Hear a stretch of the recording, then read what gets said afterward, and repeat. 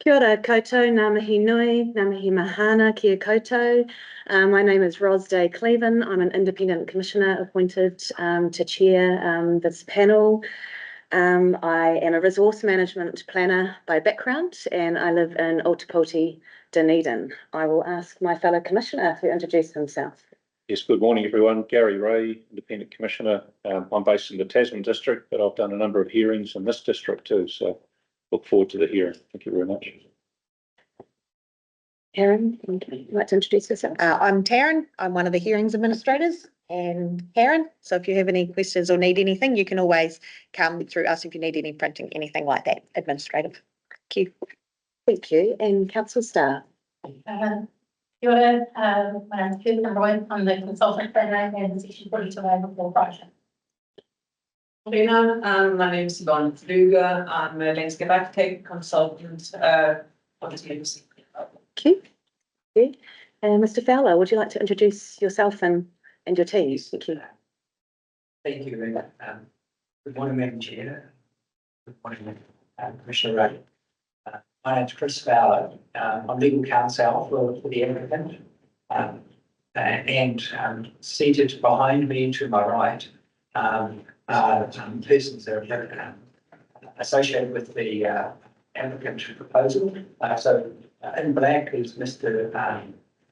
Doug Jones, and he's a trustee of the Jones Family Trust, but he's a representative of the applicant that's here today, and seated beside him and around him are 6 different witnesses for the applicant who will each be giving evidence today, and I can introduce them individually as they take their seat during the course of the day. Thank you.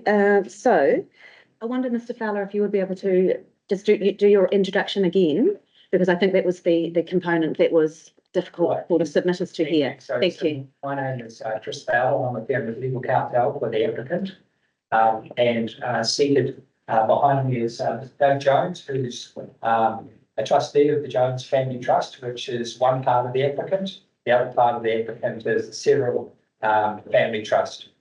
Seated around Mr. Jones are the witnesses for the applicant, and I might as well quickly take you through them whilst we're here. So Richard Justice, geologist, Richard Ford, surveyor, Tony Newman, landscape architect, Matthew Solomon, archaeologist and heritage expert, and Jason Barber, transportation. Seated in the far row is Craig Barr, who's planning consultant for the area. Thank you. Thank you, and welcome to submitters present today. Could we please have a round of introductions just so I can see who's here? Good morning.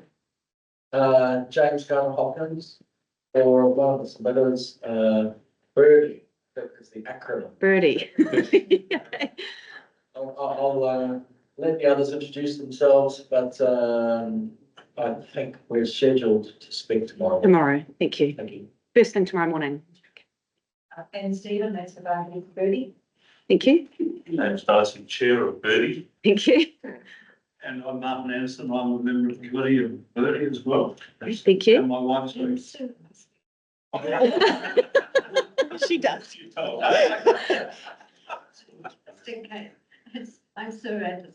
Thank you. Kia ora, I'm Judy Miller, as part of the submitted tomorrow. Thank you. And I'm Lee Watson, the Birdie submitted. Yes, thank you. Sure, my name's Harvey Perkins. I'm a domain road village. Thank you. Neil Watson, submitter. Thank you. Charlie Hughes, submitter. And David Olds, submitter. Thank you. So we're hearing from you, Mr. Olds, this afternoon, and Mr. Hughes this afternoon. Is Mr. Early here? Not yet. No. And the Herbisons? Not yet. Okay, great. Thank you. So in terms of procedures, as I said, that today's proceedings are being recorded through this. It picks up apparently voices very well for the people online. but obviously it's not acting as a microphone for us here today. So this is being live streamed. There may be people tuning in who aren't physically present today. Miss Lyons has kindly set up some iPads here. So for submitters who are appearing, you can access any of the documentation or any of the plans as you're speaking via this iPad here, which I think is very, very helpful. Thank you. And there are also copies of plans at the back there on the table. So Commissioner Ray and I visited the site yesterday. We had a very good walk around the site itself from Terrace Street. We parked the car, we walked around past allotments 3 down to the escarpment and through. We saw the poles on site. We walked all the way around up the top through what we believe to be the lot 30 and lot 40 and then back around. So that was a very helpful site visit for us to do prior to the hearing. It may be that we take another visit during the hearing or even after the hearing, once we have heard from all parties present. Thank you. So fire procedure. Yes, thank you. Thank you, Ms. Lyons. That would be great if you could take us through health and safety. I'll just let you all know the procedure for if there is a fire. So if there is, you will be warned, you'll hear an alarm. And if we just follow the green exit, walk, don't run, orderly fashion, and we assemble at the main car park, so not this car park, go out a little bit further, kind of out onto the main road there. If assistance is required once there, then there will be a fire warden present. If you need assistance getting out of the building, Karen or I will assist in any way that we can. And there are fire extinguishers just in the outside, should we need them for any unforeseen reason. Thank you. And before we get started, are there any special requirements or any time restraints that we should be aware of before we get going, or any procedural matters that anyone would like to raise? Actually, only in that, I know that the hearing is due to finish tomorrow at 2:30.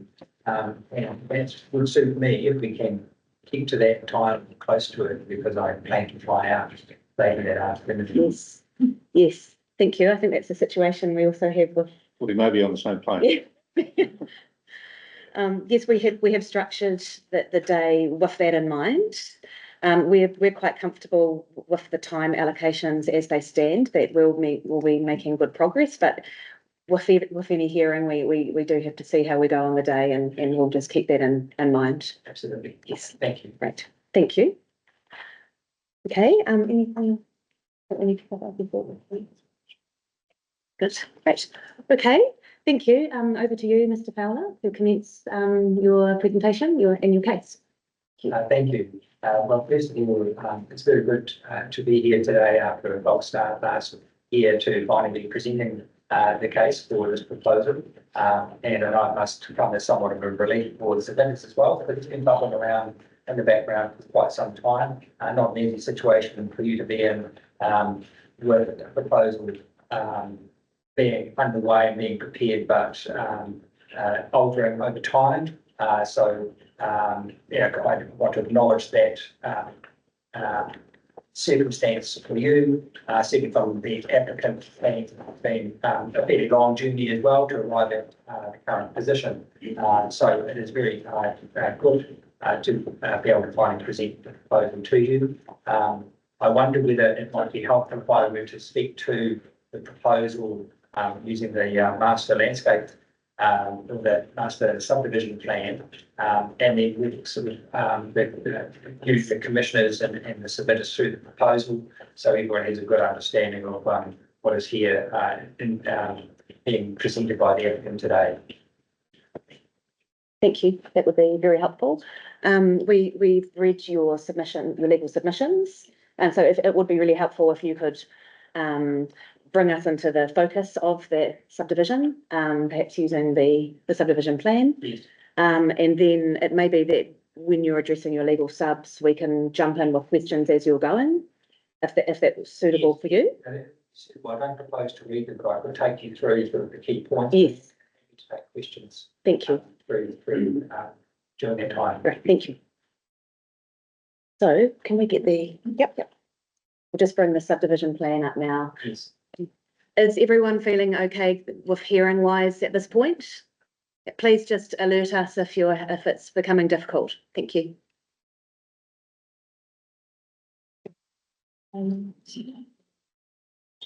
Yep. Is there a pointer available, or I can simply stand and point to the different I don't elements? think I have a pointer, no, sorry. Okay. It would be helpful if you were able to stand and point. That's because the colours aren't necessarily that bright on the plan, all those different pathways. Turn the lights on. Yes, please. Thank you.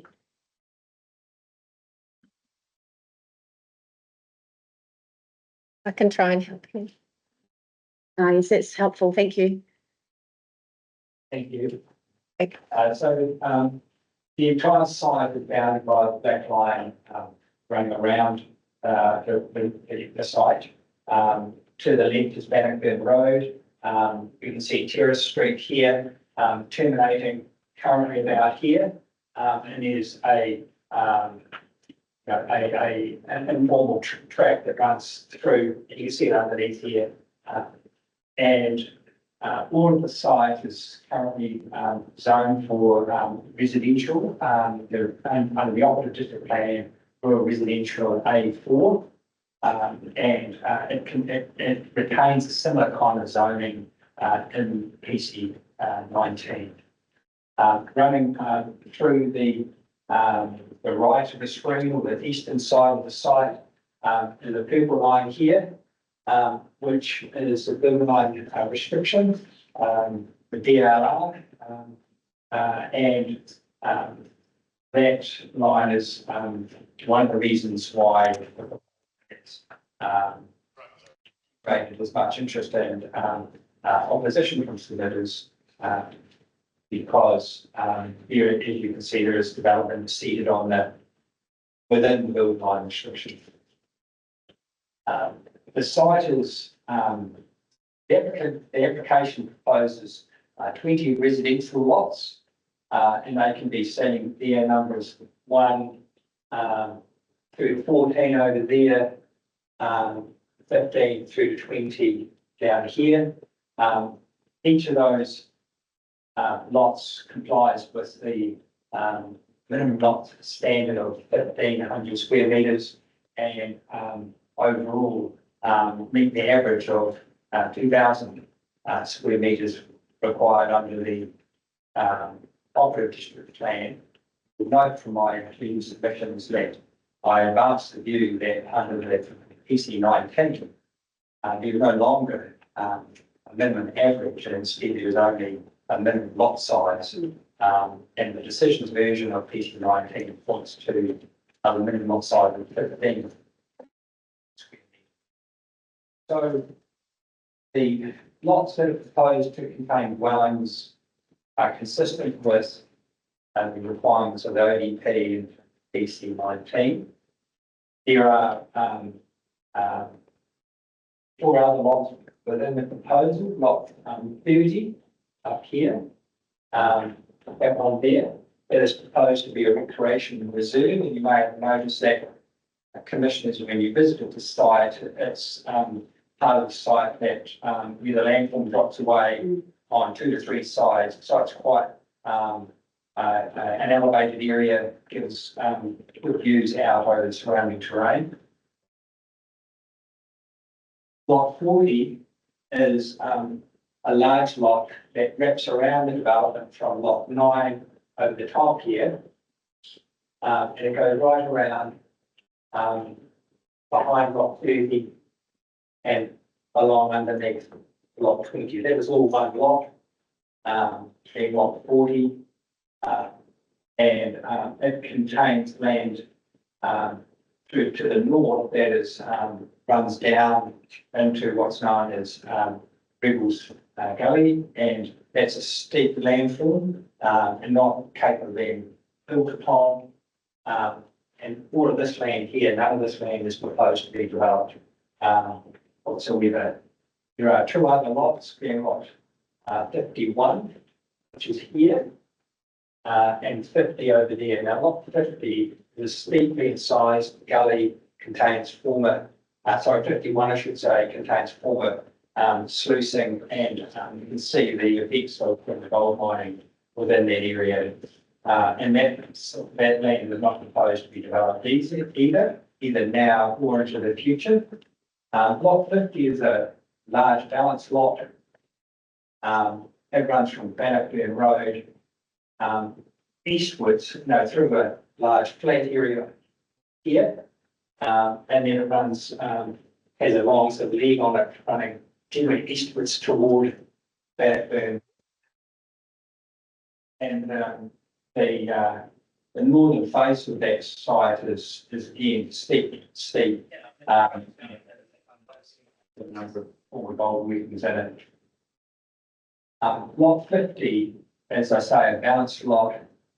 The land closer to Bannockburn Road is generally flat, reasonably well suited for future development. The applicant intends to, at some point in the future, to develop that land as well into residential dwellings. It's all zoned for that purpose, but it's not part of today's proposal.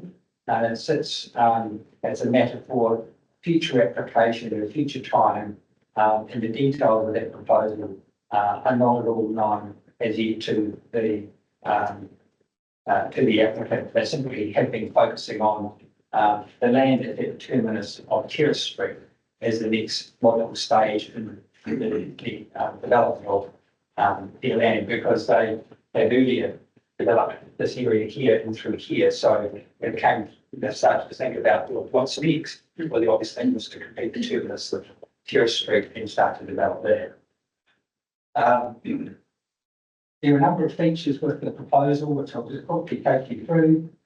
So within the lots that are affected by the building line restriction, there's proposed to be a building platform where buildings are to be located within each lot. And they are shown on lots 15 to 20 through here. There are dotted purple lines around each of these numbers, which indicates where buildings are to be located.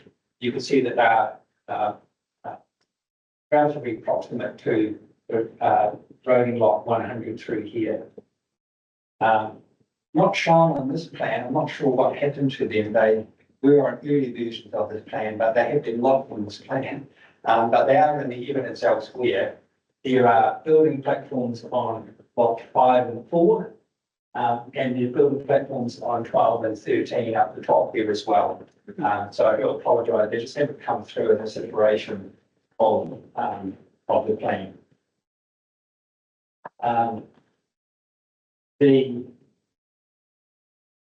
There are a number of walkways that are proposed through and around the site.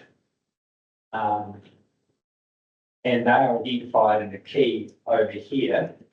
And I'll just walk you through them. So Asphalt Path is shown in green, and that runs through here to here. So it's proposed there would be a new asphalt path on the left side of Terrace Street as you're heading toward the development. There is a proposed gravel path which is shown yellow on the key, and that is proposed to run from here around lot 100 up to here, and through lot 30, and also along what we'll call the south side of lot 101. So that's going to be a formed gravel path. I'll notice that the section of the gravel path that runs through lot 100 and into lot 30, being from here, all the way through here, around here, and up to there, follows the alignment of the lower waterways that is on the site. And you may have seen that in your site visit. It's really quite noticeable. When I was there yesterday, and the vegetation's flat in that area. There's a dish some earth mounted on the lower side of the race. So that's quite a prominent noticeable heritage feature within the site, and it's intended to be retained and repurposed through adaptive use into a dog park. So the idea, it's already used, as you could have noticed yesterday, as somewhat of a walking trail. That's why the vegetation is flattened. And so in the next iteration of the life of this site, it's intended to retain that use, but performalise it, and so that it's not lost and it's actually better recognised for what it actually is, which is a form of water race associated with mining on the site. There are yellow lines showing indicative proposed tracks. So the key here in the smaller yellow line, these run from lot 100 all the way down through lot 40, and they move, there's one connection up into lot 100 here, and then it continues up through lot 40, and then winds back way up again. If I could get the cursor come up into lot 30. So you can go from the reserve down into this, connect up with this walkway, and then it carries on, grabs right and cuts through lot 50, and then connecting up to lot 100. So there's a walkway that encompasses all of the proposed built area with development, and it has, helpful little lead-ins to the existing roading network and to the reserve. One thing I'll just draw your attention to is this bend here in the former walkway, the water race, is a sort of an inflection point in the landscape. And this trail here follows a slight depression in the landform running down to Rebels to Shepherd's Creek. So that when you're looking at the site from Bannockburn Inlet, you can see that there are sort of two parts to that face that that along here. So that's, and it's divided by this slight inflection or fold in the landscape. You're trying to understand where that point is. It's just at this bend in the walkway and where this walkway runs down. And that's important because the proposal formally wrapped right around lot 40, included 30 and connected to lot 14. So there was a proposal to put houses all the way around the front end of the site, but they've been pulled back with this proposal to an area, to this rear fold, if you like, this rear face in the landform, and that's a deliberate strategy, if you like, to minimise visibility of the built development. Moving on then to the red lines, which are shown here as existing informal tracks, and these are highly visible from within the site already. These run in different junctions off Church Street, Bannockburn Road, and they run along the northern side of Rebels Gully through lot 50 and right through, and they carry on into the neighbouring land, and there's an informal connection down into Canberra Road and provide useful access to Bannockburn Inlet. And those walkways are used regularly by the local community. They're informal in the sense that the landowner has no objection to them being used, but there's no formal line of way or easements protecting those walkways. There has been some discussion in the submissions as to why is the applicant offering to protect those walkways, which are shown red through lot 50.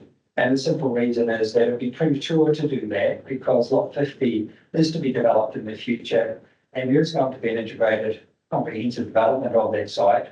But it's not clear precisely, and there will be walkways enabling access from Bannockburn Road through the far side of the site, but precisely where they lie is unknown as yet because the work hasn't been done to develop that a plan or a subdivision scheme plan for that site. So, that's the reason why those, sites, those walkways aren't proposed to be sort of protected by way of a right of way easement. But the ones in yellow, around lot 40, they are proposed to be, protected in that manner. Now, hopefully that does give a little bit of an overview of what's proposed. Are there any questions I can help you with at this point? Yes, I have a question around, I believe it's lot 30 and lot 51, Yes. where there's across the evidence, there is suggestion that it has been contemplated that they may be suitable as reserves. Yeah. However, there's obviously been some engagement with council. I'd be interested in the status of those, the intentions with those lots, Yes. as of today. So lot 30, the clear intention of the applicant is that would list as a reserve. And discussions that have been held with the council reserve manager about that prospect when this was in draft form. And the manager of the council confirmed by email, having you visited the site and then responded to say yes, reserve in that location would be acceptable to the council. In an early proposal, a significant area of lot 40 was proposed to best in council, and the council said no, we weren't interested in that.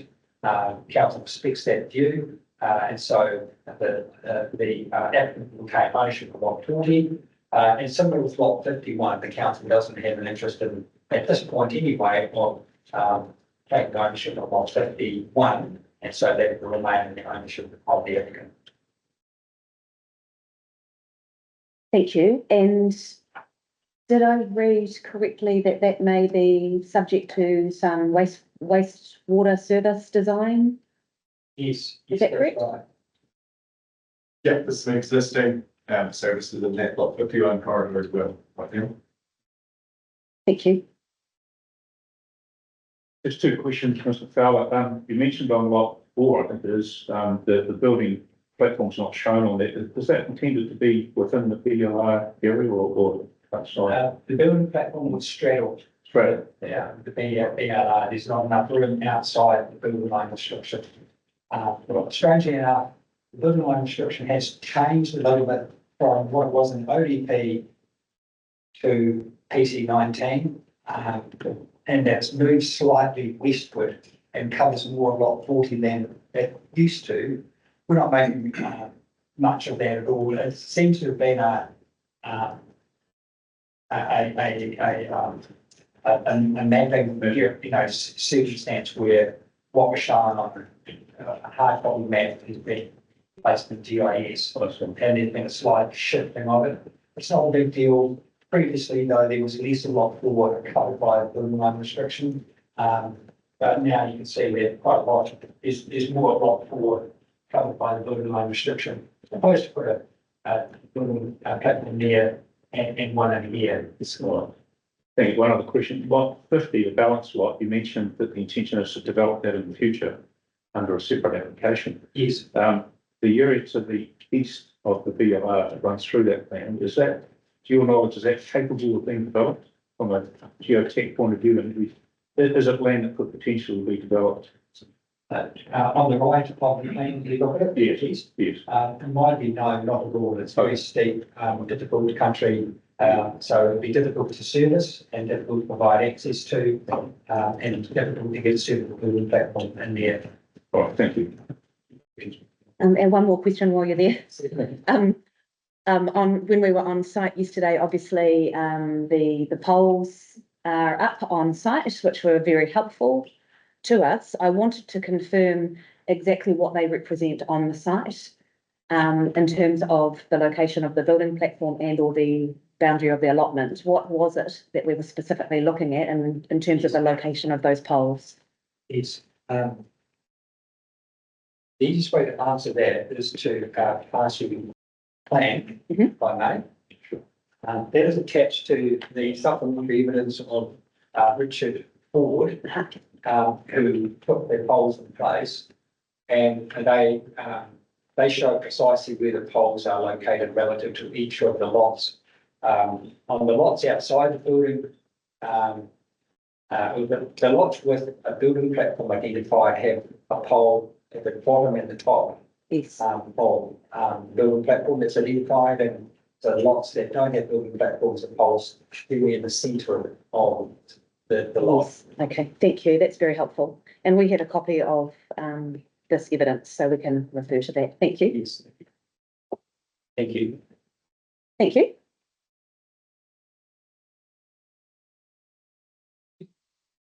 I have a question. Uh, I have a question. It's not quite the time for questions. We're currently listening to the applicant's legal representations. So we'll return to you a bit later in the process. Thank you. Please continue, Mr. Fowler. Oh, could we have the lights put back on, please? Thank you.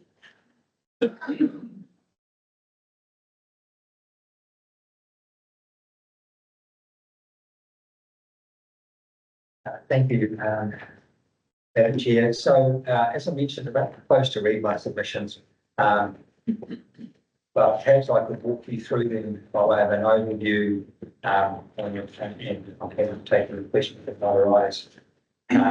So, in the introduction, I'd like to pick up at paragraph 3, where I mentioned that the site is complex due to its varied topography, visual prominence from location to the north and east, heritage values associated with previous mining activities, existing and former use for recreation activities, and relationship with the existing Bannockburn settlement.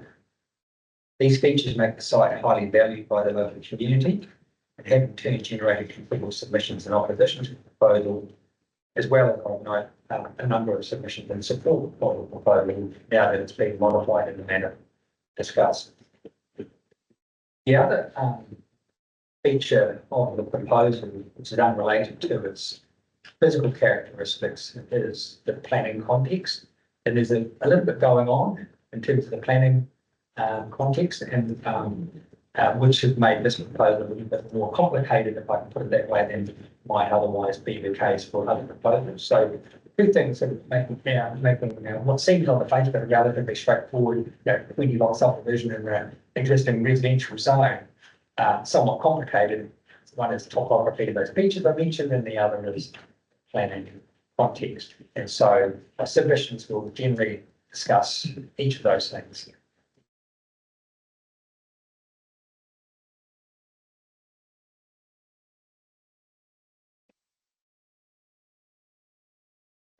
If I could go to my paragraph 12, where I refer to the summary of the proposal. I won't take you through that in detail because we've already sort of described that, but I draw your attention to paragraph 14, which outlines in some detail the particular features and controls that are now included in the proposal.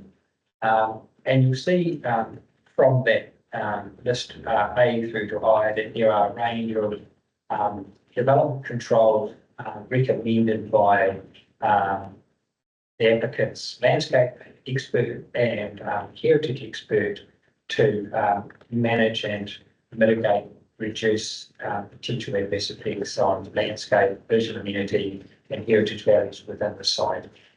So it's a sort of a handy reference point to those various measures, and it's intended that all those measures would be captured in conditions of consent. And the most recent iteration of those are attached to my submissions. There may or may not be matters arising during the course of the hearing that require those proposed conditions to be refined, and certainly happy to do so if that's required. On that note, Mr. Fowler, are your witnesses intending to stay for the entire hearing in terms of the panel being able to ask questions of them in relation to consent conditions as they arise? Some are definitely staying for the entire hearing. Others may not, but could if you would like them to. So I was thinking that Mr. Justice, the geologist, may not be required to stay for the entire hearing. And I was wondering that he might be able to excuse if he gives his evidence. The other witnesses, with possibly the exception of Mr. Bartlett, will be staying for the entire hearing, so, That's fine. Yeah, that would work. At this point, I don't have questions on the conditions for Mr. Justice, but do for Mr. Milne and Mr. Sol. yes, Yeah. yes, well, they will definitely be staying for the entire hearing, as it was and Mr. Barr. Yeah. In paragraph 15, I refer to the building line restriction as expressed in the Vincent County District Scheme and the operative district plan.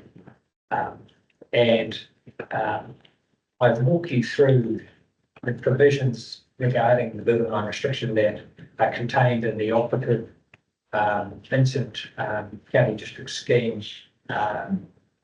1987. I won't read that set that part of my submission, but I set out the relative areas of provisions, and I also have included in my submissions at Appendix B a copy of the plan map showing the building line restriction within the Vincent County scheme. Then I take you through in my submissions the provisions of the operative district plan as they relate to the building line restriction. And I also draw your attention to Appendix C of my submissions, which shows the location of the building line restriction is now included in the operative district plan, and which is also included in the provisions of the plan. And there are some differences in relation to the mapping of the building line restriction when one compares the two. Primarily, the building line restriction has been extended eastwards and northwards so that it runs generally around the bottom of the land form that abuts Blackburn Inlet. So it's been extended to include land closer to the inlet compared to the 1987 version.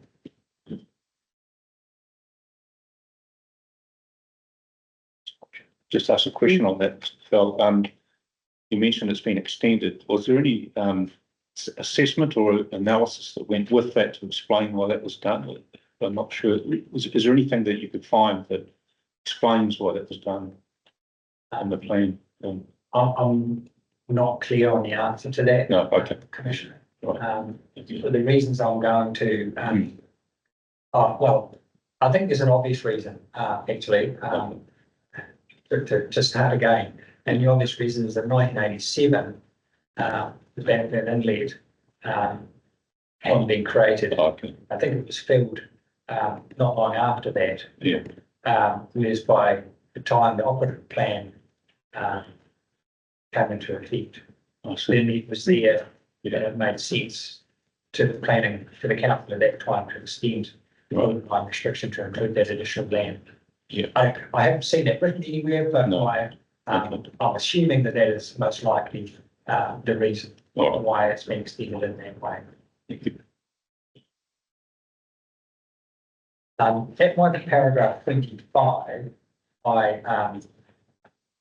or 24 and 25, I compare and contrast the provisions of regarding BLR within the Vincent County scheme with the operative district plan.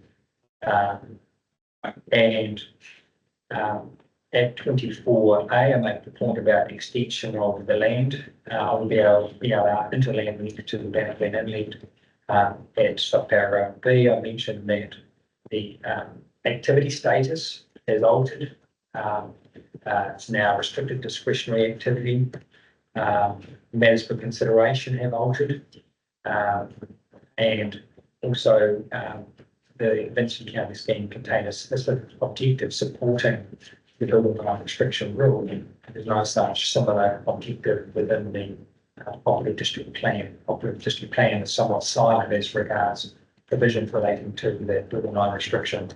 At 25, I simply make the point that In my view, the ODP provisions regarding the BRLR are less stringent, and the scope of the text area to be considered by council has changed by including reference to waterway margins and removing reference to landscape character. Further residential development within the BRLR is contemplated by an RDA status, whereas the status of conditional use in the BCS signals that such development is not anticipated within the BRL. So this seems to me, in my view, to be a significant shift in planning policy, and that's part of the reason why there's no specific objective within the ODP supporting the BRR rule. Sorry, one more question. Sure. So, you mentioned conditional use in the old Town and Country Planning Act. I understand that to be equivalent to a discretionary activity now, but you make the statement there that development is not anticipated within that area. Would that not have been a specified departure if that's the case? Or? Yeah, I take your point. Yeah, it's probably putting it a little bit too strongly. I do agree that it's equivalent of a discretionary activity. Right, but there is a policy that and it'll come up in evidence, there is a policy that is slightly firmer than that, isn't there, in terms of development not being anticipated in the policy regime, isn't it? Yes. And you quoted it a couple of pages earlier. That's right. All right. Yes. Okay. All right, thanks. So,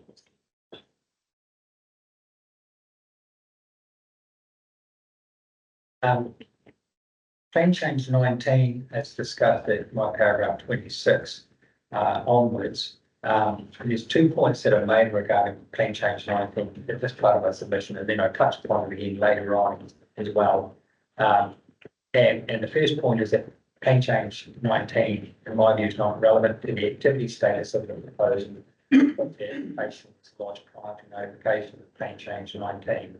We have an unusual situation where plan change 19 is actually almost, it's been through a hearing process and decisions are now being released. So we're into an appeal phase of PC 19, and why we're now sort of hearing this application. So the council process regarding PC 19 occurred after notification and before this hearing, which is a little unusual. And my submission was endeavoured to try and sort of help with the final part in the situation. But the key point I'm making at this point is that the activity status remains the same as what it was under the ODP, irrespective of what might happen with PC 19. As it transpires, in my view, the activity status under PC 19 is exactly the same in any event. sorry, one more question.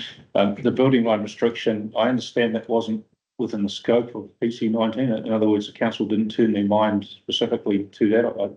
I know it survived the Yes. process, but was there evidence on that? Was it part of the scope of PC 19? My understanding is that PC 19 was included, so the building line restriction was included in PC 19 because there are rules in the new section that relate to the building line restriction. However, there were no submissions on building line restriction seeking to change either its location or the rules that relate to it. And so there's no sort of jurisdiction remaining now to alter that through the appeal process. Thank you. I touched upon the minimum lot size for Bannockburn. And as I mentioned earlier, the situation now is that following council decision for minimum lot size for Bannockburn is 1,500 square metres, and there's no minimum average for Bannockburn. Next section is my submission relates to activity status of the proposal under the ODP, and there I'll walk through the rules that in play. And full summary, this is one of the few points where there is a divergence between the applicant and the council section 42A writer, because the applicant considers that the overall activity status is restricted discretionary activity, whereas the council considers that it's discretionary. And the reason why the council thinks it's discretionary is because, at least in the office of the pool, the officer was of the view that the proposal triggers a hazards rule at rule 7.4.42, and that's not supported by the applicant. The applicant says the wording of that rule includes the word "is likely to be subject to material damage," and that entails a qualitative assessment of whether the risk of that hazard horizon will actually occur. And we've addressed that through the provision of expert evidence from Mr. Justice. His view is that it's not likely to be subject to material damage from site hazard or geohazard, especially provided that the proposed conditions of consent that he is promoting are included in any consent that's granted. So on that basis, we consider that the rule isn't triggered, and in fact, the proposal doesn't actually comply with that rule. So on that matter, Mr. Fowler, it could be interpreted, I'm interested in your view, if it could be interpreted slightly differently, thinking about Ms. Royce's interpretation. Does that anticipate mitigation in the interpretation of that rule? So what I hear you saying is that given the conditions of consent and the assessment, we can now say that it won't be triggered. However, on the face of it, if we're looking at that rule and we're looking at whether there is likely to be, that's a trigger point for that further, further assessment. So you're saying that you disagree with that approach? Yes. And you think that the assessment put forward with the application demonstrates that there's no effect? That's correct. Yes, that's a good summary of my view. And I support that approach because it seems to me a rational, practical interpretation of what is somewhat unusual rule that is not entirely precise. Because arguably in the absence of work by someone like Mr. Justice, then many sites are going to be triggered by this rule, when in fact the actual site characteristics may not give rise to a hazard if the site is developed in an appropriate manner.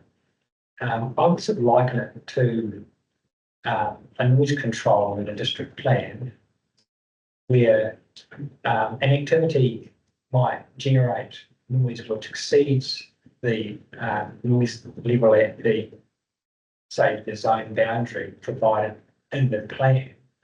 However, the applicant, as part of the application, proposes a range of mitigations, and he supports that with an acoustic engineering assessment, which says, well, if you undertake these mitigations, then we predict the noise will actually be less than what is be within the standard that's provided by the district plan. And on that basis, the proposal complies. But it only complies if the conditions of consent are included in the consent itself, because absent those conditions, then the application wouldn't be able to comply with the noise standard. And we say something similar applies here.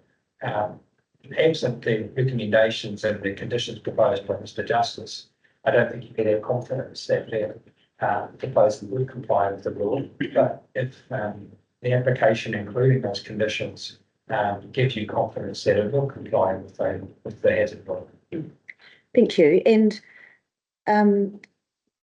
I picked up that the rule 741 in the operative plan is drafted slightly differently than the equivalent PC 19 rule. Do you have any comment on that? I haven't looked at that closely. I could over the lunch break if you would like. It could be something that we talk to Mr. Barr about. I'll have another look at that as well, and we intend to check with Ms. Royce as well on her interpretation of that. Right, thank you. Just going back to that noise control analogy, there's not the difference with that. The noise control is a definite limit, 50 dBA, whatever it might be. Whereas this rule is structured in a more, it talks about subject to or potentially subject to the effects of a hazard. So it's not a line on the map. It's not a definitive standard that should be assessed.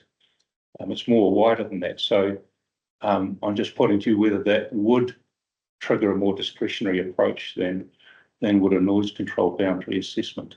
Look, I take your point that, the water control, is quite specific. Yes. That the point I made is perhaps more to question whether mitigation by conditions of consent can achieve an outcome which is Yes. for compliance with the plan. Yes, understood.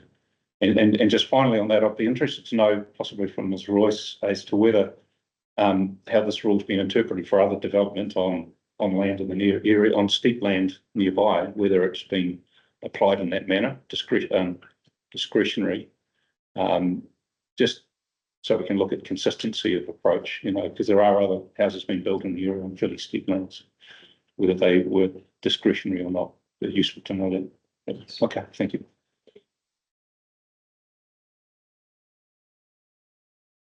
I would make one comment to that point, and of course, it's an important question to ask. The council obviously has its view about how this rule should be interpreted. Yes. We're departing from that view for the reasons I've explained. Right. So simply because it's been applied in a way previously doesn't necessarily mean to say it's been applied correctly in the past. And it may be that in the past there hasn't been necessarily the kind of analysis with recommended conditions in the manner that's occurred in this instance. Understood. I'll pause on that. Thank you.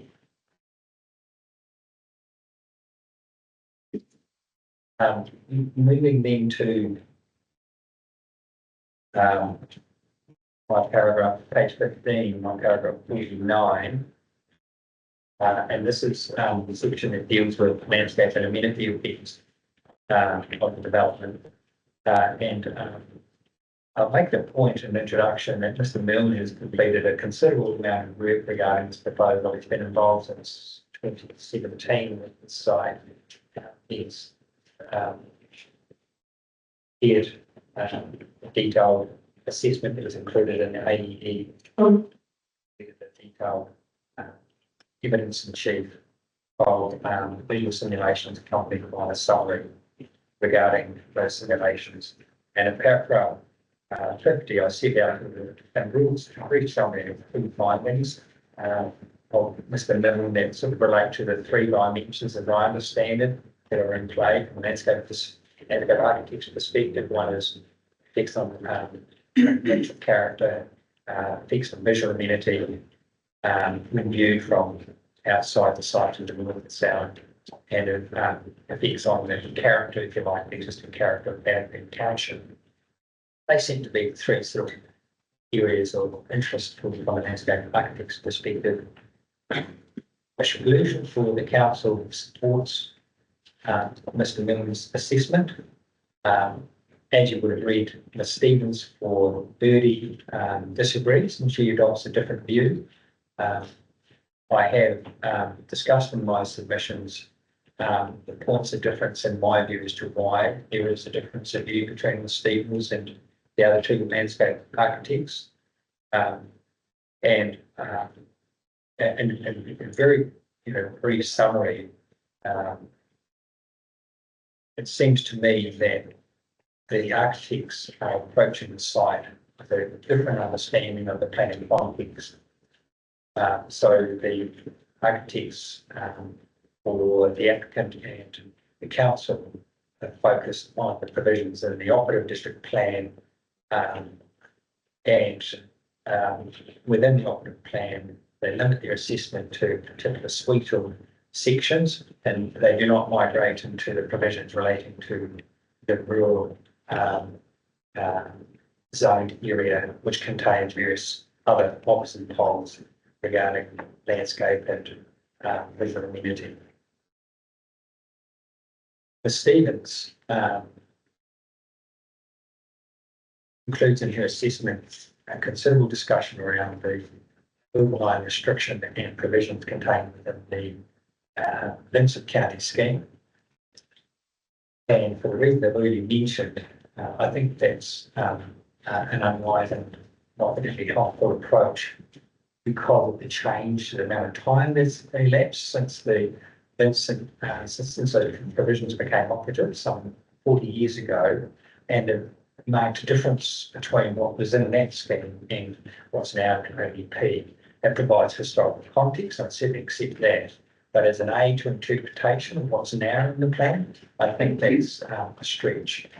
But it does inform and seemingly influence Ms. Stevens' view, because in many instances she talks about the intention of the building line restriction, the purpose of the building line restriction, matters of that sort. Well, there's not a lot of information within the operating district plan that allows for that to be understood. And Ms. Stevens is instead relying on provisions in the Vincent County scheme to found her view as to what the purpose of the building line restriction is and what the intention of the building line restriction is. So one key sort of point of difference that I've perhaps mentioned from a landscape perspective is that initially the building line restriction appeared to be about containment of development within Bannockburn. But that's no longer present within any of the words in the ODP. And even when you look at appendix, I think it's 2 to Ms. Stevens' evidence, where she has a dotted line showing the area of containment contained within an area iteration of the Vincent County scheme. It's clear that now build development has spilled outside, existing build development sits outside that earlier iteration of the building line restriction. So I'm not going so far as to say the containment also involved. It's not sort of trying to assert that at all, but simply pointing that to the difference in the outcomes that are now intended, seemingly intended by the BRL in the operative district plan. The other point of difference in plan terms between the experts is Ms. Stevens seeks to resort to the resource area I was involved by reference to policy 7.2.8 regarding management of change in section 7 of the ODP. So section 7 deals with the rural residential resource, so it's a relevant section, but there's a policy in there which seemingly, if triggered, allows the decision maker to reach into the rural resource chapter and consider various options of the poles that are contained within that chapter. And that's what Ms. Stevens has done, using that gateway of policy 7.2.8. There's two important points to make in relation to that policy. The first is that on its face, as it's worded, I don't think Ms. Stevens' view passes muster. I don't think this proposal can represent a major change at the interface between different resource areas. And I set out the reasons why I hold that view in this part of my submission. Further, and this is touched upon in Mr. Craig's that policy, which provides that link between the two resource areas, hasn't been carried over by PC 19 into the new provisions. And there's been no appeal seeking to reinstate it. So, in my view, that really draws a hard line under your ability to take into account policy 7.2.8 and through that have resort to these various option policies that Stephen refers to in her planning and her landscape assessment. Mr. Fowler, just so that I've understood that, could you just go over that bit about the transference to PC 19 again in relation to that policy? Yes, so PC 19 seeks to replace section 7 of the plan with new provisions that are more aligned with the planning standards. Yes. And it also includes, as part of that realignment, subdivision provisions linked to the large lot residential zone. And a number of the provisions in the operating district plan have simply been rolled over into the new large lot residential zone section contained within PC 19, but not all of them. And this policy 7.2.8 hasn't been rolled over. It's been beat down. Okay. Thank you. And there are no appeals, there were no submissions to promote it back into the plan or any appeals that sort of thing, to my understanding.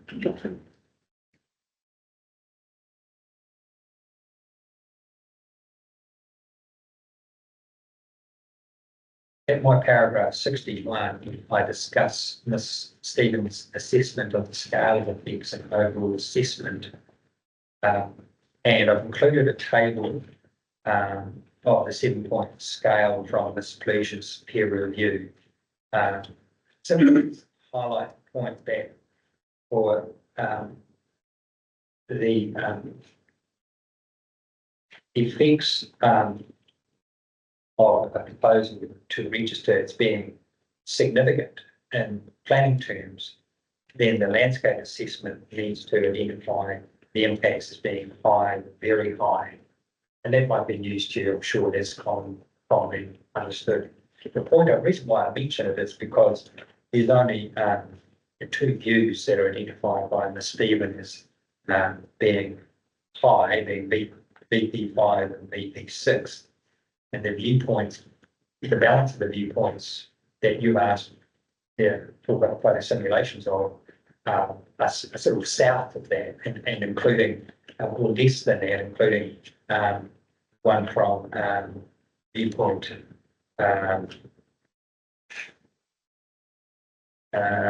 7, which is low. So the point I'm making there is really that if you're looking at an overall assessment, it seems to me that it was Stevens is perhaps even on her own assessment is pitching where she lands quite high in the spectrum. Even on her own assessment, notwithstanding some of the concerns I raised elsewhere in my submission. And I do think you really have to be, confident that the impacts are going to be sort of significant in order to be in a situation where you the proposal fails for on landscape grounds. And I just given by Ms. Stevens' assessment, the evidence is what I'll call weak or not strong in that respect. When one looks at her assessment overall.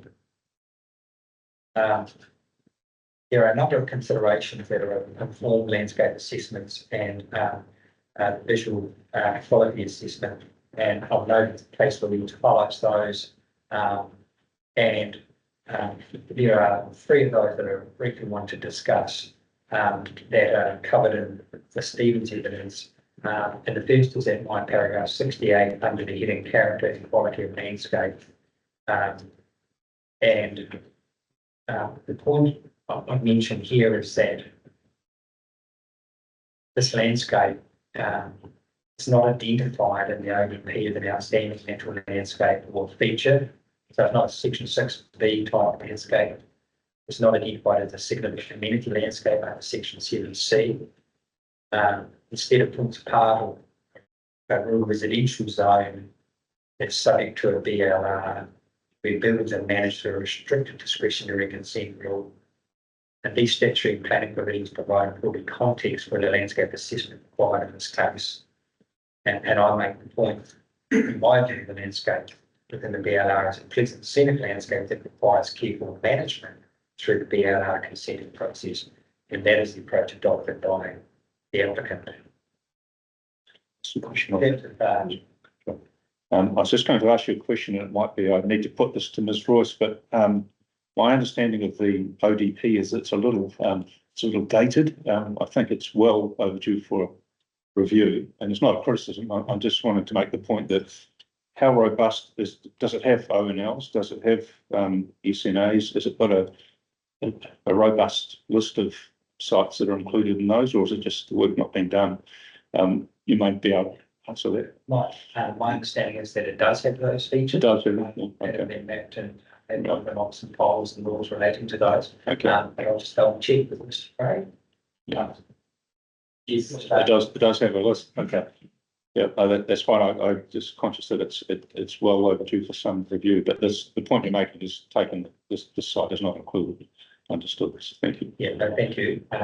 Good to have that clarified.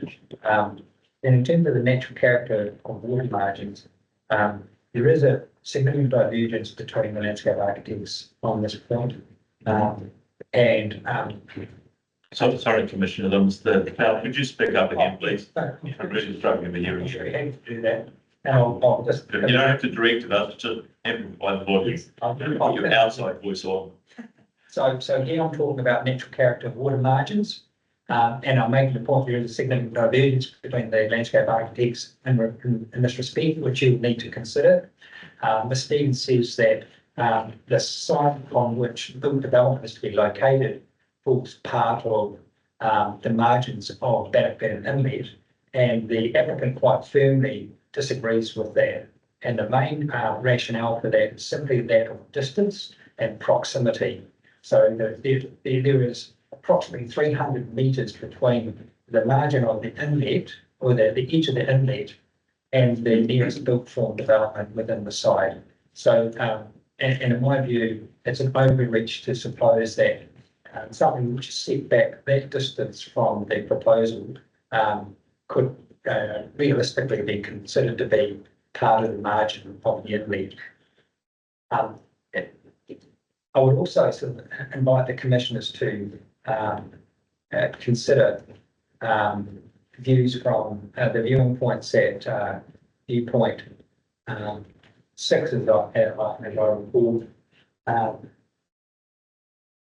If this is the one alongside the inlet that we use quite a lot of nights lay by. And in the frame of view, you use a stone seat and a stone table, and the site is some visually some distance from that viewpoint. If you were to turn 180 degrees and look across the inlet and to the south, you would see that there's a number of houses dotted around the inlet from their vantage point already. And those houses, by my brief recollection, looking at the viewpoint page 7 of the viewpoint 7 of the photograph simulations. This is the page that has all the viewing points included in the photo simulations. And if one looks at that, you can see that there's a number of houses already within and around the inlet, and those houses are, by my reckoning, closer, in some places considered closer than the houses that are here proposed. We, I'm not sure if I mentioned earlier, Commissioner Ray and I went on our site visit. We also did a site visit around the viewpoints. Yes. So we have been on all the viewpoints and looked at those simulations, and may do again. Yes.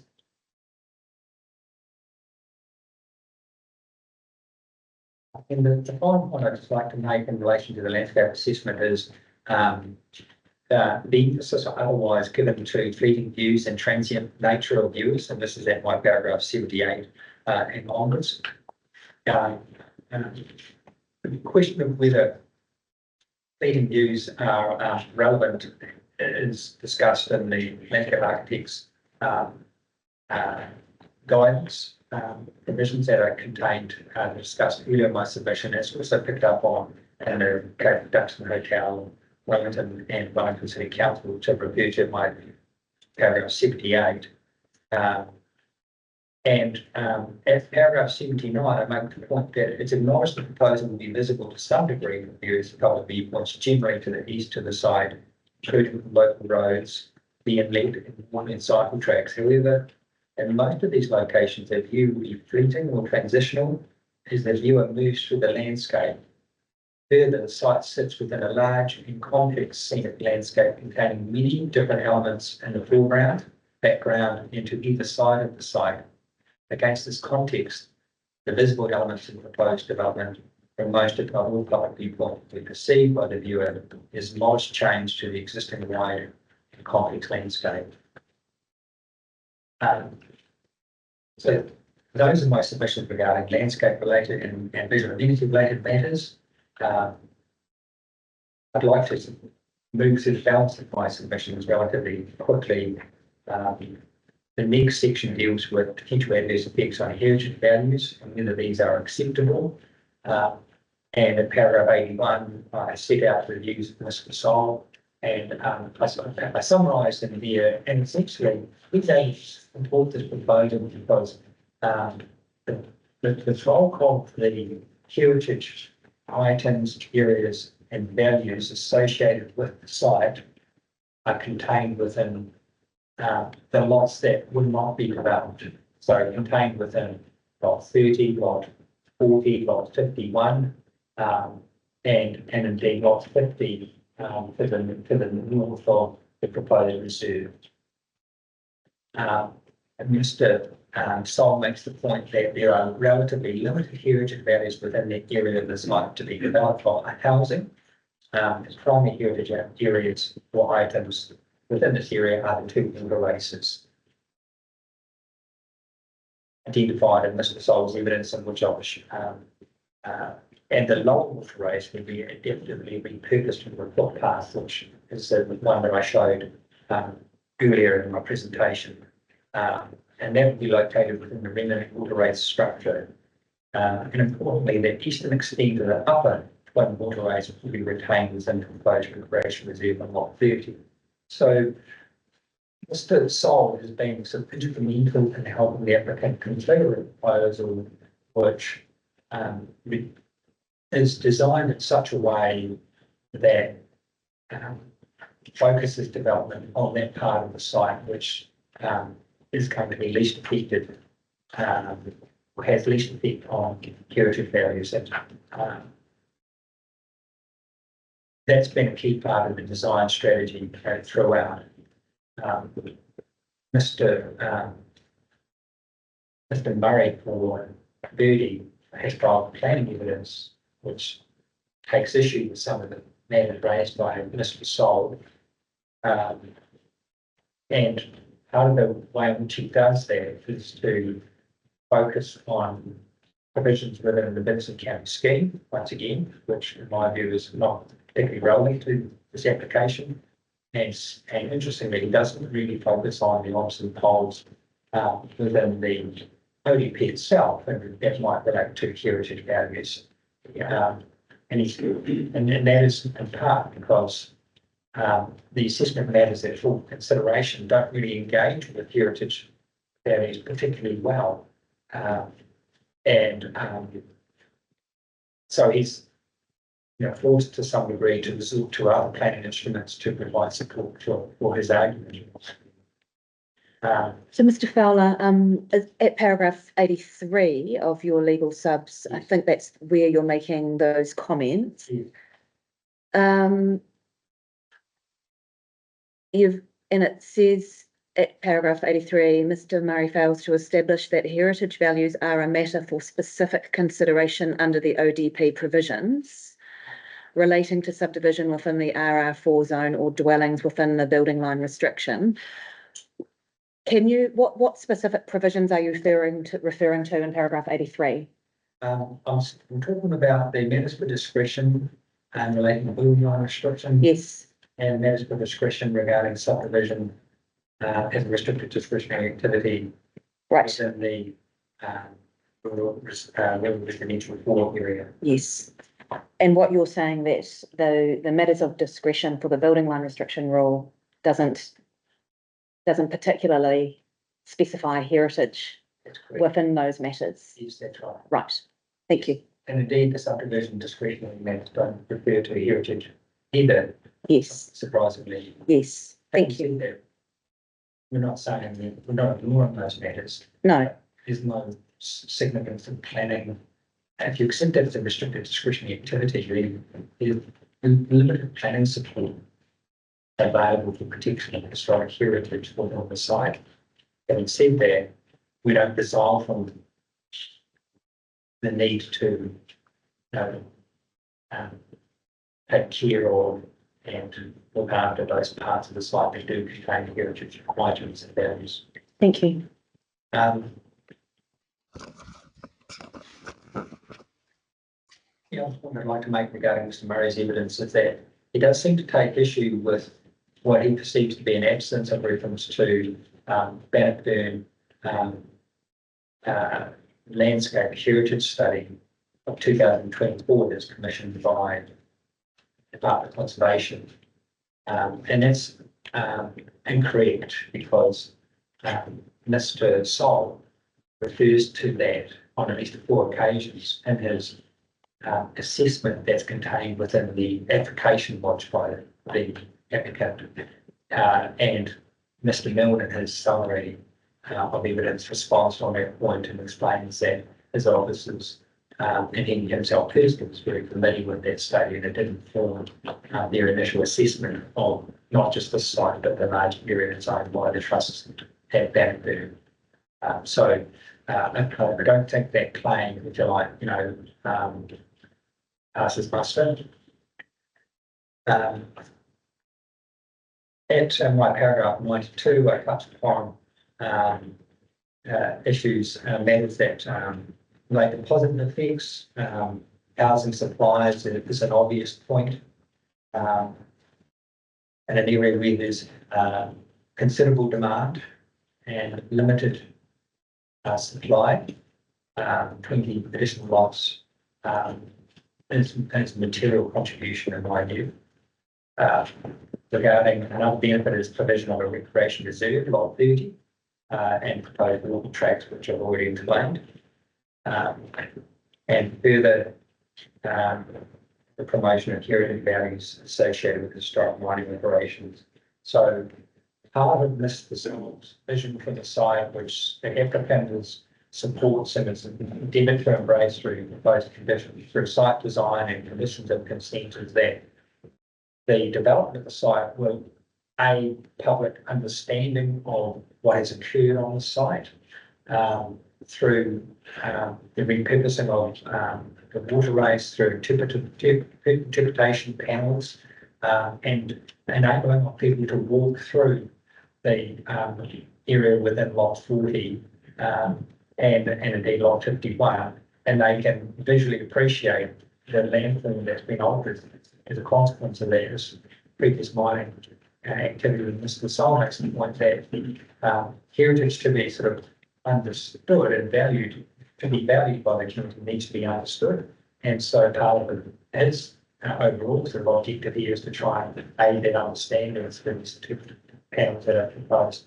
And the panel and the applicant, I'm sure, was open to.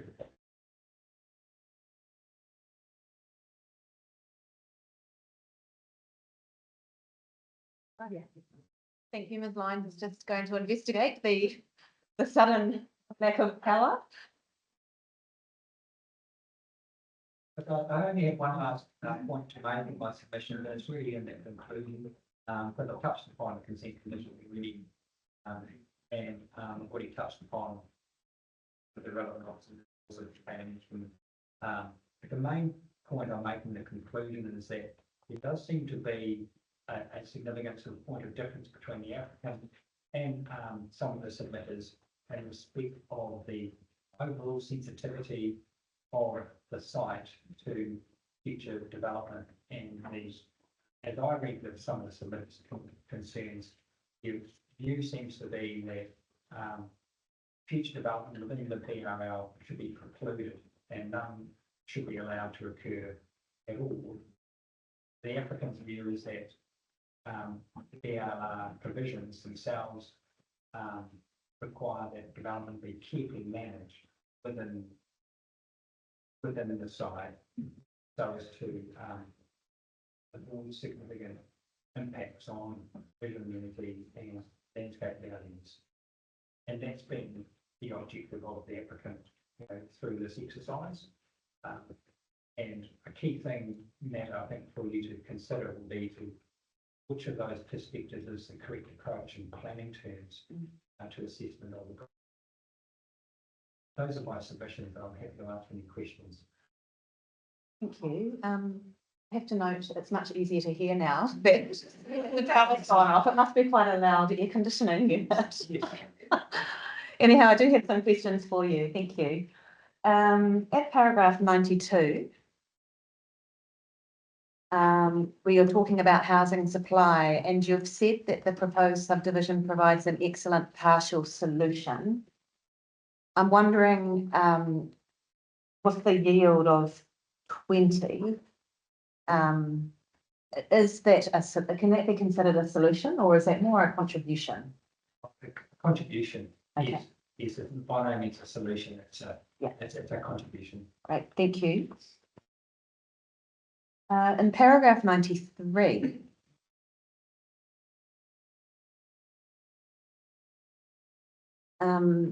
against the backdrop of predicted significant housing shortfall at Bannockburn, it seems likely that one of the risks of not approving the application is house price increase. Is that a matter relevant to our assessment, to our consideration?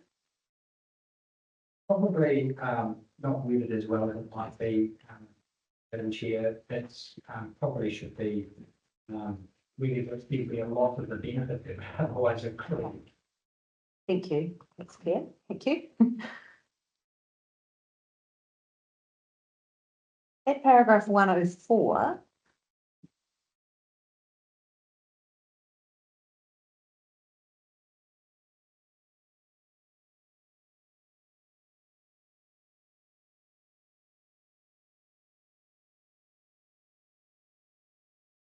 if we were to find the activity being discretionary as opposed to restricted discretionary, what bearing does that have on the specifics of our consideration in relation to the ODP and the PC19? Not a great deal, to be honest with you. It would make task somewhat easier because there would be no constraint on matters you could take into account, and you wouldn't necessarily need to think that are some matters precluded because they're not expressly within the matters of discretion within the building line restriction rule and the subdivision rule. But the applicant says that this is a master planned development that's been designed over a number of years, and the range of matters that could come into consideration as a fully discretionary overall has in fact been addressed through the evidence presented by the applicant. And so it seems to me that there's an available approval pathway as a discretionary activity, should you be minded to find that as a correct activity status. Right, thank you. And at paragraph 19,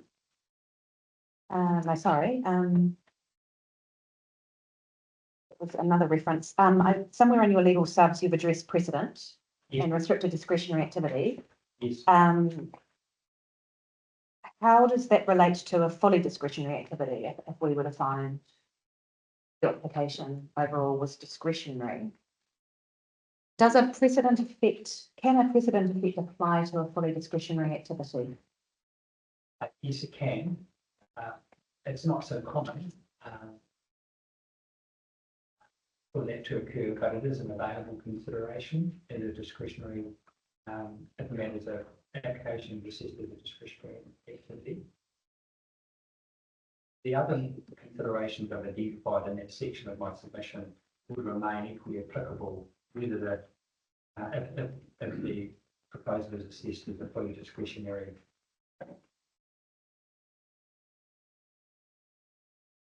And those are at 110 A, B, and C. Chair. So I'll just get to that paragraph so I can be clear. Paragraph 110 A, B, and C. So what you're saying is that they are still relevant, irrespective of activity status. Thank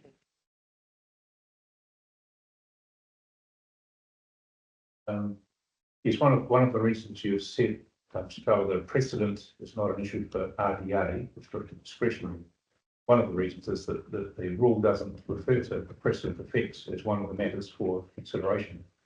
And I've just going to ask you, I'm not sure if Mr. Barr might be able to answer this, but does the restricted discretionary rule refer to positive effects, such as housing, increase in housing and housing affordability, those sorts of things? And if it doesn't, can we also consider those positive effects as part of an RDA assessment?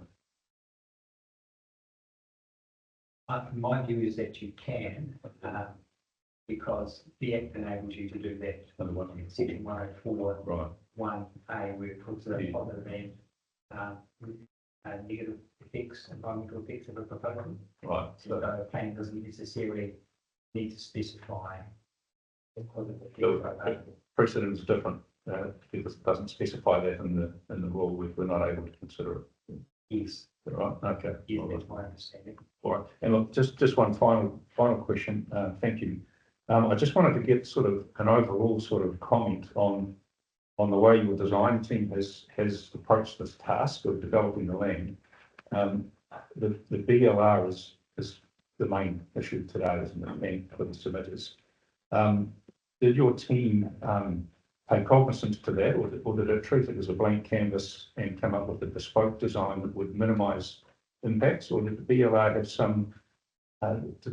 have some prominence in the discussions about let's try and keep within the BLR, or was it purely a bespoke exercise? It's been an iterative exercise. Yeah. The trust has owned this land for many, many years, and you may hear from submitters of various other, layout plans and proposals that have been advanced or have been, drafted or in circulation. I've seen some that cover the entire site with lots and all the way down to the bottom of Shepherd's Creek, and right around and as far as possible into Redwoods Valley, etc. And I've seen others which are very modest, but with respect to this particular project team, the initial proposal was cognizant of the building line restriction. However, probably was somewhat over ambitious, I think it's fair to say. And the applicant, I became involved when that application had some headwinds, and there was feedback provided via Ms. Clusier, and there's feedback provided via the submission process on that application, the earlier application for 38 lots that was publicly notified. And then the design team said, well, hold on a moment, have a rethink. And it's that careful consideration was given to,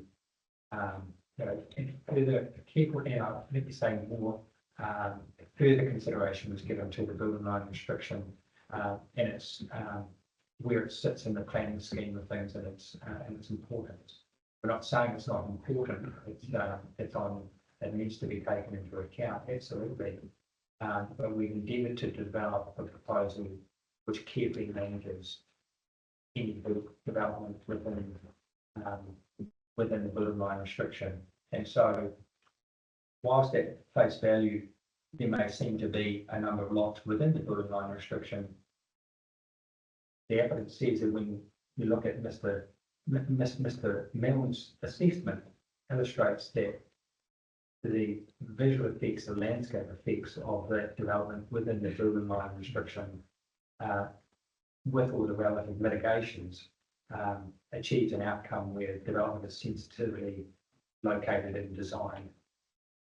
You've understood, thank you.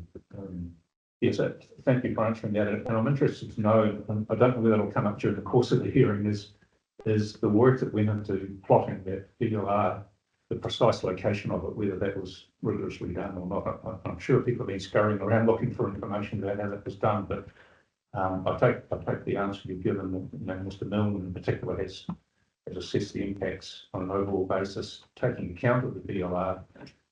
I suppose it makes the development more favourable if more lots are outside of the BLR, and that's always been a consideration of the applicant. I think that's the answer I took for. Yes, Thank you. yeah, that's right.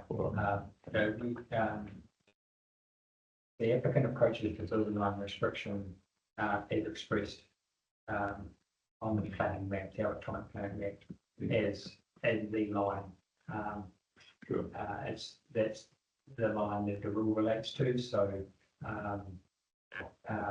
we're not here sort of to quibble or try and get in behind the line and say, well, it's in the wrong place and what have you, even though arguably that's could potentially be available given some of the slight modifications that occurred within PC 19 It's just a distraction, I think. We had to use the to evaluate the proposal on the basis of the line is shown, the diagrams here, which are the same as the ones in the other final version of the district plan. You might be relieved to know I don't have so many questions for the other witnesses, but it's very, really important. Useful. Thank you, Mr. Fowler. That brings us to, first of all, we better check what's happening with our electricity. An unplanned aurora outage, so I Oh. can't give you, it's obviously a Okay, full wide. right, so it's an unplanned outage, Aurora outage. Hopefully our No. laptops survive 50 days. And we'll have to work with that. And I think otherwise it's a bit dim in here, but we do have better auditory environment now.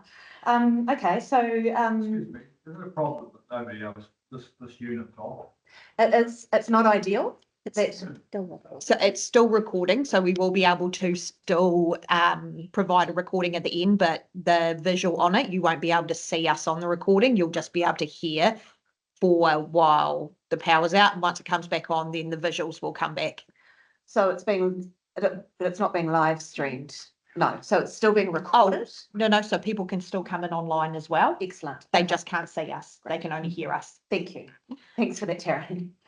Let's have morning tea, a break for 15 minutes.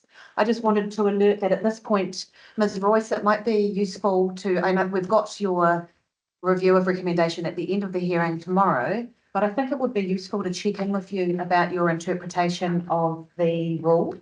Which rule is it? Rule 7.4.1 in relation to subdivision of land subject to hazards.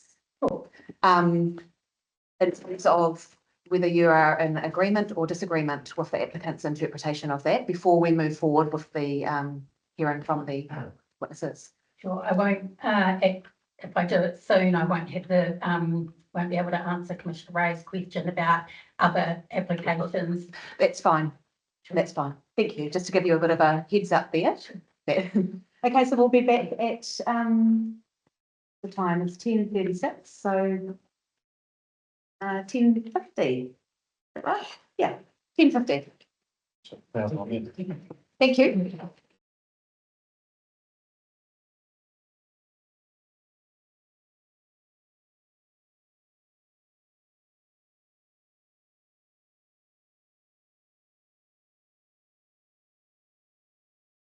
Everyone, resume the hearing.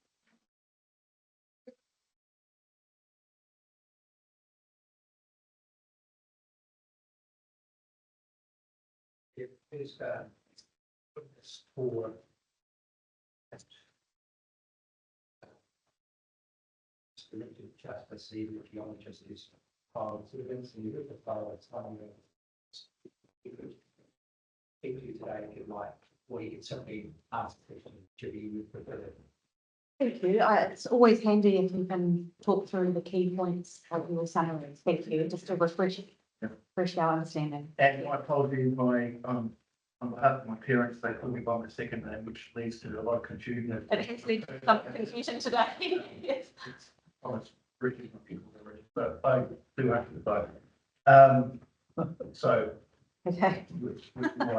I guess, my evidence is relatively brief. I have some scheme of things, as, Charles said, I'm an engineering geologist. And I had said, four of my standard evidence, at least my summary, said that they had a geotechnical assessment report for the subdivision, firstly in September 2021, and was later copied into the submission, which is dated 24 May 2022, and there's a slight change, slight error correction in 2022. My geotechnical assessment included a review of background information on the ORC, like water, and subsurface investigations of a number of the lots. And in summary, most of the subdivision is underlain by gravel, which is of course the source for the former losing gold mining activity. There is a little bit of what we call the coastal sediments, so lake sediments from what we call tertiary period, not particularly relevant, and the whole property is of course underrun by the tail of ships that you can see problems of around the site. So based on all of those investigations, we came up with a constraint map which subdivides, I suppose, the property into 5 terrains based on slope smoothness, the underlying geology, and evidence of previous instability. Most of the lots that are proposed are in class 1, which is the lowest risk and the lowest hazard. And the only lot that really perhaps is of concern is lot 18, which is on that eastern part of that site, the seaward part of the site above Shepherd Creek. The remaining lots either side of that are in class 2, principally based on the fact that they are somewhat steep, but in my view, not excessively steep. And really based on that, my opinion is that all of the lots are subject to some conditions in proposing consent, are readily developable from engineering perspective. Lot 18 is, as I say, the highest risk out of all of the lots that are currently proposed. But having said that, with careful engineering practices, I consider that lot is quite developable. So at 12, I note Mr. James has expressed the view that the gradients of some of these lots are extreme and therefore are challenging to develop on. I do not agree with that. I certainly understand that they are steep, but with careful engineering practices can be readily developed. And I will point to perhaps other lots in and around Bannockburn who I suspect are located on similar gradients. And if not, my fallback position is always look at what we can do at Wellington. And Mr. James, at 13 of my statement of evidence, Mr. James requests a peer review. I am somewhat ambivalent about that. I don't think it's necessary, but through the course of proceedings that is deemed to be necessary, then that's what the welcome I'm expected. At 14, there is a proposed change to one of the, or at least an amendment to conditions of consent, which is hot, and the changes to that consent condition that have been highlighted helpfully in track change and I should say like wood.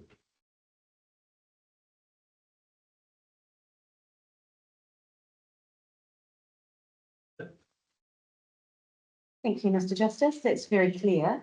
I do have one question, and I appreciate that you are not a planning expert, but being in your line of work, I am interested in, have you been involved with other projects where and have worked with planners where the rule in question, are you familiar with this rule? Yes, I am. Yes. So are you able to kind of comment on your experience with the application? Yes, I can. Yes, I can. We, I'm not specifically familiar with that rule in the district plan, but Yes. our fallback is section 106 of the RMA. Yes, of course. And that our assessment under that condition, not condition, but under that part of the Act requires an assessment of the likelihood of the event occurring and the effect on any proposed property should it occur. So there is a bit of a rule of thumb, which I understand has some legal precedent Yes. of around a 1 in 100 year event that causes no more than minor damage.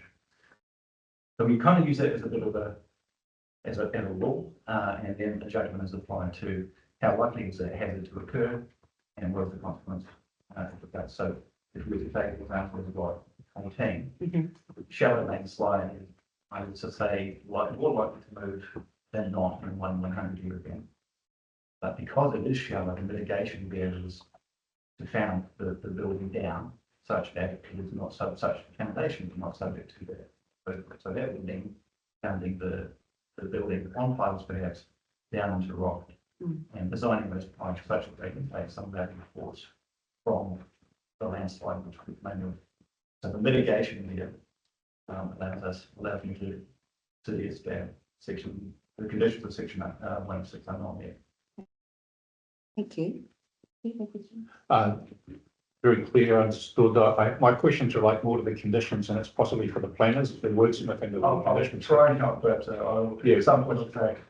Yeah, well, just to give you a clue as to what I'm thinking, that the condition that you've got in your summary, 15, refers to your report basically, but it has a sort of a fairly discretionary, minimisation of cutting, implementation of drainage, appropriate engineered retainables, and I presume there's a process within council for their own engineers to check what's submitted there, but it's probably not a question for you. It's the way it's implemented in council that I'm interested in. So I'll leave that one for now. I would hope to use the process of it. Yeah.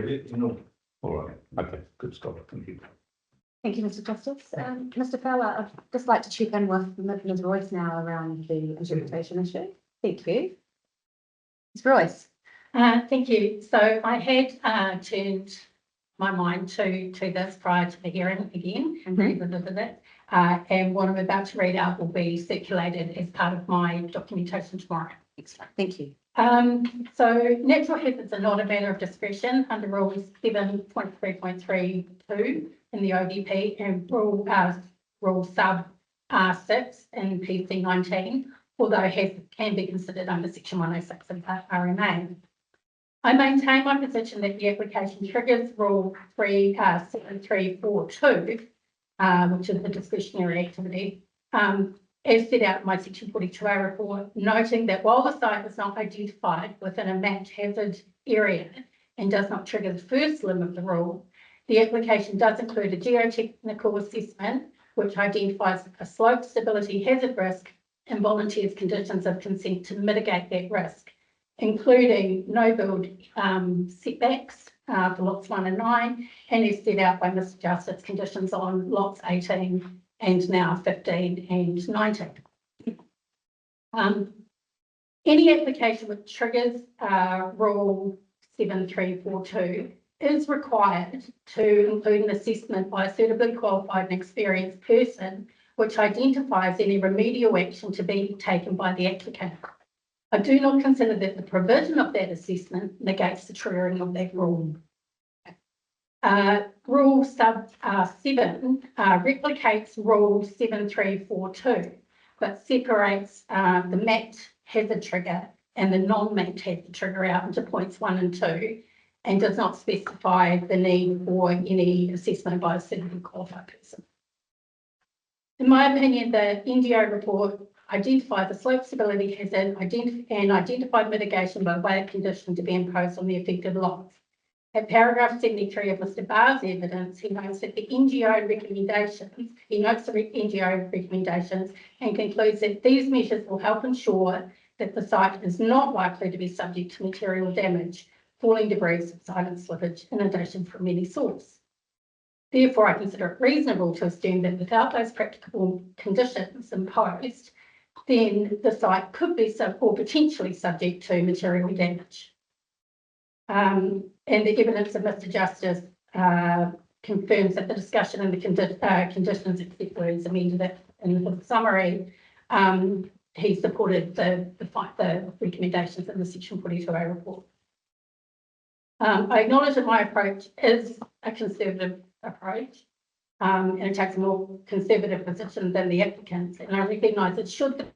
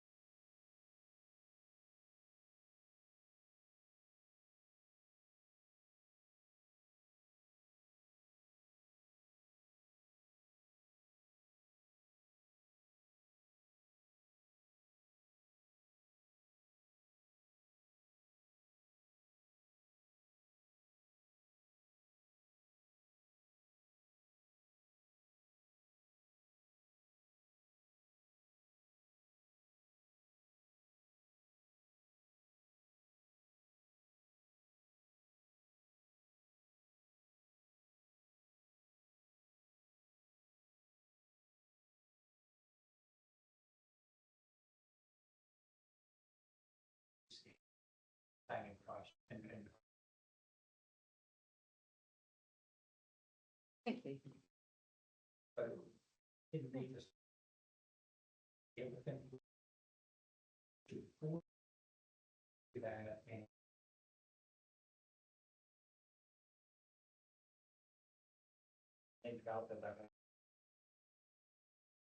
Experts and such, need to land development. Thanks, everyone, for coming through. To some local places, some of the persons to catch up and whatever circumstance unfold there. My name is Richard Andrew Ford, and obviously my qualifications, Chris, has briefly gone over, and you're in the evidence and chief. But in brief, I'm a licensed geological surveyor and been here in Cromwell in that sort of environment since 2012-13, and been licensed since 2017. So I'm just going to work through the summary of evidence here because I've got a few hefty evidence in chief that goes through a number of those things that are taken through here. So in my summary of evidence, I'll go through the evidence in chief and address a couple of the points that were raised by Bertie, just in response to clarify some things that may not have been entirely clear. So I've been extensively involved with the proposal and including ongoing liaison with the council, engineering staff and some planning staff too since 2017. And also have extensive experience with design, construction, supervision and certification of subdivision projects, particularly located in Bannockburn since 2015. Land development engineering and surveying matters associated with the proposal considered to inform that application include the existing site connections, access, street lighting, water, wastewater, stormwater, earthworks, and a fairly unique one to the site being the survey data, which I'll cover in a bit. So the site's located within the Cromwell Water and Wastewater Servicing Area, which is outlined currently in the Central Otago District Council Financial and Development Contributions Policy, which is dated the 1st of July 2021. The site's also currently considered connected but vacant, and it's historically currently rated accordingly. Now, to the point of the question I answered before, there's critical wastewater infrastructure that intersects the site, particularly the main gravity trunk line for Bannockburn, and the subject land is also burdened by both reticulated network and discharge of stormwater. So there's some services on the site that are not currently registered upon the title. So there'll be some easements and growth in favour of Central Otago District Council or some relevant third parties that may be required as part of this, but they currently don't exist. Maximum longitudinal gradients of shared access ways are proposed to be in compliance with the 2010 version of New Zealand Standard 4404, which allows for maximum gradients of 20% per right of way, being an acceptable standard for fire emergency in New Zealand. Now, longitudinal gradients aside, they will otherwise comply with CODC's 2008 addendum to the 2004 New Zealand Standard 4404. This departure from typical COD standards is to ensure that the adaptive reuse for the historic race trail is a grade 1-2 cycle trail takes precedence, and that's been discussed earlier. Provision of pedestrian routes of various standards will enable recreational opportunities for residents and visitors to the area, with car parking in logical locations providing additional capacity to cater for visitors to the area. Now, as vehicles have headlights to illuminate their path, street lighting is generally provided for the benefit of pedestrians. However, the overhead street lights on Terrace Street will be extended until the final intersection between Terrace Street and the Loop Road, which coincides with the building line restriction. We're beyond the building line restriction. It's proposed that bollard style lighting can be implemented to minimise the impact on local residents and those viewing the area from outside the development. Ongoing liaison with various engineering staff at council since 2017 has indicated that there are no physical or technical impediments to servicing the proposal for both wastewater and water supply for potable and firefighting purposes. Detailed design will be subject to engineering acceptance or engineering approval and applications to connect. Each type of infrastructure for water and wastewater is identified on the preliminary layout plan that was submitted with the application. And notably, I suppose the only departure from some other sites around the district is that new wastewater infrastructure is proposed to involve both conventional gravity sewer and also private pump sewer systems, which are relatively common in other areas of Bannockburn and the wider CLC area. Stormwater in Bannockburn in a large part of the Cromwell Basin is generally easily disposed of by a soak pit due to favourable ground conditions, noting that there are some exceptions where poor soakage rates exist in conjunction with comparatively large catchments. Permeability testing and soak pit sizing will be undertaken in the detailed design phase associated with the engineering approval applications. However, initial design parameters based on extensive experience across other sites in Bannockburn have been confirmed based on the information in the geotechnical investigation reporting. These initial design parameters have informed preliminary road design and provision of attenuation areas and secondary flow paths, indicating that stormwater is able to be adequately discharged to soak pit and natural flow paths with post-development flows, similar to the current stormwater regime, indicating disposal of stormwater for the proposal is achievable. The extensive earthworks required and indicative volumes associated with the development using the preliminary engineering design as a basis were shown on a plan accompanying the application. Beyond road construction and incidental trenching for servicing, it's not anticipated that extensive earthworks are undertaken for this development. That said, the control of the sediment-laden water during earthworks and up to full site stabilisation is addressed by an erosion and sediment control plan. It is anticipated that this matter will be finalised in parallel to the engineering approval process, and it would also allow additional concerns such as noise, vibration and dust to be addressed as part of the comprehensive environmental management plan, which captures that erosion and sediment part of it. Now, the point I raised before, Central Otago District Council have recently adopted a new official height standard, which has become operative after the preparation of this application. Unfortunately, this is not coincident with the previous local data in the vicinity of the site. However, those levels listed as metres above sea level within the application are correct with respect to the previous data and the contours shown on the plans within the application. Thus, they are considered accurate in a relative sense to the surrounding environment, which allows legibility of assessing the effects for all the parties involved. There's nothing material that's changed there. But when it comes to considering moving forward with implementation of such things, it's critical that any reduced levels listed in any final conditions of consent, whether they be indirect levels for services or maximum building heights, need to be correct in a relative sense, but they also need to accurately reference the current official standard for both locally to the CDC and its New Zealand's new current official standard, which is why that change happened. So if a decision to grant the consent is forthcoming, reduced levels associated with each of those matters can be provided. I've done a little bit of preliminary work on that, and it's only in the order of approximately 400 mil, but we obviously want to confirm that before everything's set in stone.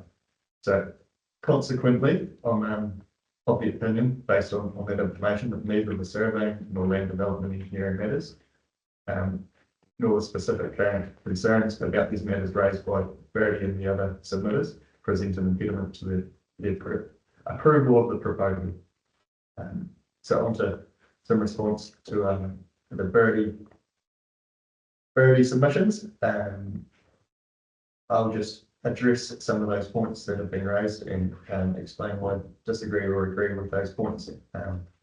So at paragraph 18G of Mr. Dorsey's evidence for Verity, he states that a lack of infrastructure planning relating to potable and wastewater and whether sufficient analysis has been undertaken at a Bannockburn-wide level to gain confidence that there is sufficient capacity in the current system. So based on what I've just said there before, and the matters discussed in my evidence in chief at areas 101 through 106, and also generally considering the same at 110 through 112. I don't agree with that view. The site is zoned RA4 or LLRZ, as per the planning discussion before. And it's located wholly within the Cromwell water supply and wastewater scheme boundaries, and it's currently serviced by operational connections for both. The proposed yield or resultant density of the proposal does not exceed that anticipated by the underlying zone. Therefore, the servicing capacity currently provided at a Bannockburn wide level is sufficient and anticipates development of this site at or above the proposed density.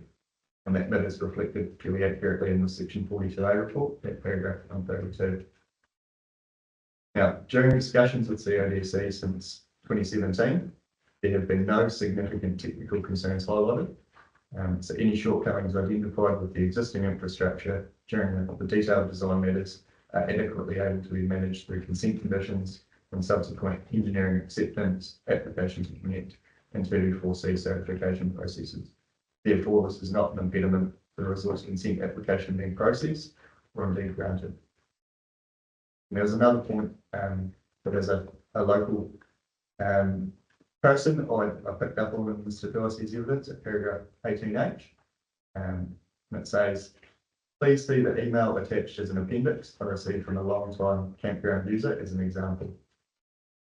I don't agree with this statement, as the inclusion of the additional attachment in Mr. Dorsey's evidence appears to be conflating disparate concerns.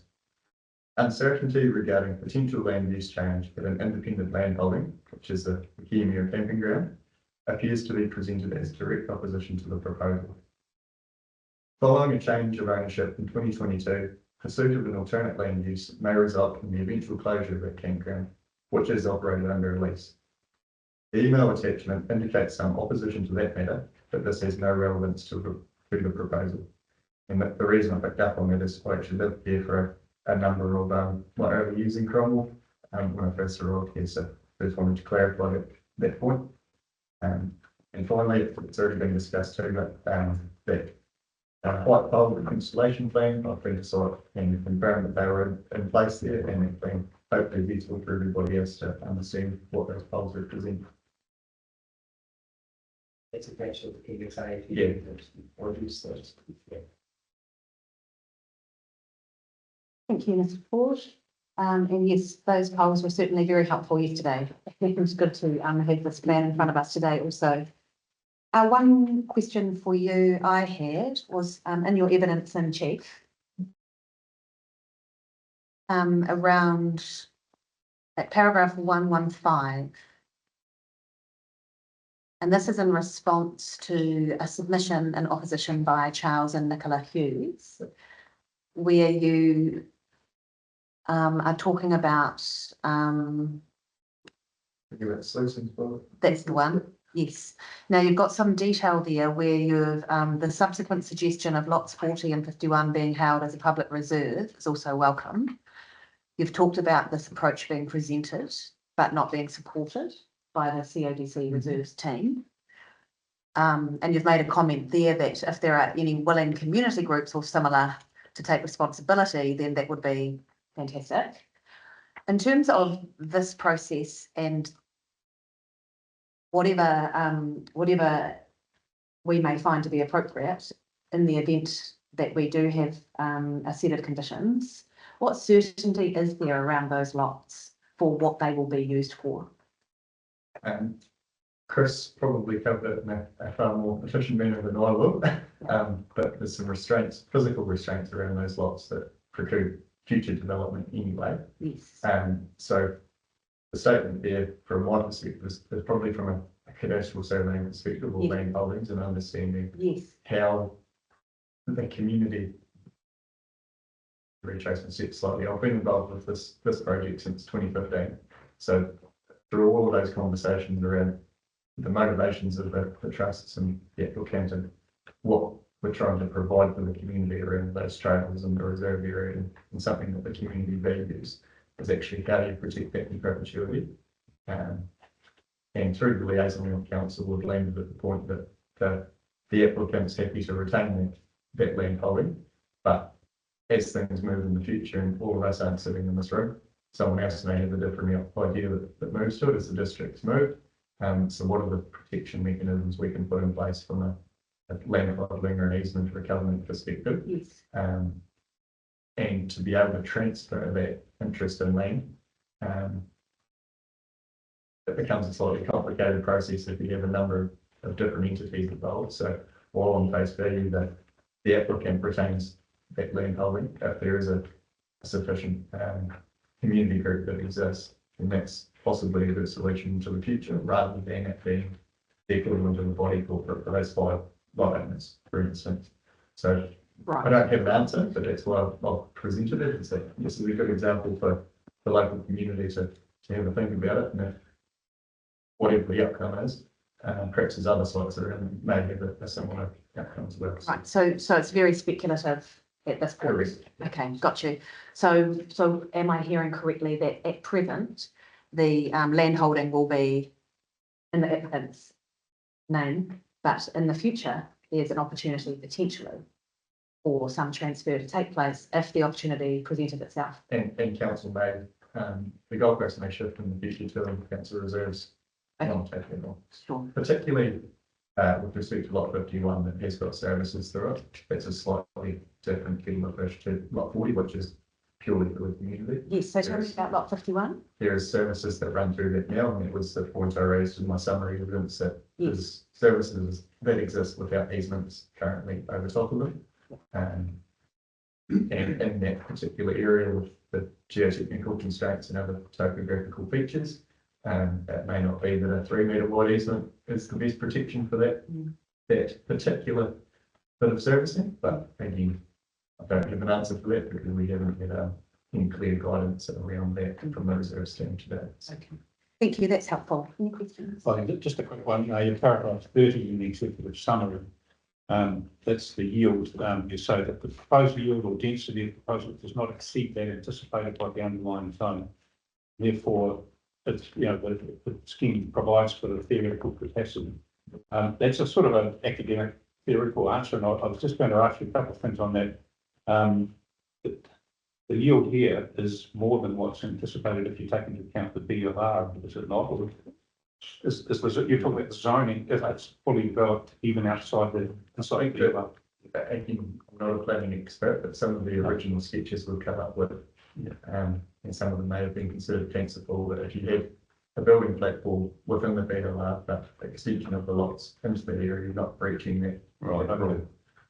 So to answer that part of the question, that's the case, but from a yield perspective or a servicing capability, the whole site is located within that placeholder scheme boundary. And I've dealt with some other properties in Bannockburn where a subdivision consent's been granted. I think we've had actually dealt with that previously, but there was an extraordinary connection process. So that property was located outside the scheme boundary. So we needed to see approval from council for the engineering team or how that land is to be serviced.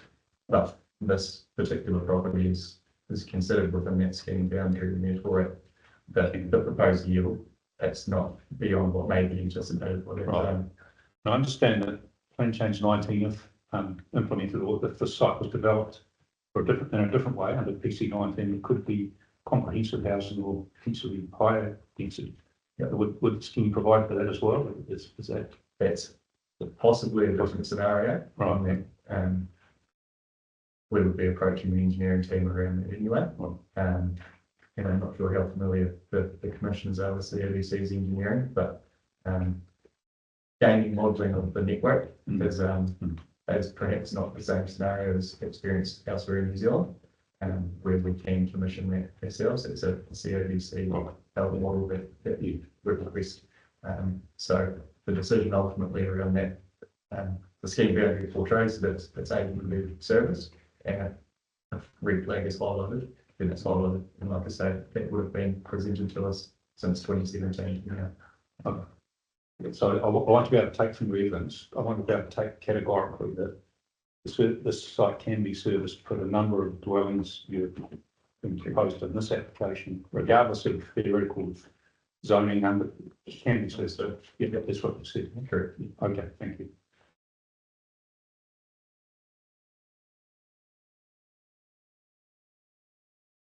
Thank you. No further questions. Thank you. Of course. So that leads us to the next witness for the applicant, who is Jason Bartlett, who's a transportation expert.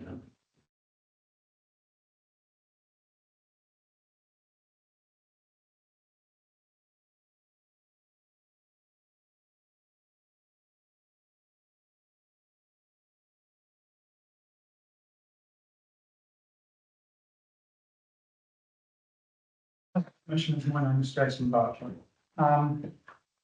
I've put together a summary evidence and that also addresses some elements raised within the Bannockburn Responsible Development Incorporated submission. And I was continuing to read through that. Thank you. Or would you prefer a summary of that? As been, A summary of key regulate. points would be helpful. right, Thank you. no problem. So I'll start off with just a summary of evidence. The proposal is to create 20 residential lots which will rely on access via Terrace Street and its intersection of Bannockburn Road. The intersection and Bannockburn Road, the intersection with Bannockburn Road and Terrace Street will be able to accommodate the additional traffic generated by this development. To improve pedestrian safety, the proposal includes a footpath along the full length of Terrace Street, with a footpath crossing over Bannockburn Road to link with the existing footpath network. This means that pedestrians will not be required to share the carriageway with vehicles. Proposal will create on-site road network consisting of the extension of Terrace Street and a separate loop road which will be invested with council. Their design is akin to a rural road style similar to other roads within the Bannockburn environment, including the existing Terrace Street. The extension of Terrace Street will include street lighting and footpath crossings. Footpath crossings and the two intersections with Loop Road. Additional bollard lighting is provided to eliminate footpaths and pedestrian areas within the road corridor. I've reviewed draft consent conditions. I consider that these consent conditions that proposal will not have any adverse transport effects on the safety or efficiency of the on-site roads, the adjacent transport network, including the local pedestrian and cycling environment.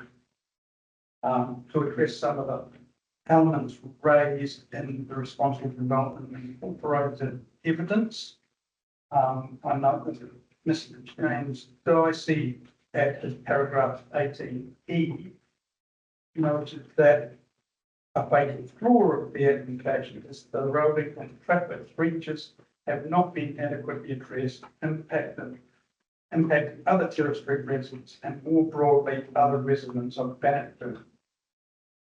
I disagree. I do not agree. This matter is discussed along with potential effects within my transport assessment and form part of the application and is reiterated in my evidence and sheet. Although I note my recommendations provide a footpath along Terrace Street, existing Terrace Street, between the site and Bannockburn Road, the footpath will improve overall pedestrian safety as pedestrians will not be required to share road carriageway with vehicles. And summarise our previous assessment, I consider that the proposal will not have any adverse effects on the safety and efficiency of the adjacent transport network.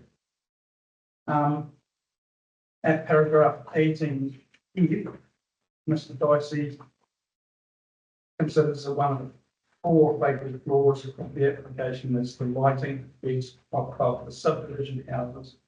Above the subdivision houses built, which are built with there and applications cumulative effects on the night sky.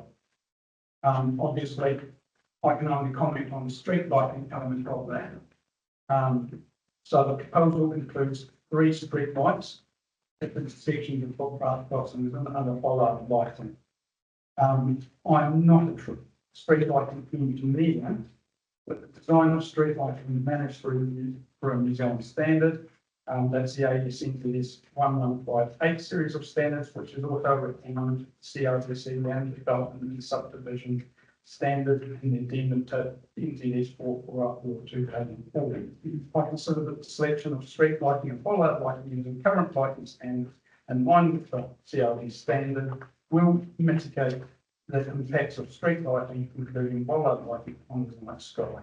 And I think it's actually a requirement of the CRDC standards to minimise impacts on the night sky. And so just overriding into the provisions of subdivision street lighting included by lighting is suitable for their road environment within panic rooms. Separate footpaths of pedestrians are not required to share the road character with vehicles. And that covers my summary evidence. Happy for any questions you may have. Thank you, Mr Bartlett. I'll just check if there are any questions from Commissioner Ray. No, I don't think I do, really, but I am interested in the street lighting and what the condition looks like. I'm sure we'll have a session on conditions later, but what you just said at the end, that the verbal comment you added, that paragraph 17 is not written down here, that if I understood it correctly, the council, I think you said the council's standards have an aim to reduce the effect on night sky lighting, and I need to be clear on that, I guess. So, yeah, it's a specific clause, I suppose, within the council's addendum. It's at their section 3.3.15, where they basically added that. So that applies across the whole district. Yep, Okay. that exactly. All right. Okay. Thank I didn't know a question on traffic matters, but Thank you. One question from me, at paragraph 38 of your evidence from the chief. You're addressing the submission of Fire and Emergency New Zealand things. Yes. I wasn't clear whether you had addressed a specific concern or not. Can you just talk me through FENZ's concern and how you've addressed it? I believe it was due to the grading of some specific lot driveways, essentially shared driveways. What we've done is brought that gradient down to the acceptable gradient under 444 2010. But what we have also done is allowed for winter conditions and suggested a higher friction surfacing in this area. So basically to make sure that there's still appropriate traction and grip for vehicles. Right, which positively addresses FENZ's submission. I believe so. Okay, thank you. That's clear.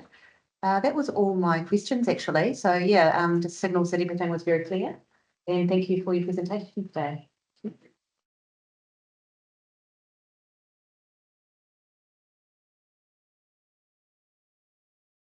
So, quite a lot. What changes quickly sequence she covered by the council. The next witness is going to be Matthew Sol, who is a field expert, and then after that we have Mr. Battle, followed by Mr. Barr. That's the final witness group. What's the difference?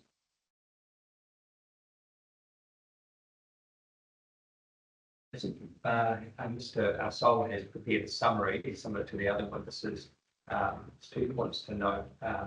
One is that it's a little longer than the summaries from the other witnesses today, because he endeavours to respond to some of the matters that are raised in the evidence of early. And also there are 1 or 2 minor changes that he would like to make by way of correction to his summary before he addresses the evidence. So, thank you for the option. My name's Matthew Sol. My name's Matthew Sol, and I work as a archaeological consultant based here in Chief Australia. And just the additions I'd like to make on paragraph 6 at the end. I would just like to acknowledge the benefit history project of Hawthorne. Mr. Soul, sorry, you might need to speak up a little. Oh. Thank you. Could Could you just say that again? We'd like to acknowledge. the Bannerman History Project, paragraph 6, the Yes. paragraph 6. Would you like to add on text there? Yeah, just to acknowledge Can you read it out, please? the Bannerman History Project by Paul Crum. It's an online historical reference resource on the heritage of Bannerman. It's very extensive. Thank you. And what date is that? It's sort of a work in progress, but it's online, but he's basically, he's a local, historian, and he's, yeah, best way of putting it, probably in New Zealand, we have an archaeological database called ArtSite, and, Central Otago has never been properly, archaeologically surveyed. There was certainly extensive amount done in association with the Clyde Dam and the 4 power projects that they looked at, but it's never been completed. But the Otago Goldfields has been commissioned to do some heritage review work, and basically for every recorded site, that's about 3. We can take that as a rough estimate. We've only got 25% of our arguable heritage recorded. Right. And so So Paul This- Trump this- will be picked up the other 75%, right, and but it's not on actually it's recording it online online. as a repository. As a, yes. Okay, thank you.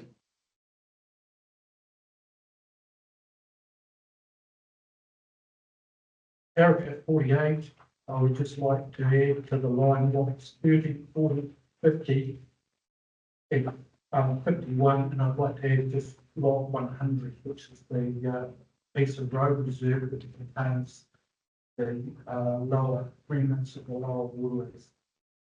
Lot 100, you say? Yes.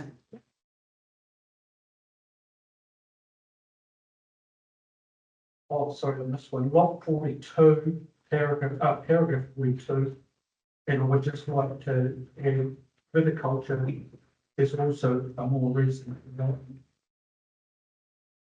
Which line would you get right at? Right at the end, yes. Yeah. And then the last adjustment is paragraph 59 at the end. And utilises lot 100 and into lot 30. Paragraph 59, Yes, at the end, yes. rejoin the path between lot 6 and 20 within lot 100 and into lot 30, Okay, just for completeness. thank you. I haven't made that years. Would you now like to speak to your summary? Yes. Mr. Soul, and just given the length of your, Yeah, sorry. that's okay. We did notice the long length of that. In the interests of time and so that the applicant can get through the witnesses and so we can keep to time for the submitted sake as well, we would ask that you arrive on highlights of your, Yeah. rather than reading verbatim, because that's going to take quite some time. Yeah. We have read, we read this last night. So we're well aware of the content of your summary here, but if you can walk us through which paragraphs you'd particularly like to highlight, that would be very helpful. Paragraph 7, the heritage sites and features along with new previously unrecorded sites have been spatially mapped and overlaid to inform the design and assessment of the heritage. And this is really front-footed, the identification of the heritage landscape and natural landscape, and has informed the integration of these not insignificant values of the background into the subdivision through design and considered collaborative work. And I think that's really important. So often as an archaeologist, I get brought in at the end of these things when they, oh, hell, we've discovered some heritage. And generally that puts us into a pretty dire set of circumstances and generally they're seeking to destroy where this one was, we were told right from the beginning. And so it's been collaboratively meant to incorporate this into the planning regime as well as take account of the heritage needs.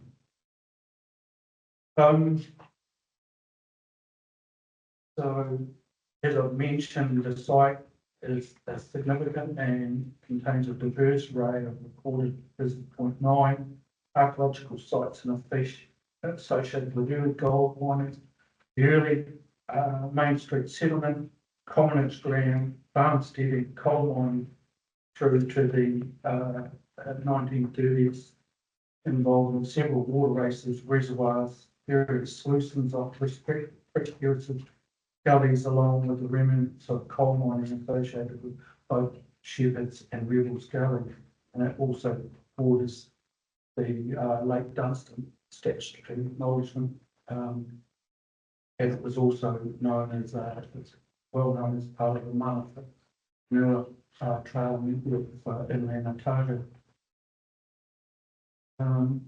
The key points just are the heritage races, the water races, and as I say, the two key ones were that we've incorporated the subdivision around. One, they're both very early water races in the scheme, and one serviced a set of solutions down in Rebels Gully, and the other one was flumed right across Rebels Gully to feed a dam that's been subsequently, well, the remains of that exist on Searell Creek. Just a quick point on the heritage fences. These are related to the farmsteading sequence stages, and often this farmsteading, these were people and families living that supplemented their. They were basically gold miners and coal miners, so there's archaeological evidence to support that. And so this block 40, not block 40, block 4 was, it's got the remnants of the fencing. The heritage landscape, the site qualifies as an undesignated historic landscape. And why I say undesignated, there is actually no instruments for dealing with heritage landscapes. And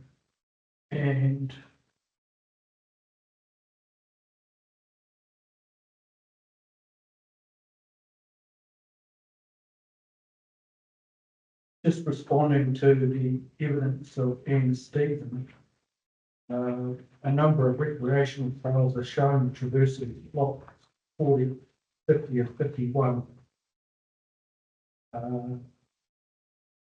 Want me to read through that whole?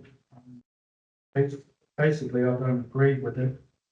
I've been involved in the identification of the red and yellow tracks over lot 30, 40, 50 and 51. And these have been included in Mr. Mills' landscape evidence. And due to my experience in working with the Department of Conservation and subsequent work on cycle and walking trails within Central Otago, the paths and trails are shown with easements and grass proposed along the proposed indicative tracks of 40 and 51. The location of the informal tracks shown on lot 51, lot 50, have been recognised through this process, and formal protection of these will occur when lot 50 is developed. In response to Werner Murray,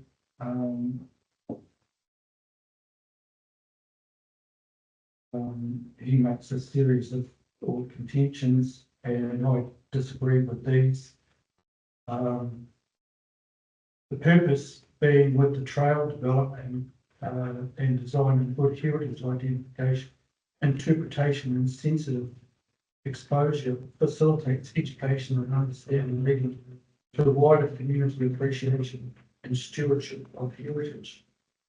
We are continually creating culture and heritage, laying down in and on and over past culture and heritage. These can be geographical, paleontological, indigenous biodiversity, biophysical, manure, early pastoral, gold mining sequences, and these are a series from the original pick and shovel through to industrial scale, using water races, reservoirs, hydraulic sluicing, tunnelling, hard rock mining, stand battery and dredging, through to coal mining, farmsteading, early settlement, towns, forts, churches, graveyards, commons lands, through the transport and roading, ferries, pumps, bridges, water, and now orcharding and viticulture.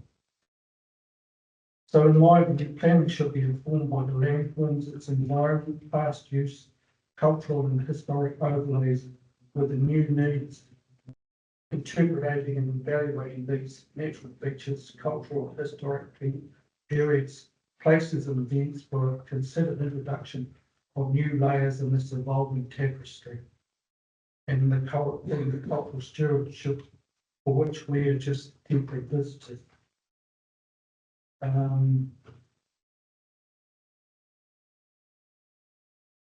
Specific to Bannockburn, I have worked with the dog in the Bannockburn Historic Reserve, which has values that are not dissimilar to those associated with this subdivision.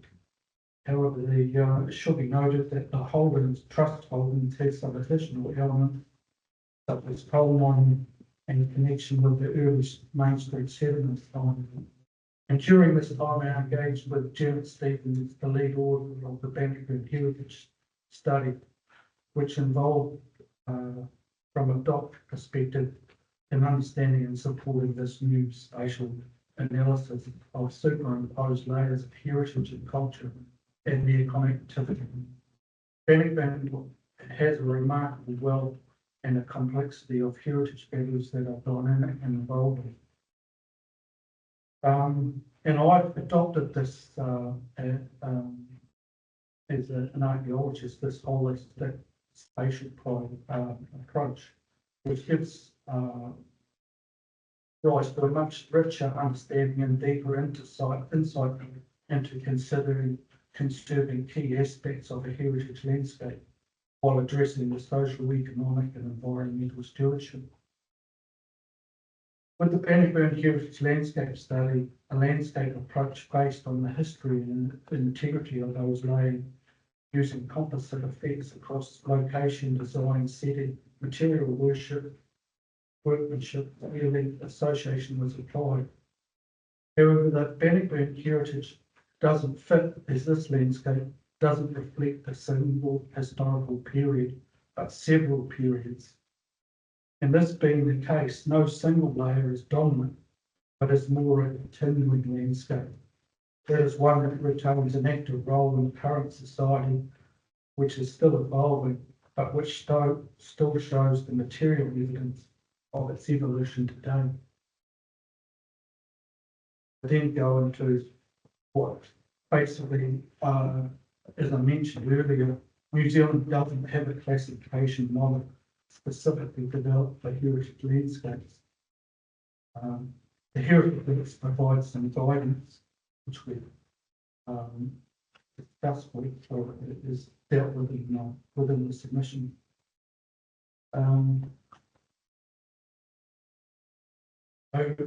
In preparing my archaeological heritage impact assessment, I was responding to the Heritage Act, and it sets out some processes, and any place in an archaeological site is defined as any place in New Zealand, including any building or structure that was associated with human activity that occurred before 1900, or the site of a wreck of any vessel, and when that wreck occurred before 1900. And may provide through investigation by archaeological methods evidence relating to the history of New Zealand. And then the RMA, we're looking at where heritage is defined as those natural and physical resources that contribute to an understanding and appreciation of New Zealand's history and cultures, derived from architecture, culture, historic, scientific, and natural qualities. So I considered those in my assessment. And just picking up on the Bannerman Heritage Landscape Study, it was a trial of a newly developed interdisciplinary methodology of spatial analysis with connectivities between superimposed layers of history. The study showed the value of the heritage landscape mythology, but indicated areas for refinement. And more formal discussion was recommended in this report on what is protected and how. However, all the formal protection in the world means nothing if valued places aren't cared for. Protected places still degrade unless people are willing to put effort into conserving them. It is clear people living in Bannockburn and associated areas value the landscape for a variety of reasons, including its historic, spiritual, aesthetic, cultural, economic, and recreational attributes. The influx of people to this area is in part generated by these special qualities. Paradoxically, it is this influx of people and the related subdivision, a development that is the main source of change that threatens the integrity of the landscape.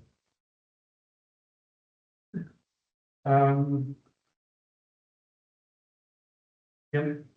Check on the main point. Yep. Okay, good. Yeah. Get through. Thank you. I think there's one Yeah. Yeah.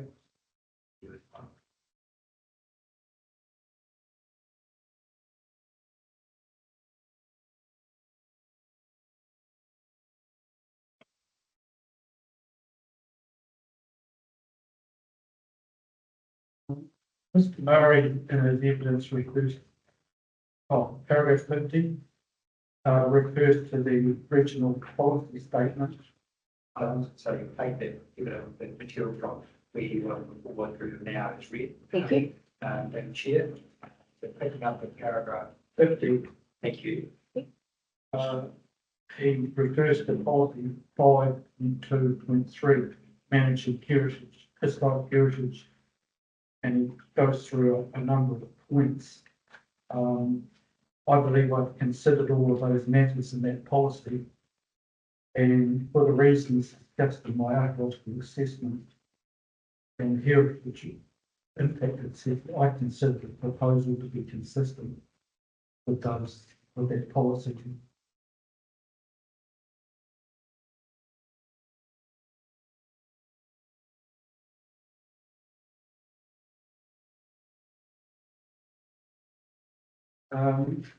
Mr. Murray has raised issues with the water races that I've identified for destruction.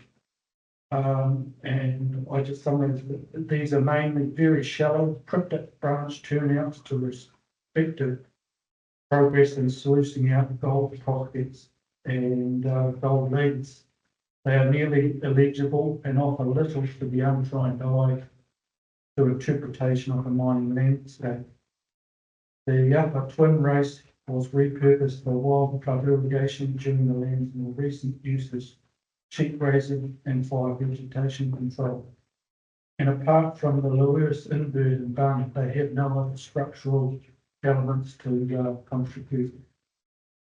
And again, the branches on the southern side also very shallow and cryptic and contribute little.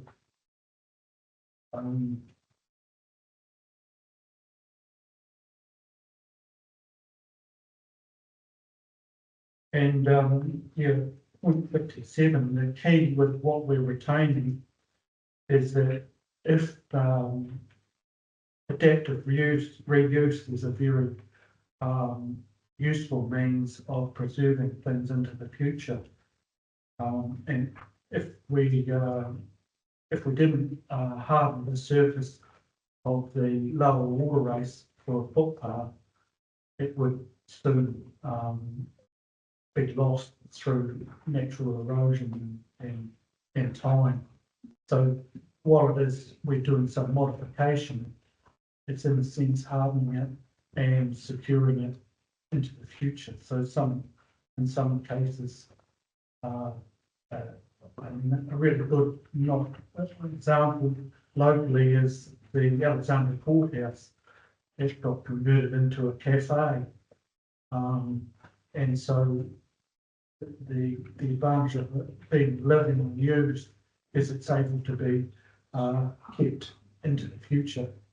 So adaptive reuse is a really powerful means of securing these things into the future. And it's the same with the piece of Shepherd's Creek.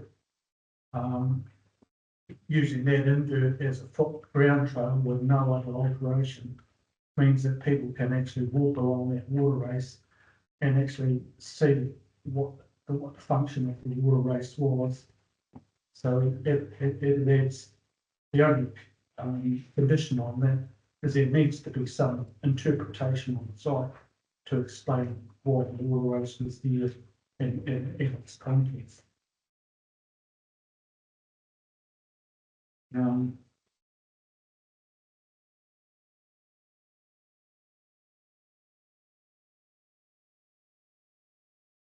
I think just the last point, 62, there is a high degree of recognition from all parties that the water race held has and is something unique and different, which has endeared all to focus and make the most out of the combined attributes and challenges of the site and the project. The trust has offered the potential for the yellow tracks to access and appreciate the heritage and underlying landscape values. What is required to secure these into the future is some form of community track and land stewardship mechanism. And that also should allude to the fact that we don't actually have any instruments for heritage landscape protection either. So in a sense, we're left with these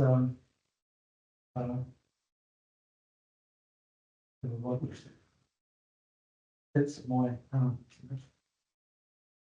Thank you, Mr. Searell. I'll just check if we have any questions for you. Any questions?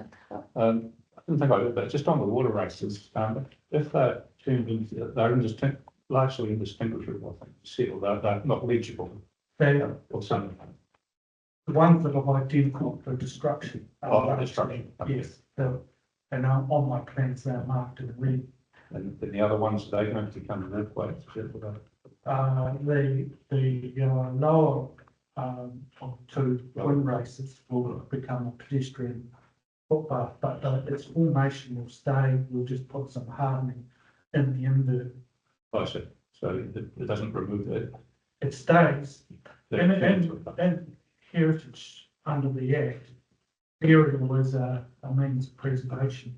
Oh, okay. So that is a tool, and that is used in a lot of cases, or some cases. Yeah. Thanks for explaining that. Thank you, Mr. Searell. I have a question for you based on your understanding of Archaeological Authority approval.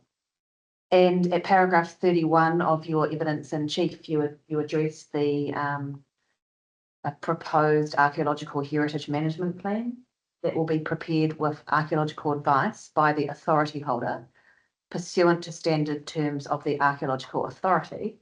Yeah. Could you talk me through your understanding of that process, please, as it relates to this proposal?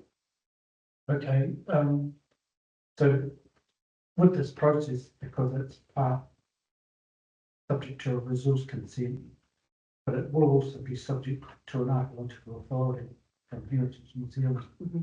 So I've had to run two processes in tandem, Mm. and I've had to be mindful that we're doing the resource consent first, but we still have to get an archaeological authority. And so I've prepared some in my evidence sheet some recommendations. And I had a site visit with Heritage New, 2 site visits with Heritage New Zealand staff. And they're on board with what, because there's no point in me putting this up and then finding it's gonna fall over at the Heritage New Zealand Archaeology Authority process. So yeah, there's a whole, I have to consider both the Resource Management Act and the Heritage New Zealand Act. And so I've drafted some conditions which will guide people through the archaeological authority. Yes, thank you. And so there's some, there's definitely a connection then between some of the proposed conditions Yes, to this consent and then what is then subsequently needs to be approved yes, by the Heritage New Zealand and the authority. Yeah. And in terms of the different components of that heritage management plan, what would have to come under the authority's approval? Yeah. What are the aspects there? Is that everything from specific site controls, management? anything that is will affect the identified archaeological features, and there's a proviso for undiscovered subsurface. Yes. So that's dealt with usually by an accidental discovery protocol. Yes, right, that's useful to know. So the AD accidental discovery protocol forms part of an archaeological authority process anyhow, because in my experience, there can be double ups and duplications in how conditions are expressed in consenting documents. I just wanted to get your expertise there on that. Have you come across that? No, it's, as I sort of mentioned, often we come in very last. Yes, with right. the resource consent process, and so we're put into a pretty awkward corner. Yes. And so, and often we're left with an accidental discovery protocol, and we're generally applying for destruction, which doesn't always get granted. It depends on the significance of. So an archaeological approval can bundle, if you like, most aspects relating to management of heritage within the authority. Only up until 1900 in the RMA. So unfortunately, we've fixed the Heritage New Zealand Act is rigid on that 1900. So, you know, we're now 125 years. You know, we're still laying down heritage as we speak, but that actually, the mechanisms available on the Resource Management Act, they are quite woefully implemented. Okay, well, thank you very much. That was very helpful. And no further questions.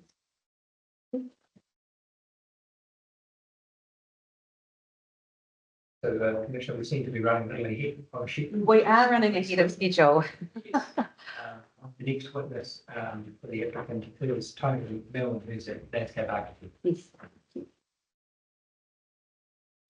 In terms of, we're due to Mr. Fowler break for lunch at 12:30. We can break, how long is Mr. Milne's presentation, do you think? Do you think we'll be? Well, it's difficult to say in the sense that it depends mainly on the number of questions Yes, we have. of course. He does have a summary which runs through a number of pages. He's able to summarise that if you wish. However, if the applicant is relaxed, if you prefer to take a break now and then have an early lunch and have Mr. Milne after that, then that's fine. We can carry on. So bring it in your hands.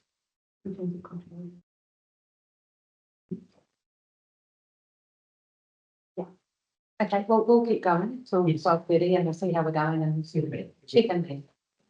We'll keep my mind going. Right. All right. So in your hands, just now. Good afternoon, Commissioner. Tony Milne, landscape architect. And by way of the background, and I do address this in my summary statement, perhaps front foot. By way of background, our office has been involved in looking at design proposals for this land since 2017. that started with looking at overall strategies, working with Mr. Murray, who was at Landco at the time, Mr. Searell, and that went through a number of iterations, right at a proposal, or a number of proposals, I should say, and some showing a greater yield than the proposal we have in front of us. That was run through our RME monitor office. I became involved in 2020 about the same time as Mr. Carter involved in the project. Iteration of the we see in front of us has been driven up very much by myself and response to the landscape, Mr. Sol's further input and input from the other things that we like to. In terms of my summary statement, it is is there trouble hearing? Yeah. Yeah. Sorry. Are you able to just project your voice, please? In terms of my summary statement, it does run to 16 pages, and it summarises not only my evidence and sheet, but the supplementary evidence I provided that went with the visual simulations. Yes. In terms of visual simulations, we, as a team, engaged visual method visual to prepare those visual simulations from those viewpoints that were directed by Commissioner's Minute. That's viewpoints 3 through to 8. The visual simulations are contained in A3 great supplement to my supplementary evidence. I also, for the benefit of those that like to see full-scale hard copy, have put those on the wall today. So they aren't new, they are just the enlarged copies of those that are in my graphic attachment to my supplementary evidence. And essentially they replace the cropped image, the cropped A3 image of the centre of that photograph.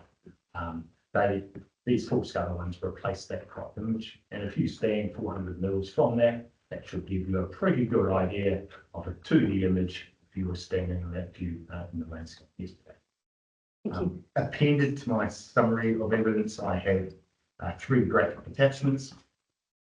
The first one showing an updated proposed subdivision master plan that Mr. Fowler spoke to on the screen this morning, so we will not go over that. And the second one shows an updated landscape master plan, that's at Appendix B, which shows some additional mitigation planting along the edge of Block 14 that arose from the visual simulation process. And at Appendix C, I have a plan that pretty much what it does, it amalgamates pages 7 and 8, I think it is, from the graphic attachment of the visual simulations that shows the photo viewpoints on the same page as the lot layout. Just thought that would be very useful, and hopefully the commissions you found that useful yesterday being around on site visiting those viewpoints.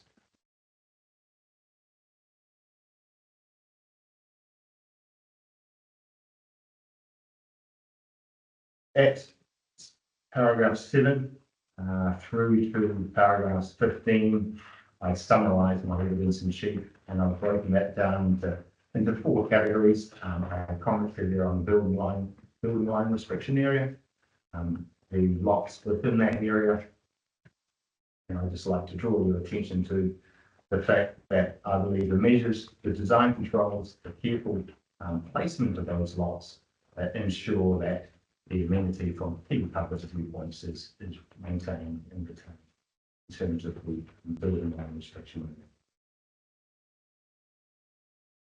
I also point out at the bottom of paragraph 10, reminding commissioners that it is an RDA rather than non-compliant activity. There are 2 matters of discretion here to consider in relation to that. Effects on Bannockburn and character. At paragraph 11, I am of the opinion that the proposal in front of us maintains the low residential development that is entertained by RA4, and there's sort of 3 limbs to that. One is retaining the rural character of Bannockburn per se and its surrounds.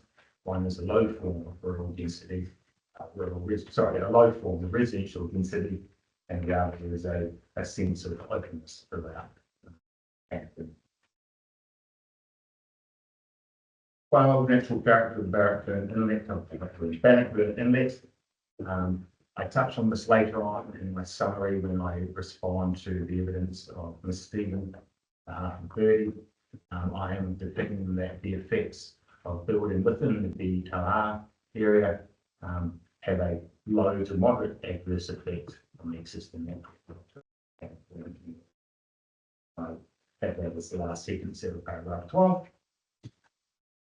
13, in terms of landscape effects summary, I believe the proposal, given its design course and path, means that the sense of place and the heritage values of the site and the surrounding environment are acknowledged and maintained through the layout you have in front of you today. In terms of the visual effects, at paragraph 14 here of my summary, and I apologise there because paragraph 15 has become 1. So let's just keep everybody on their toes prior to lunch. So the paragraph 14, I consider the effects on visual amenity overall low to moderate. I consider this degree of effect to be appropriate in the context. Restarting at 1 should be 15. So my one is still 15. I did. So you're going to have to say 2 numbers now. That makes it. So you were 15? No, Gary is 1, Commissioner Rash, and I had 15. Okay, so you 1, late or old 15. But one of the key things here is proposed conditions of consent under the design guide in terms of managing effects within the BLR area. And one of the keys to that is the actual satisfaction, or I suppose the intent of the mitigation planting, and that mitigation planting will actually do what the visual simulation shows that it will do. And so I'm of the opinion that the landscape management plan that was appended to my evidence and chief goes a long way to ensure that that mitigation planting will achieve should be achieved. I think, and just summarising 15, sorry, yes. I was just thinking that if we could perhaps ask you some questions as you go, for Fine. questions, please fill over to the chair. Yeah, exactly. Is that okay? Yeah, so just before you go on to summary of supplementary evidence, I was just going to ask you a little bit about your overall assessment. This is considered to be an adverse effect of a low to moderate degree. Understand that. Mr. Fowler in submission said that the way landscape architects operate in terms of a practice note or a guide, or there's some documents you refer to when coming to that, and you form your overall judgment is it's low to moderate. How does that account for, say, some viewpoints that might be high?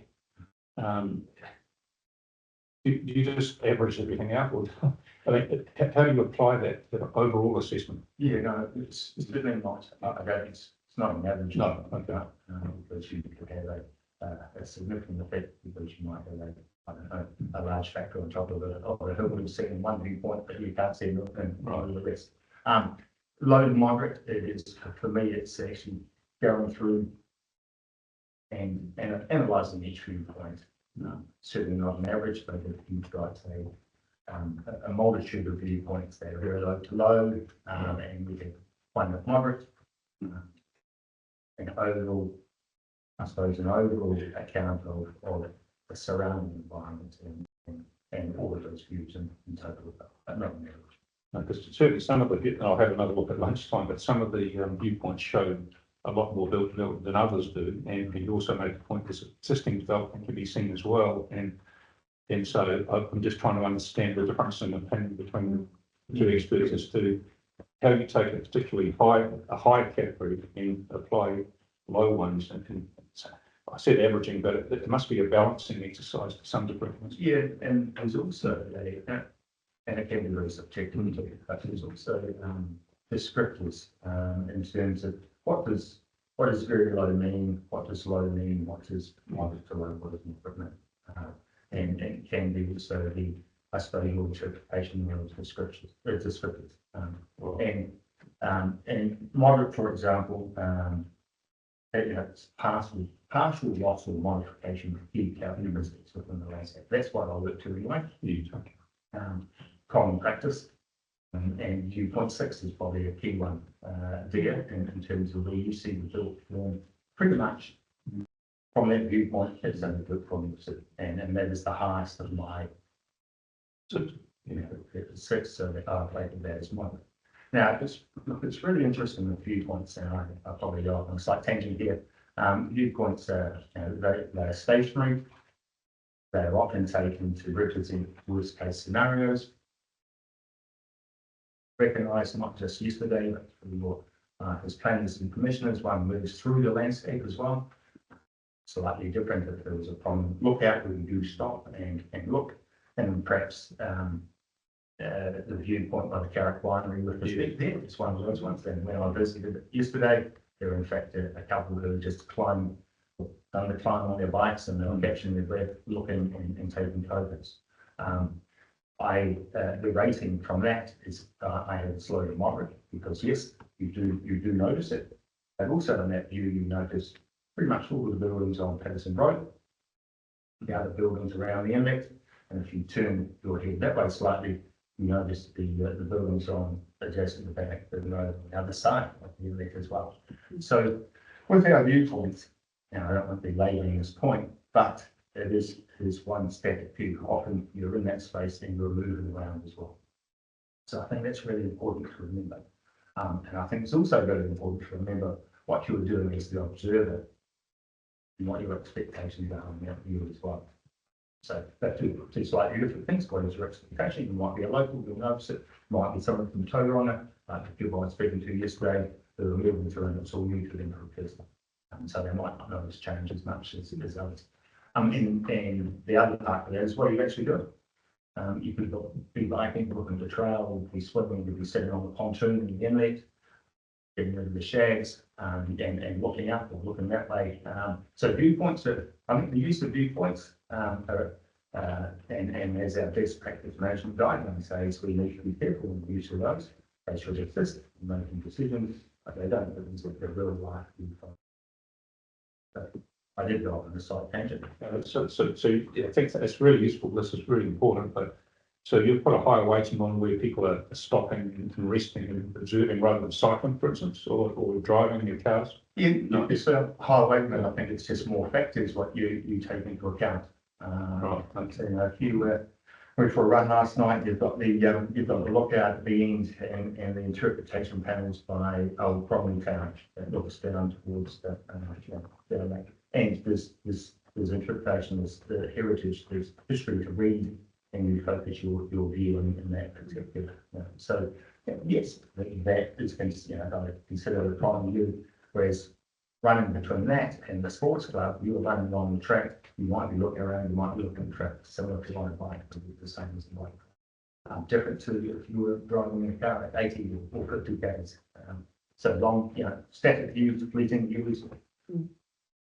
Quite complex when it comes to analysing visual effects. Mr. Mill, while we're talking about viewpoints, we no longer have the benefit of the big screen. However, we do have the simulations here, and there are some pinned at the back. Were you intending to go through each viewpoint with us, subject to the simulation, and contrasting your view with Ms. Stevens? No, I wasn't planning on doing that. However, I certainly can if that would help. I would find that helpful. Would you find that useful? Yes. We could perhaps at the end of your presentation, that would be great. Yeah, and in the back of my evidence and sheet, appendix A, I think it is a table there that this goes through each of the viewpoints, has my rating, and it's a summary of what's in one also must remember that change and affect different things as well. So you can see the change, but what is the effect? Is it versus positive visual effect? Okay, thank you. Right.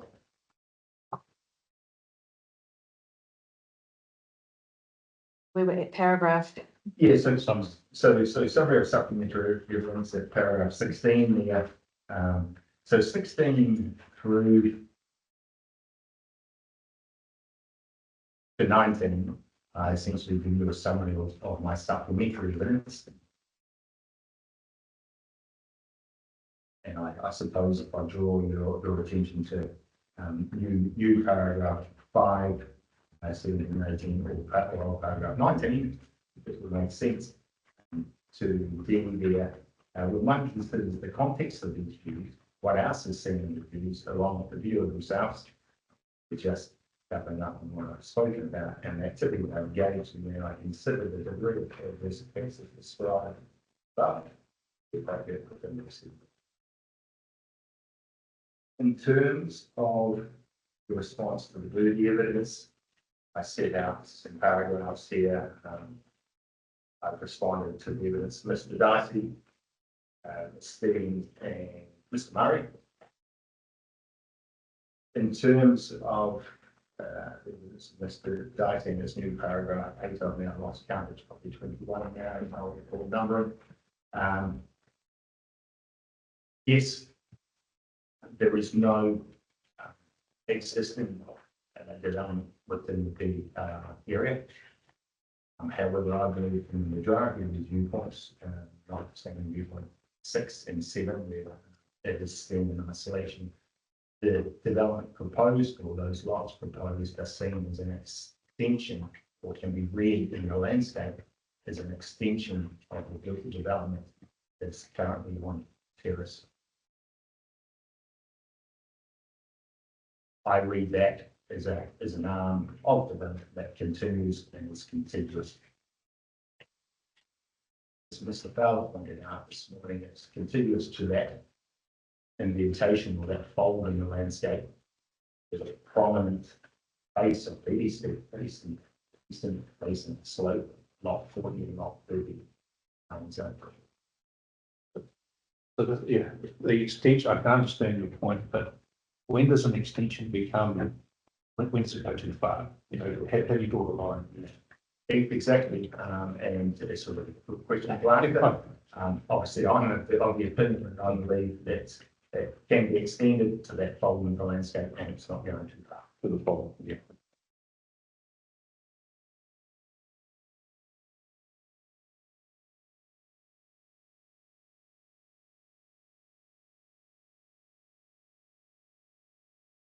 In terms of nighttime lighting effects, it's covered that description of the lighting that is proposed, the condition around that, incentive requirements around nighttime lighting. I can just add one further thing to that. The trend in lighting is to return, in public lighting is return back to a warmer tone. We've gone to LED cold blue tones over the last 15 to 20 years. And when we talk about warmth lighting, we're talking about Kelvins. I'm no lighting expert, but the warmer the light, the less effect that would have. So that's something that is considered during the consenting process. In terms of evidence concerning Stephen, I make some comments in response to Bannockburn being a gateway. Just draw your attention to the fact that Bannockburn, I think, is defining where is a gateway. I acknowledge you pass through it. Also acknowledge that the landscape of Bannockburn continues to evolve.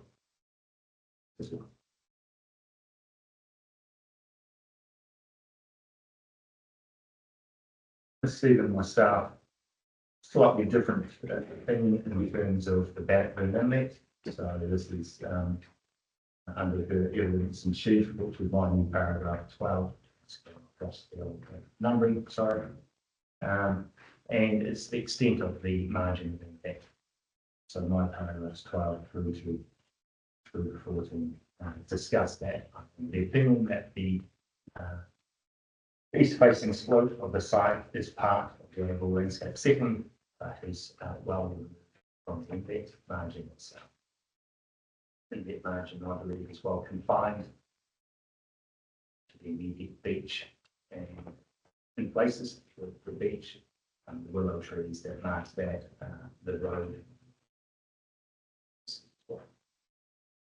As one enters the inlet on the north, on the eastern side, so just below the seat, like Carrot Winery there, the profile of the inlet edge is actually quite steep, and there's no beach there.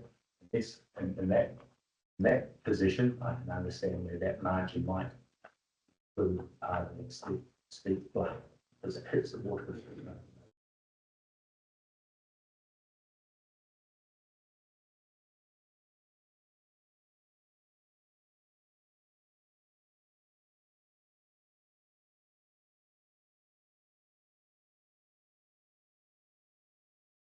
I acknowledge, this is my paragraph 16, I acknowledge Stephen's comments on Shepherd's Creek.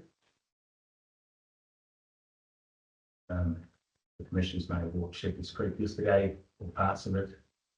It's lined by this marked by willow trees, wooden invasive species. There's some water courses running. If anything, if anything, I believe the mitigation planting proposed on lots 15 to 20 that increase the natural character of Shepherd's Creek.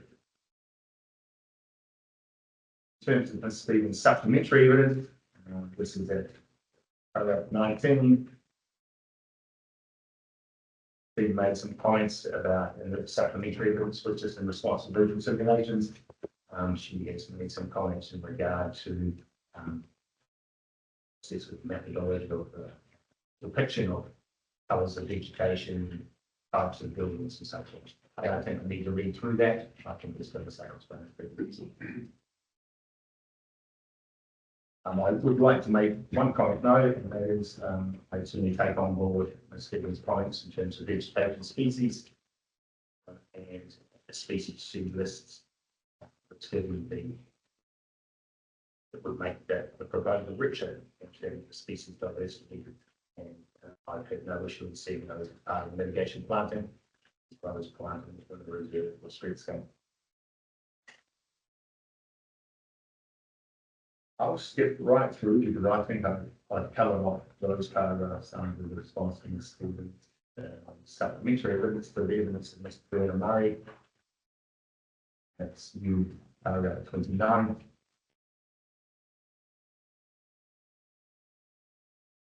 And I think I've probably covered off most of that in my introduction about working with Mr. Murray on the proposal back in 2017. At that time. At 32, and this is in response to Mr. Murray's comments on the water race in lot 30. Mr. Searell has already discussed this morning.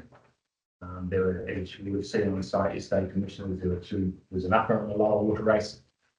Mr. Murray discusses in his evidence the fact that the readability or the visibility of the upper water race will be lost within amongst the mitigation planting. I'm not sure if you were able to read that water race from those viewpoints.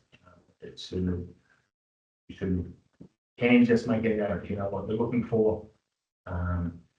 I make the comment in response to this that if it is felt that that water race should be more visible within the site and from beyond, then that mitigation planting shown in lot 30 would in fact happen on the upper side of that water race. At the moment, it's shown as a graphic, and the water race probably runs underneath it. If that was to assist, then that could happen, and that would not have been visual simulations. Ms. Kluger provided some supplementary evidence. I note that. No, she has drawn or come to a similar conclusion to myself. There's some comfort. She also recommends additional planting on lots 15 to 20 and some heights for building platforms for 20, as well as 13 and 14. They were in fact included in my evidence sheet, and they don't appear to differ from that. I've just double checked it. So maybe we're looking at the older plan. I'm not sure. There is a variance that is shown, incorporated. And then I have a conclusion, which I want to read on the very last sentence, which I believe the subdivisions considered the benefits of the site will have no more than minor adverse effects on the landscape character and those of the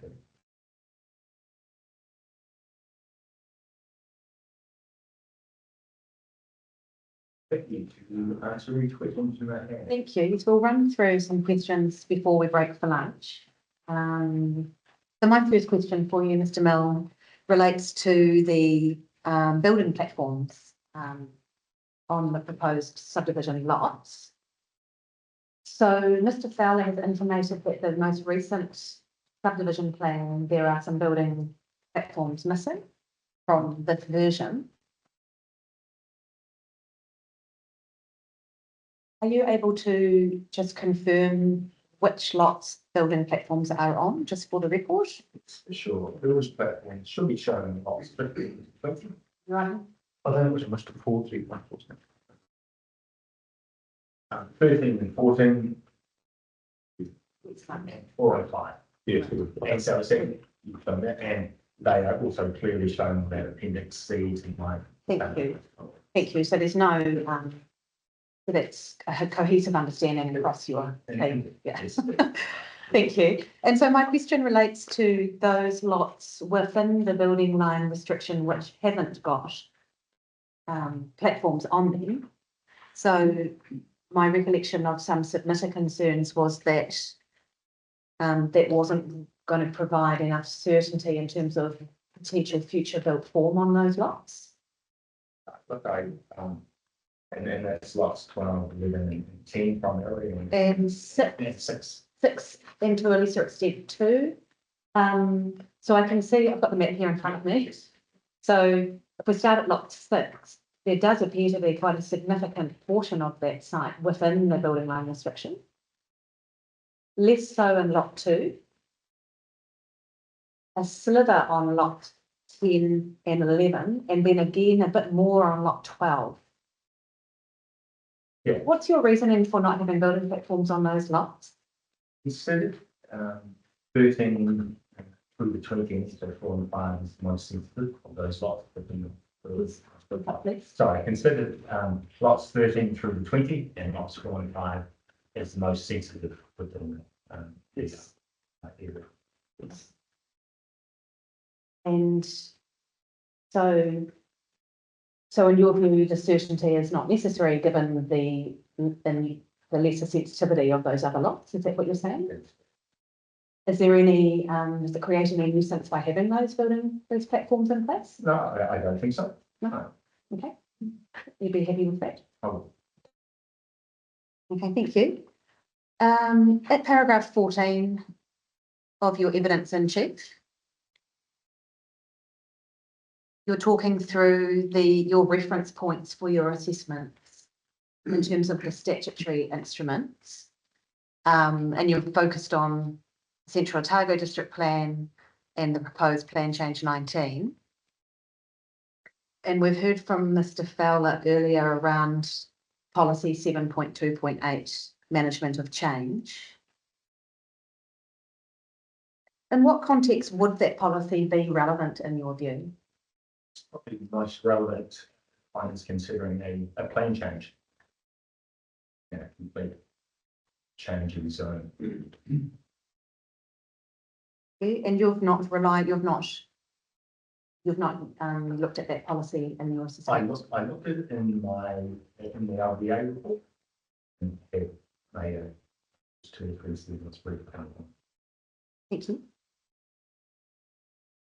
Paragraph 25 of your evidence in chief.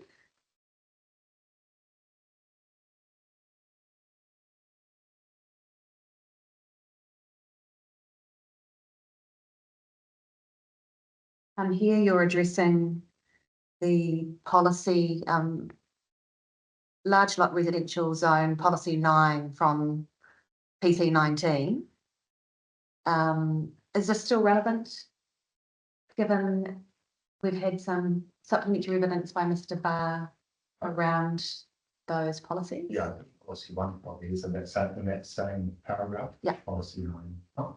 Okay, thank you. And at paragraph 48, this is where you're talking about the night sky intrusion. And you've suggested an additional condition of consent. It's quite specific there. around exterior lighting. And I note that that's not in the conditions put forward by Mr. Barr. Is there a reason for that? Perhaps it was an oversight of Mr. Barr. I discussed that with him. Sure, we can check in with him later. Certainly. So your expectation would be that a quite a specific condition would be included? Yeah, thank you.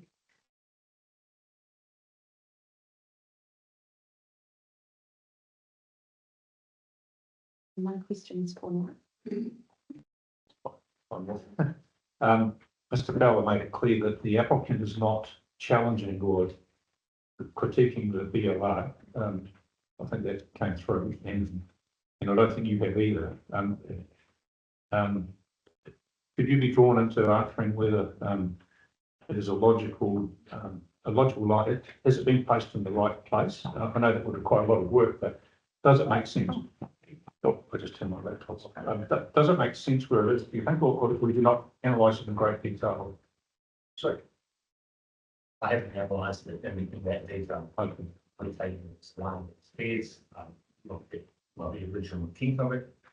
Also pick up on Mr. Fowler's comments this morning, how from within the basin, you can see other parts of the township that has evolved over time since the line came in place. Now, those parts of the township you can see within the one area, but that benefit is now being seen around edges. Good one. The L. Reasons to consider as appropriate. I have gone through that. That's right. I thought useful to know that, but thank you. Questions here. Thank you. Thank you. So that brings us to lunchtime. We're a little bit over for our scheduled lunch, but we're well within our time, I think, with the remaining witnesses. Yes. And so after lunch, Mr. Fowler, Mr. Milne could take us through the visual simulations, viewpoint by viewpoint, and we're particularly interested in the divergent view where it occurs between Mr. Milne and Ms. Stevens, so that we can be very sure exactly where that difference lies in relation to those simulations viewpoints. Thank you. So, thank you. Lovely. So we'll be back at 1:05. Thank you.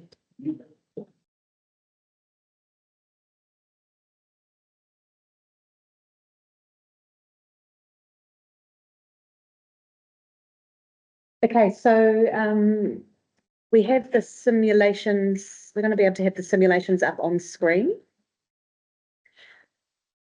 with a very big pointer this time.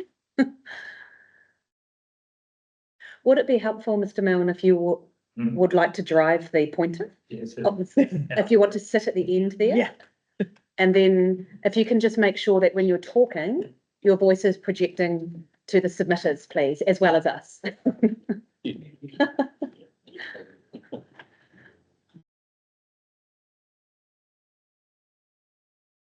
for organising that.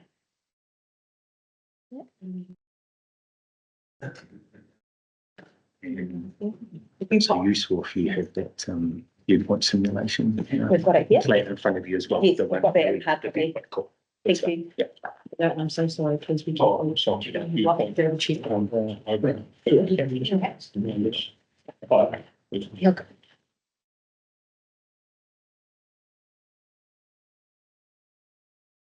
Those are. No. That's what we noticed, isn't it? Little minefield.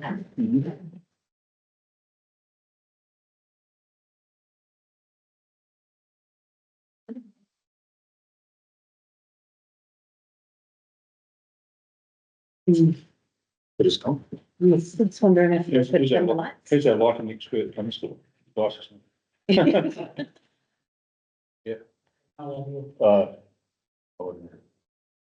Don't push it on. No. I refuse. There it is. Oh, there he goes. That's fine. All right, thank you, Mr. Milne. Over to you. Let's go. So we have viewpoint 3, Yes. visual simulation here. As described earlier, top photograph is existing, and the bottom is the simulation. In this simulation, I describe or rate the adverse visual effects to be low to moderate. Miss Stephen, in this one, in her supplementary evidence, revised her rating to moderate.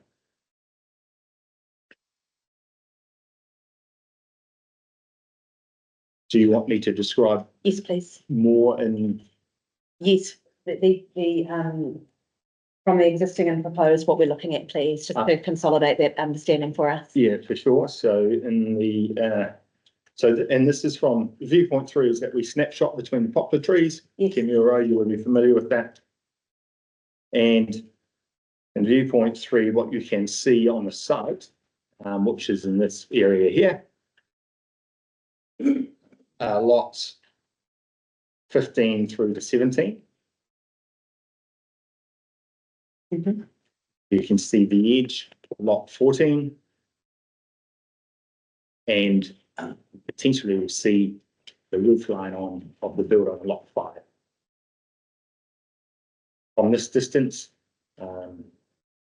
I suggest that there is a minor loss of rural amenity and scenic quality in this view. All of these viewpoints, apart from viewpoints 6 and 7, the site is seen in the mid-ground of the view. So we have lots of foreground to look at. We also have the long distance view to the mountains behind. So there are many elements within the views where your eye is drawn to. And the site is obviously one of those. Some of the key elements in these views, i.e. the line of the mountains, and it's a very horizontal landscape. You'll see as we go through the viewpoints. So a lot of those lines are, and I believe they give or they contribute significantly to the qualities of these views.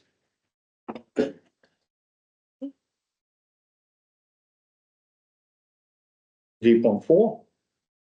This is the seat adjacent to the Carrick Winery, or just around the corner from the Carrick Winery lawn. It is on the Dunstan Trail. One is looking across the inlet. You can see built development in the existing view to the left-hand side. You can see the built development of some of the houses on Terrace Street, adjacent to the site. Just here, it's a really big cursor, isn't it? Yes, it is.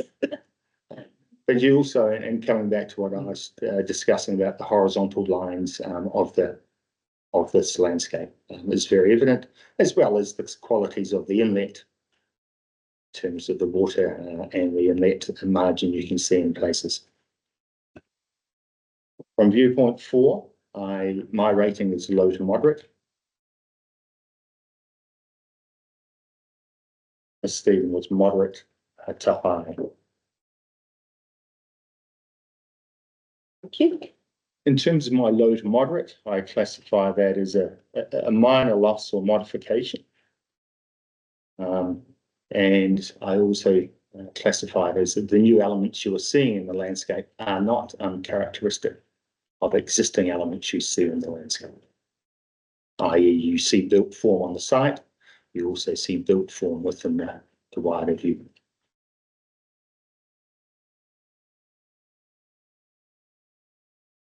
Viewpoint 5. So it's down the inlet edge. There's a picnic table here. You can launch a boat. There is the pumping station just this. I was going to say that's the eastern side, southeastern. Oh no, the eastern side of this viewpoint as well. And you're looking across the inlet. You're looking towards the site. And within this view, just allow me to turn to viewpoint 5 here. I've zoomed in. We can see lot 15, or the built form on lot 15, and we can see a little bit of the roof on lot of future dwelling lot 5.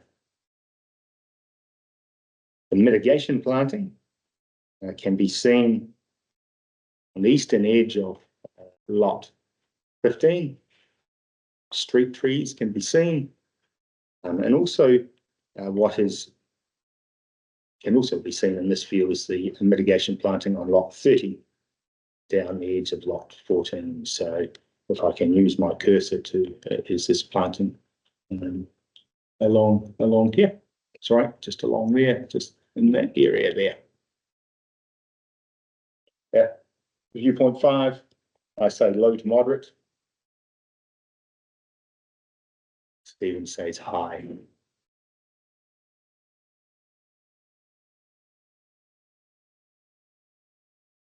I contend that that some of the key elements in this view remain totally undisturbed, being the landform to the centre right of the view.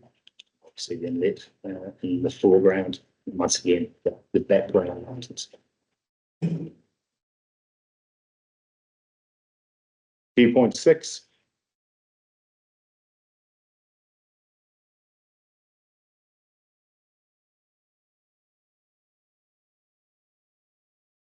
I rate viewpoint 6 as the highest of my potential adverse visual effects. I have a moderate rating on this one. Miss Stephen has a high rating on this one. And in viewpoint 6, from this view, you can see the built form on lots 15 through to 17, as shown here. And they've been modelled to step down the hillside. Do put in my supplementary evidence that they've been modelled as per the design controls, design conditions, bearing in mind that bespoke architecture may get you a different look in terms of materiality. If anything, that would obviously improve the visual effect. And just ask a question on that one, Mr. Mill. If you were to move forward, would there be a skyline effect from a slightly different viewpoint, or would? Look, yes, there probably would be. Sir, the effects will vary if you move 15 metres that way, 20 metres back that way, 20 metres that side. If you moved 15 metres that way, you probably see the house on the skyline to the immediate left in that view. So yes, this has been chosen as the most representative. Yeah, so they're right. If you were moving forward, you'd probably be in a car about to exit from you rather than sitting there, I would imagine. Because I remember we drove up there yesterday and it occurred to me that it became more prominent as you were driving towards the entrance, but you're not necessarily parked there. Exactly. And we have to remember how one uses these spaces as well. You could be sitting at this picnic table, looking towards the inlet or looking back that way. Yeah, so we need to bear that in mind as well. It's very important context. Viewpoint 7.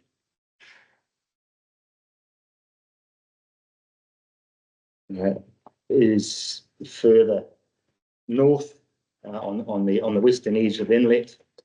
There is, you will be familiar that, well, not necessarily familiar, well, familiar after your visit yesterday with the toilet block there. And it's I'd suggest quite a utilitarian sort of foreground parking built form. And in this view here, you can see a snippet of lot proposed built form on lot 15. Now that sits just in here. You can see the roof line of that building.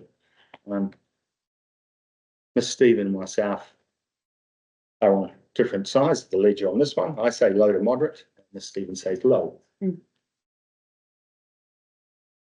Also in this view, you'll see the proposed mitigation planting on lot 30 and down the edge of lot 14 as well, which is just there. And finally, in terms of the visual simulations, viewpoint 8.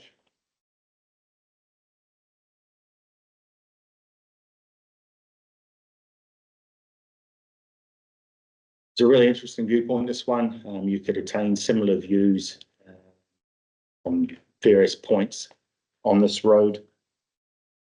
It has what I'd term a relatively complex foreground given the existing infrastructure, whether it be frost fans, power lines, sheds and the like. The site is seen in the mid-ground once again, and we have a backdrop of folding hills and mountains. In this view, lots 15 around to 19 and a smidgen of 20. That's not a very technical term, is it? But just the really edge of 20 can be seen. So from this view, you get the face of that eastern flank of the site. But also predominant in this view is will be the undeveloped and balanced lot of lot 40. That is seen here. That's where my cursor is at the moment. And you can see the mitigation planting along the top of that landform, which is proposed for lot 30. To the left-hand side of the view, one also sees existing housing on Terrace Street. One can see existing housing along the top of, or to the top end of Hall Road in the distance. And of course, you have the number, or you can see the built form of dwellings and sheds in the foreground associated with activity on this road. Quite a visually complex view, given vegetation patterns, viticulture, etc. From that viewpoint, I rate potential adverse effectively low to moderate, and Ms. Stephen rates it as moderate.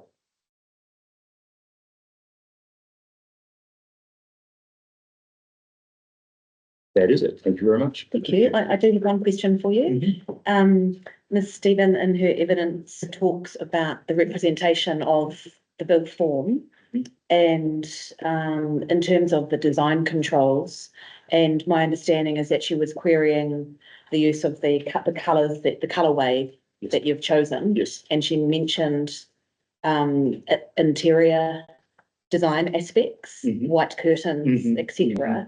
Is that, in your view, a relevant matter in terms of design controls? Is that a typical focus point for a landscape assessment? Partially, yes. More focuses on external cladding and colours. Ms. Stephen also mentioned there isn't a light reflectant value for exterior cladding. We have one, we've suggested one in the design controls for roofs. We've suggested a range of colours and materials for exterior cladding, a light reflectance value for that. To be entertained, it would typically run 25 or 35 with this similar setting. Internally, very hard to have conditions around what people do with their curtains. And if they have them drawn during the day, I'm not too sure why. So very good views from this side. So it's hard to control that activity. Certainly been involved in projects where there has been controls on internal lighting, but not curtains to that extent or any other interior design. Okay, thank you. Thanks very much. Thank you. Thank you, Mr. Milne. Thank you, Mr. Fowler. That was very helpful. Thank you. This brings us to the final witness for the applicant, which is Craig Farr and consultant. Yes, thank you. Oh, thank you, Mr. Dicey. Yeah, the 10 lights, which is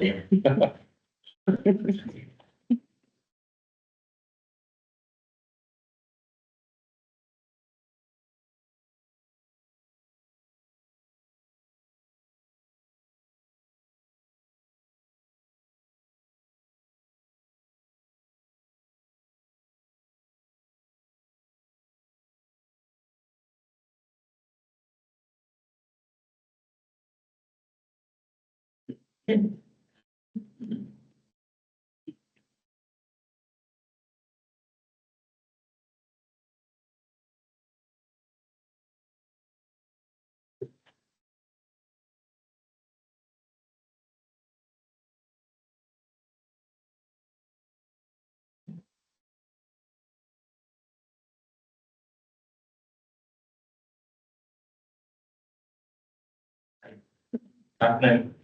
Okay. So I think you'd be aware I have a summary statement in response to the dirty planning witnesses. I have my evidence in my sheet. My summary statement is about 8 pages.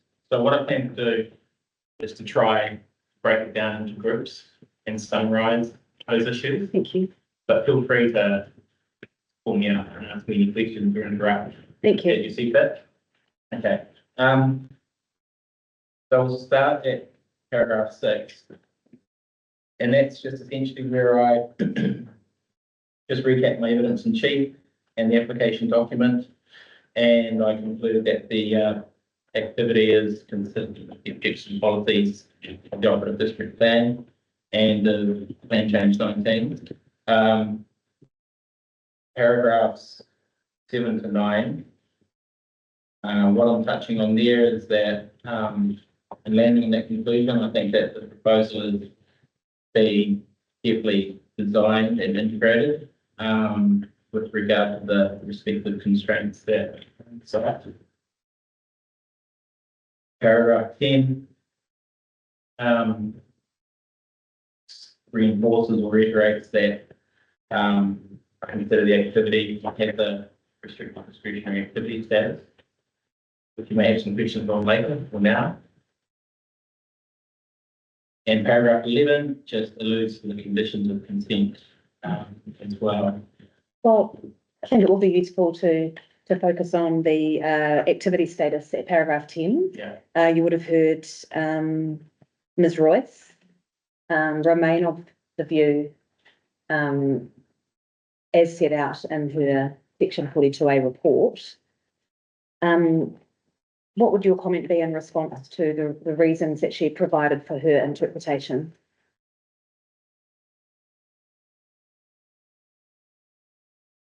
That's Ms. Royce's response is actually a fair call, but there's a more contextual approach you can take to the rule, and as one of the commissioners raised, the rule is quite qualitative. So the rule needs to be applied on a case-by-case context. That's the nature of the rule. The rule's got 2 limits. It can be binary. The first limit is to do with annotations on planning maps, which is something relate to. The second limit of the rule is as we traverse, is that it will be likely to be subject to material damage by erosion of falling debris, subsidence, or inundation from any source. So in my evidence, I set out that it's you apply the rule literally. Every site in the district would trigger the rule. Every subdivision in the district would trigger the rule because it's Central Otago district. Every site is probably subject to material damage from an earthquake. And I don't think that's being facetious or trivial. I just think that if you took that interpretation as a rule, that's where you could land. So I think with the case that we had, Mr. Justice has provided its reasons as well, and I'm relying on that. I'm of the view that just because there's the presence of a geotechnical report doesn't mean that the site engages the law or an activity engages the law. So hopefully that helps a little bit. That's sort of my approach, is that it's slightly more contextual, and that's just can't be applied as a blanket issue. So Yes, and I also understand that, and I think there is a level of agreement here between Ms. Royce and the applicant yourself, that in any case, section 106 of the RMA picks up those matters that are of concern. yes, that's dead right. I mean, life will be simpler if matter of discretion is mental evidence. But it's not, but there is section 106, and that is something you just can't escape for a subdivision. Okay, thank you. Did you have a question? Yeah, just so I'm just reading the rule again. So, yeah. So then, the first part: any subdivision that involves land that is subject to or potentially subject to the effects of the hazard as identified on the planning maps, and that's not the case here, is it? Correct. Yeah, and so that doesn't apply. Or land that is likely to be subject to material damage. So that doesn't apply across the whole district, because if it's flat land and it's not, if it's flat land, it's not got a hazard mapping over it, there's no stability issues. There will be properties that aren't caught by this rule, wouldn't? Well, not quite. I mean, I'm not objecting to it. Yeah. But you could have land in the liquefaction area. You could have land that is near a fault line that's not identified on the district plan map. It's not identified on the Otago Council, Otago Regional Council Standard Register, and it could be subject to fault rupture or something like that. Yes, but if there will, would you accept that there will be properties that aren't, that are clearly not affected by any of those things? I definitely accept that there's some properties that are more likely to be engaged by them than others. Right, okay, all right. I understand the point you're making. I'm just trying to apply that rule, whether it does apply across the district or not. And, yeah, it's arguable either way, but I understand the point you make. We'll have to think about it. Yeah. Right, thank you.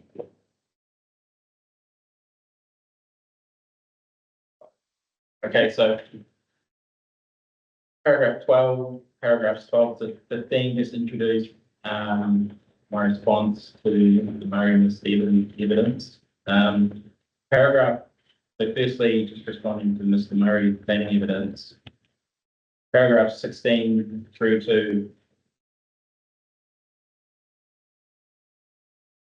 around 2021 actually, just to respond to deal with this concept that Mr. Murray raised, that all lines on a district plan maps or all annotations on a district plan map are potentially created equal and they need to be treated as such. I don't think that's the case, and that's not even not the case for the Central Otago District Plan. What I've done is set out in my paragraphs 18 to 19 that the Opera District Plan identifies outstanding natural features and landscapes.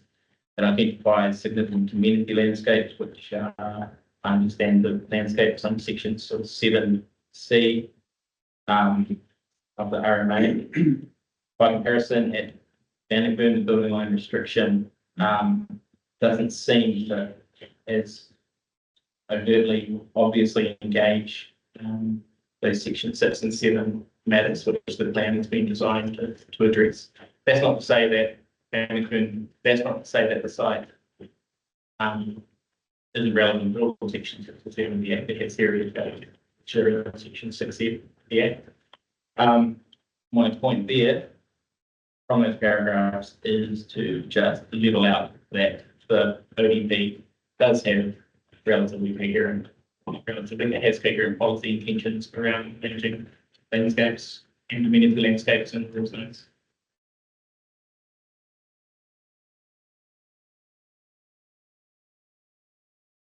So paragraph 22. Sorry, so paragraph 2 just summarizes that, and that perhaps the strategic importance of the building line restriction at Bannockburn has been somewhat overstated. Paragraphs 23 through to 26 just sort of deal with the issue Mr. Murray raised around the Bannockburn Heritage Landscape Study 2004 and the importance of that. And what I've suggested is that while the study is relevant as another matter under section 1041C of the RMA, and it is a relevant matter and helpful for assessment of the proposal and also decision making to an extent, it doesn't replace the use and policies in the operative district plan.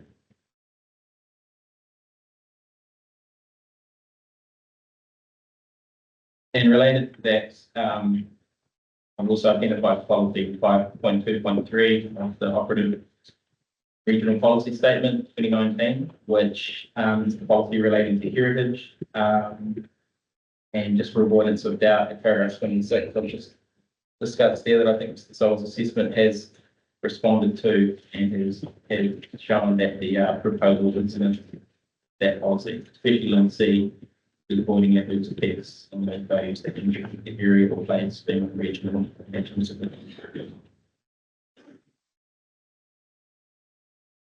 On that note, Mr. Barr, so you're not agreeing with Mr. Murray's approach to assessing the effects of the activity insofar as he has used that particular Bannockburn landscape heritage study to inform his view around operative RPS provisions. You've not directly assessed the RPS policies in your planning assessment? Not on my evidence in chief. On my evidence in chief, I adopted the assessment from the application. Yes. And I focus on PC 19 of the policy because they were their provision and now have legal effect, you should know. So the application document probably didn't, it would have focused on the operative district plan. Actually, I can find it. I'll try to find it without taking too long.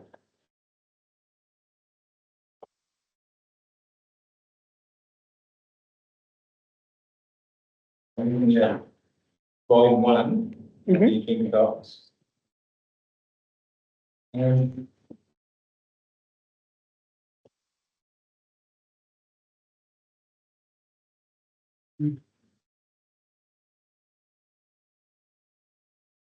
yeah, page 161 has an assessment of the regional policy statement 2019, and it refers to the urban development, the urban growth fixing policy. So it didn't assess, the application didn't assess that.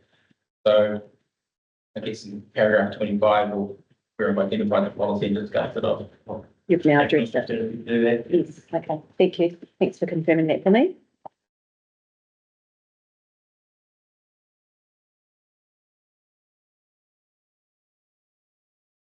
So the next key part is just responding to the planning context issues raised by Ms. Stevens. Paragraphs 30 through to 33. I've identified some statements that were made in the evidence around planning rules and the application of planning rules, and in paragraph 33, I've addressed them, summarising four key points there, which is that the application does achieve the average minimum lot size is required by the operative district plan, and that's set out in quite some detail in paragraph 27 of my evidence in chief. The application also achieves the large lot residential zone, anticipated lot size of 1,500 square metres minimum. And for context, the introduction of the comprehensive residential development framework into the large lot residential zone contemplates sites to be developed or to be subdivided to densities that are less than 1,500 metres squared, providing the gross site area is achieves 1,500 metres squared. So my understanding of that is, I don't think gross site area is defined in the district plan, but my understanding of that is that you could include things like the road, a reserve, and balanced lots, provided that they're probably going to be used again in the future. But just on as comprehensive, would that be assessed RDA? You think, would it be full discretionary, or If you, depending on the density, I suppose? yes, if you can achieve, if you can still sort of comply with rule LLRZ 12, and you achieve that gross site area from 1,500 metres squared, you're restricted discretionary activity. And if not, then you're not complying. Oh, okay. Yeah. Right. Thank you.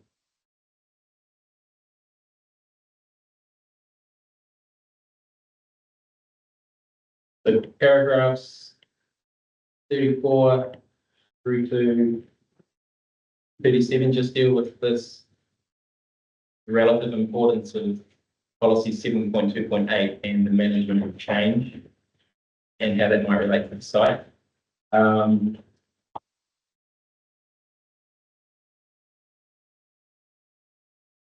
So 36 here, I've set out the policy in full.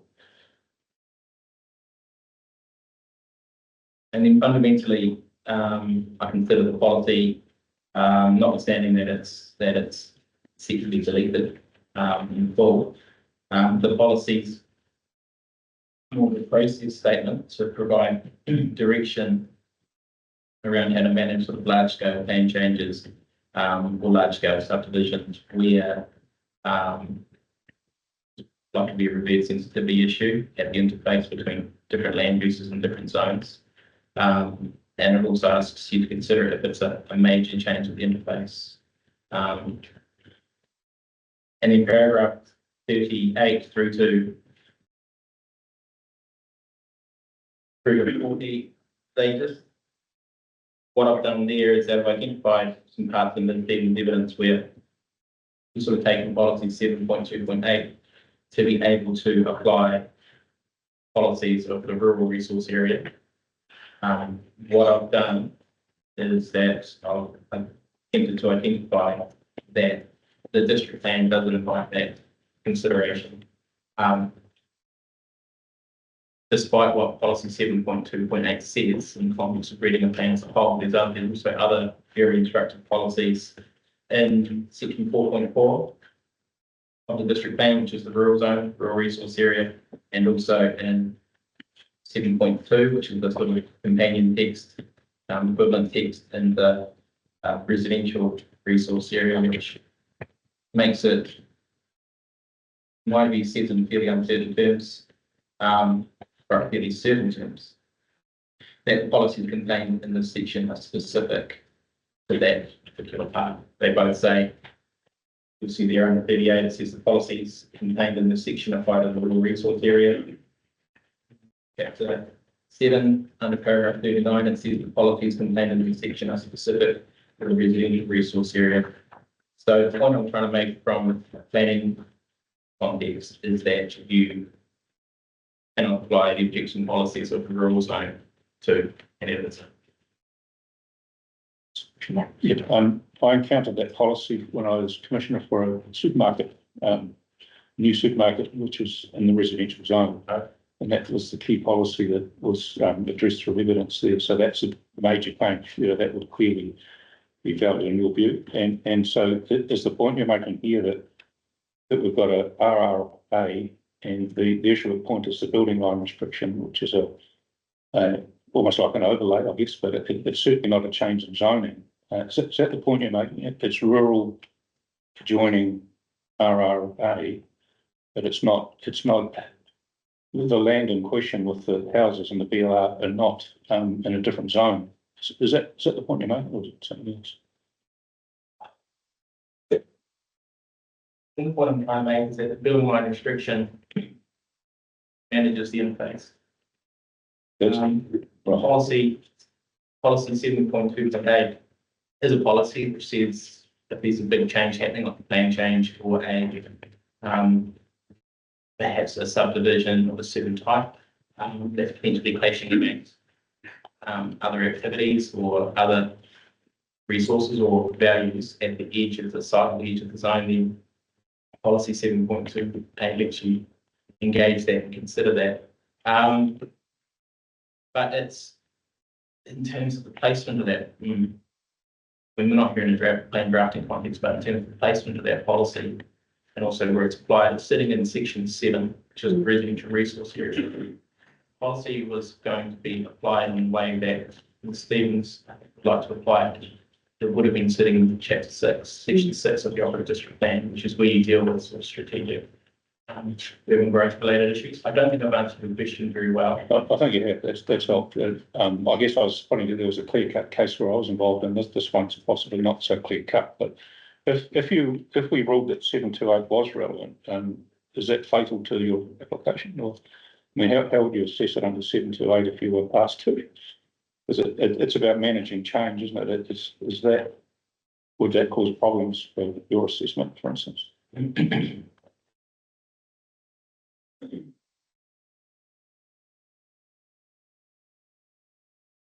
No, I don't know what happened in the case you raised, but I still wouldn't take that as an inference that you can apply the provisions on the zone. I'm not saying we did, but. No, I don't know what happened there, so I'm kind of running to, I think that's the case. I think to the extent the policy is relevant, you would look at section 6 of the ODP. You'd probably go back and have a really hard look at section 2, which the significant resource management issues of the district, that's what it's called, off my head. But I don't think it gives you a license to go applying, for instance, policies of the rules and that basically deal with rural amenity landscape issues. Which is the point you're making here. Yeah. Okay. And so, Mr. Barr, in paragraph 38 and 39, those statements that you're pointing us to, they're like the plan user guidance statements in a sense. Like if you're using this plan, it's a bit of a wayfinder. Is that the point you are? Yes, exactly. Right. They're instructive texts that sit under the duties and policies, but before the rules in every section of the plan. They're quite consistently laid out in each resource area chapter. Right. So I think they're quite important sort of instructive plan implementation. Okay. Thank you. Thanks for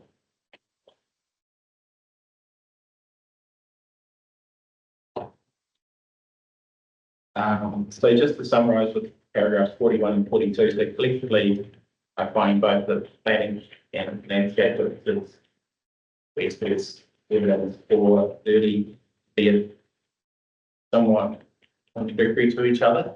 On the one hand, Mr. Murray sort of reaching for a part 2 argument, or sort of trying to reach beyond the district plan itself, and there's Stephen sort of saying that the district plan's there, but relies on items from number of planning schemes.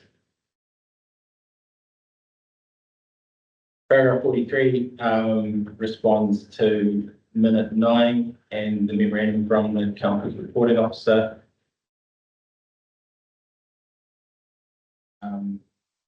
I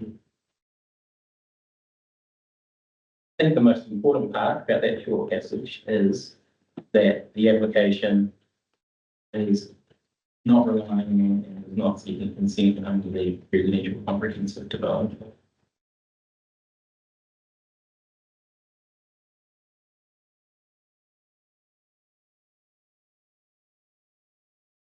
We might just check in now with Ms. Rice on that point. Ms. Rice. Yes. So you'll be aware, obviously, that there was an exchange, there was a memorandum from yourself. We invited the applicant to respond. They submitted their response. Have you considered that response and what is your view? I have, yes. and I have got some material prepared. Yes. And for that, would you like me to present them now or at the end of Mr. Barr's? Yeah. Do you, in a nutshell, do you agree or disagree with the applicants? I don't think LLRC R12 is relevant to this application. I don't believe there's an application under that rule. Okay. Great. Thank you. We'll come back to that. Thank you. Okay. Thank you. Any questions on that? No. That's it. So I do have questions for you. Sorry, I was checking on that particular aspect.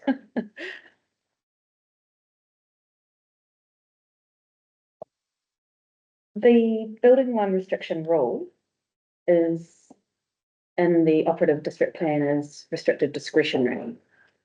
And in the representations from Mr. Gardner Hopkins, there is a suggestion there that it's a firm directive rule in the sense that it seeks to avoid, or the definition perhaps, seeks to avoid development.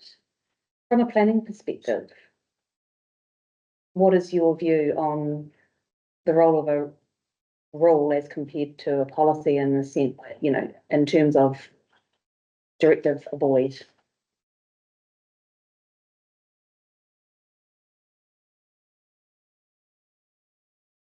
Not so much, excuse me, it's not so much the activity status of the rule. As long as it's more restrictive and controlled activity, of course. It's more about what the policy intention is and what the policy says. I infer what you've referred to then, I don't think it's in this document, is the definition of building line restriction. I'll probably find it for you here, just a minute. Hang on. You got that there? Okay, give me a second. I'll just bring it up on. It's tomorrow.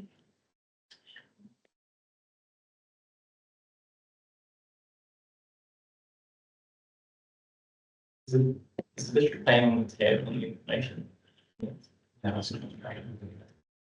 Okay, so I've got it, Commissioner. thank you. It took me far too long.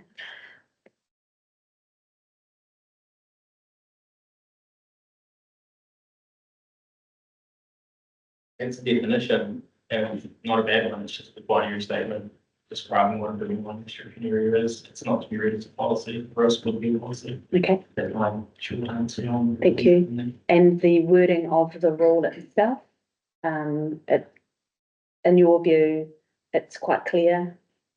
Yes, I don't have it in front of me, but there's no dispute as to wording of the rule and what it says. Let me just check.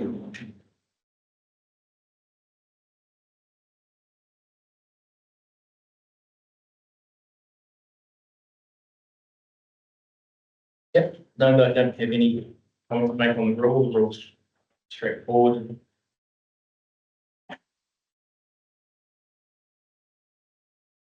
Thank you. You've covered a few of my questions in your summary statement. I would like to check a couple of things with you around the proposed condition set. Yes, which I don't have.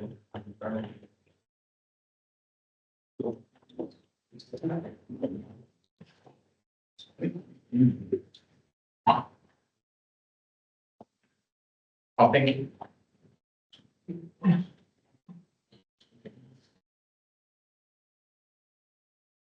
So, when we're asking questions of Mr. Milne, I asked him about, a condition that he had recommended in relation to night sky intrusion. And it's quite a specifically worded condition. And I noted that when I looked at the proposed set of conditions, it's not included. Is that a deliberate omission, or is it somehow conflated into another condition that I've not picked up on?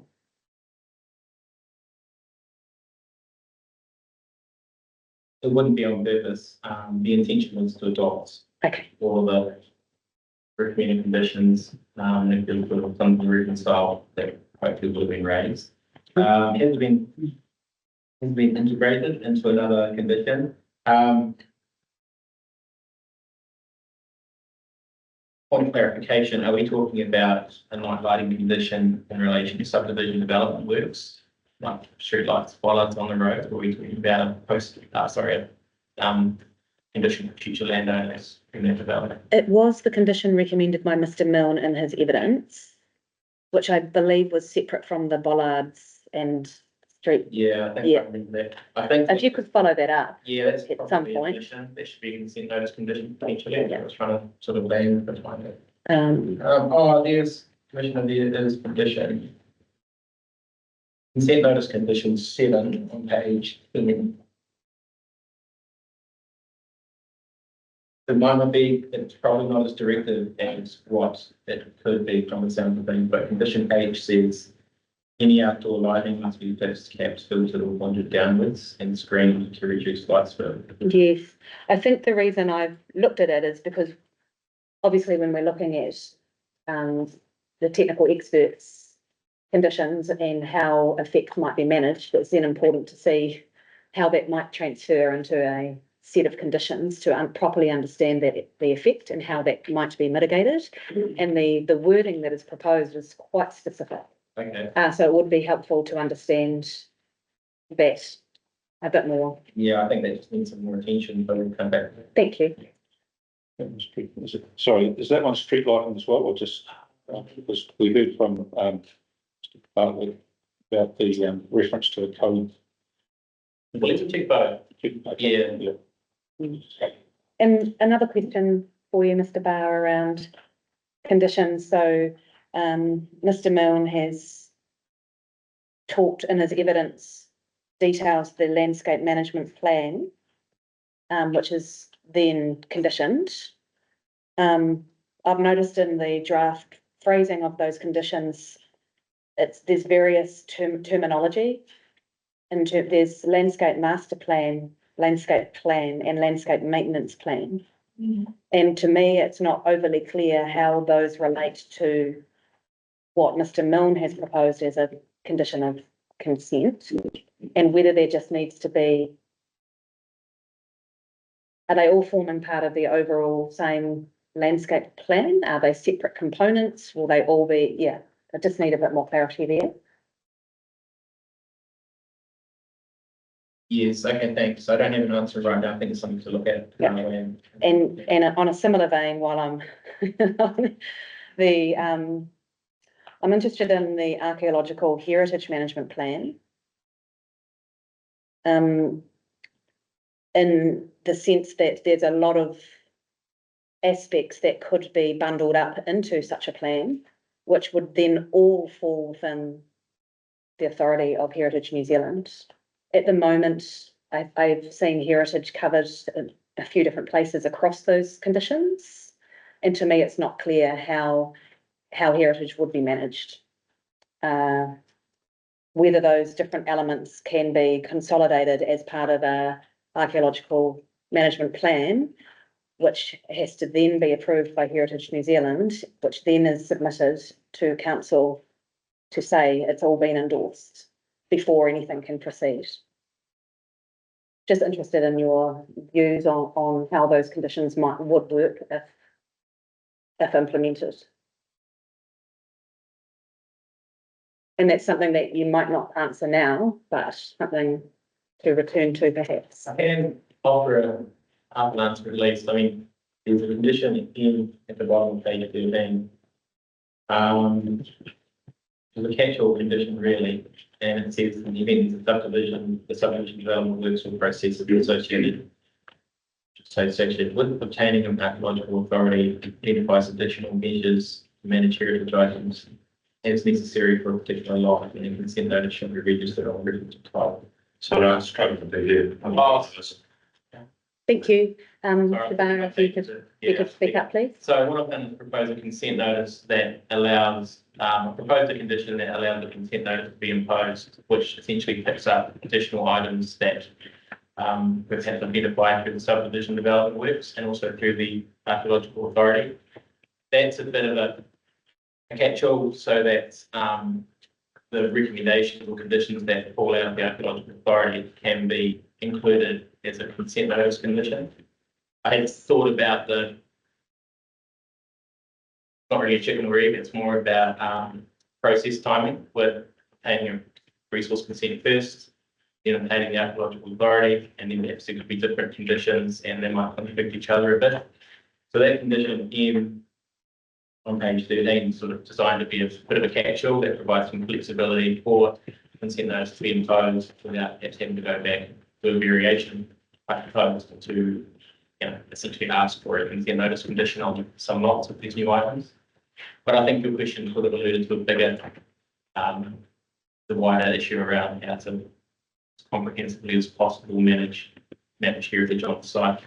And I think that's something we can probably have a bit more of a think about how we can craft it in terms of condition. It's quite robust. Yeah, I think, it's obviously an important issue in this application, as is the landscaping and other aspects. And so for us to understand the effects of a proposal, we have to also understand how conditions might work in relation to those values. So that would be helpful.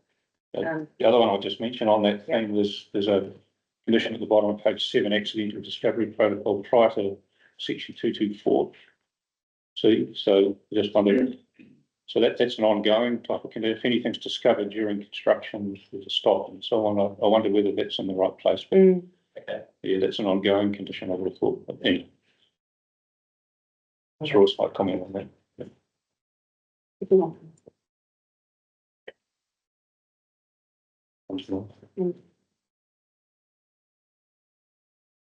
Oh, I see. Yes, that is still a question. Yes. Oh, yes, when I looked at all the conditions, there's general conditions and then there's subdivision conditions. Have you not also applied for a land use consent or for the building line restriction transgression, if you like? And if you have, will the land use conditions be encapsulated in the general conditions? Normally you'd separate them out, wouldn't you? Councils do different things, Commissioner. Right. They might want to itemize it as a separate decision as a land use. Yeah. The condition one references the. Is it? Yeah, when the fundamentally the the conditions would reference the file number, which would include the application, and condition one is the general condition. That refers to the application. Okay, I just wanted to be sure that they haven't omitted a land use consent condition if the one's required. If it's meant to be encapsulated with condition one, that's fine, but on the face of it, it doesn't seem to be any conditions related to land use consent. And on that note, it's encapsulated, it's integrated to the suite of conditions. That's why we're That's right. land use consent as well. All right, I just thought I'd raise that. So, very good. And one final question from me, in terms of the submission from Karunaka, which is neutral. Obviously they have, Karunaka has an interest in archaeological heritage insofar as it relates to cultural values. And I noted that the proposed conditions of consent aren't specific to Karunaka. They're quite broad, a bit generic. And I figure that it would be quite an important aspect to specify the runaka we're referring to within conditions, to make that as specific as possible to reflect that relationship of the runaka with the land and those values. Just as a general observation. Thank you. Thanks. On board. I think all my questions have been answered. Are you okay? Yes, yes. And for submitters here in the room, I'll just explain a bit about the process about a hearing. You'll hear us talking about resource consent conditions. That in no way indicates that we have reached a view on the proposal either way. It's a very important part of the process to interrogate and understand how adverse effects, if identified, if they can be avoided. And that's very much part of this. We have to look at things quite holistically and understand what the effect is, the extent of the effect, the magnitude of the effect, can it be mitigated? And so testing and asking questions about conditions of a consent is a very important part of our understanding. So I just wanted to reassure you there that we have in no way reached a conclusion on this application at this point. Thank you. Okay, Mr. Barr, no further questions.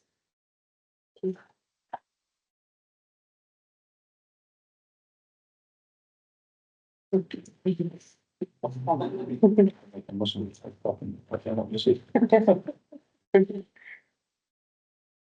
thank you, Madam Chair. Commissioner. That is, we don't see case for the applicant unless you have any further questions from this stage, which I think would be answered.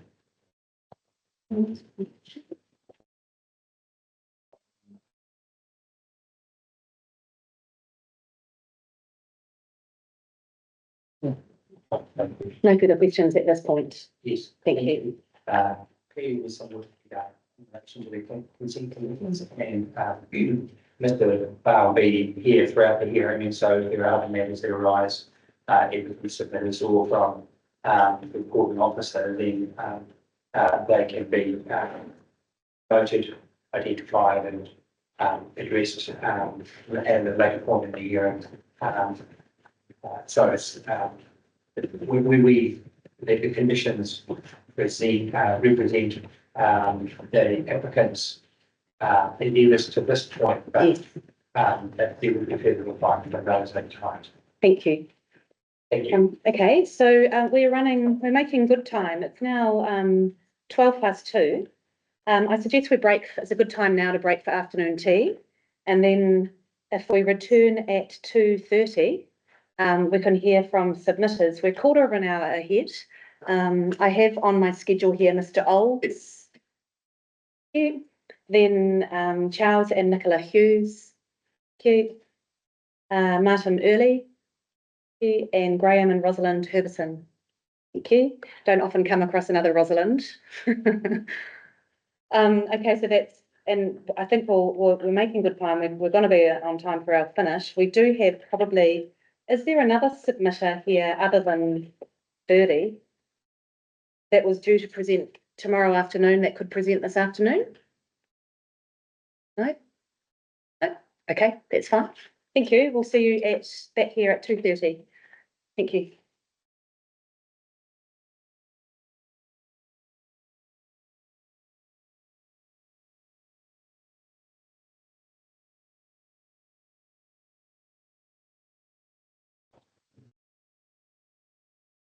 Right.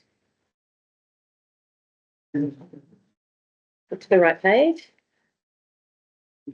Thank you, everyone. So now begins hearing of submitter presentations. We have 4 presentations this afternoon, and beginning with Mr. Old. Thank you very much, Mr. Old.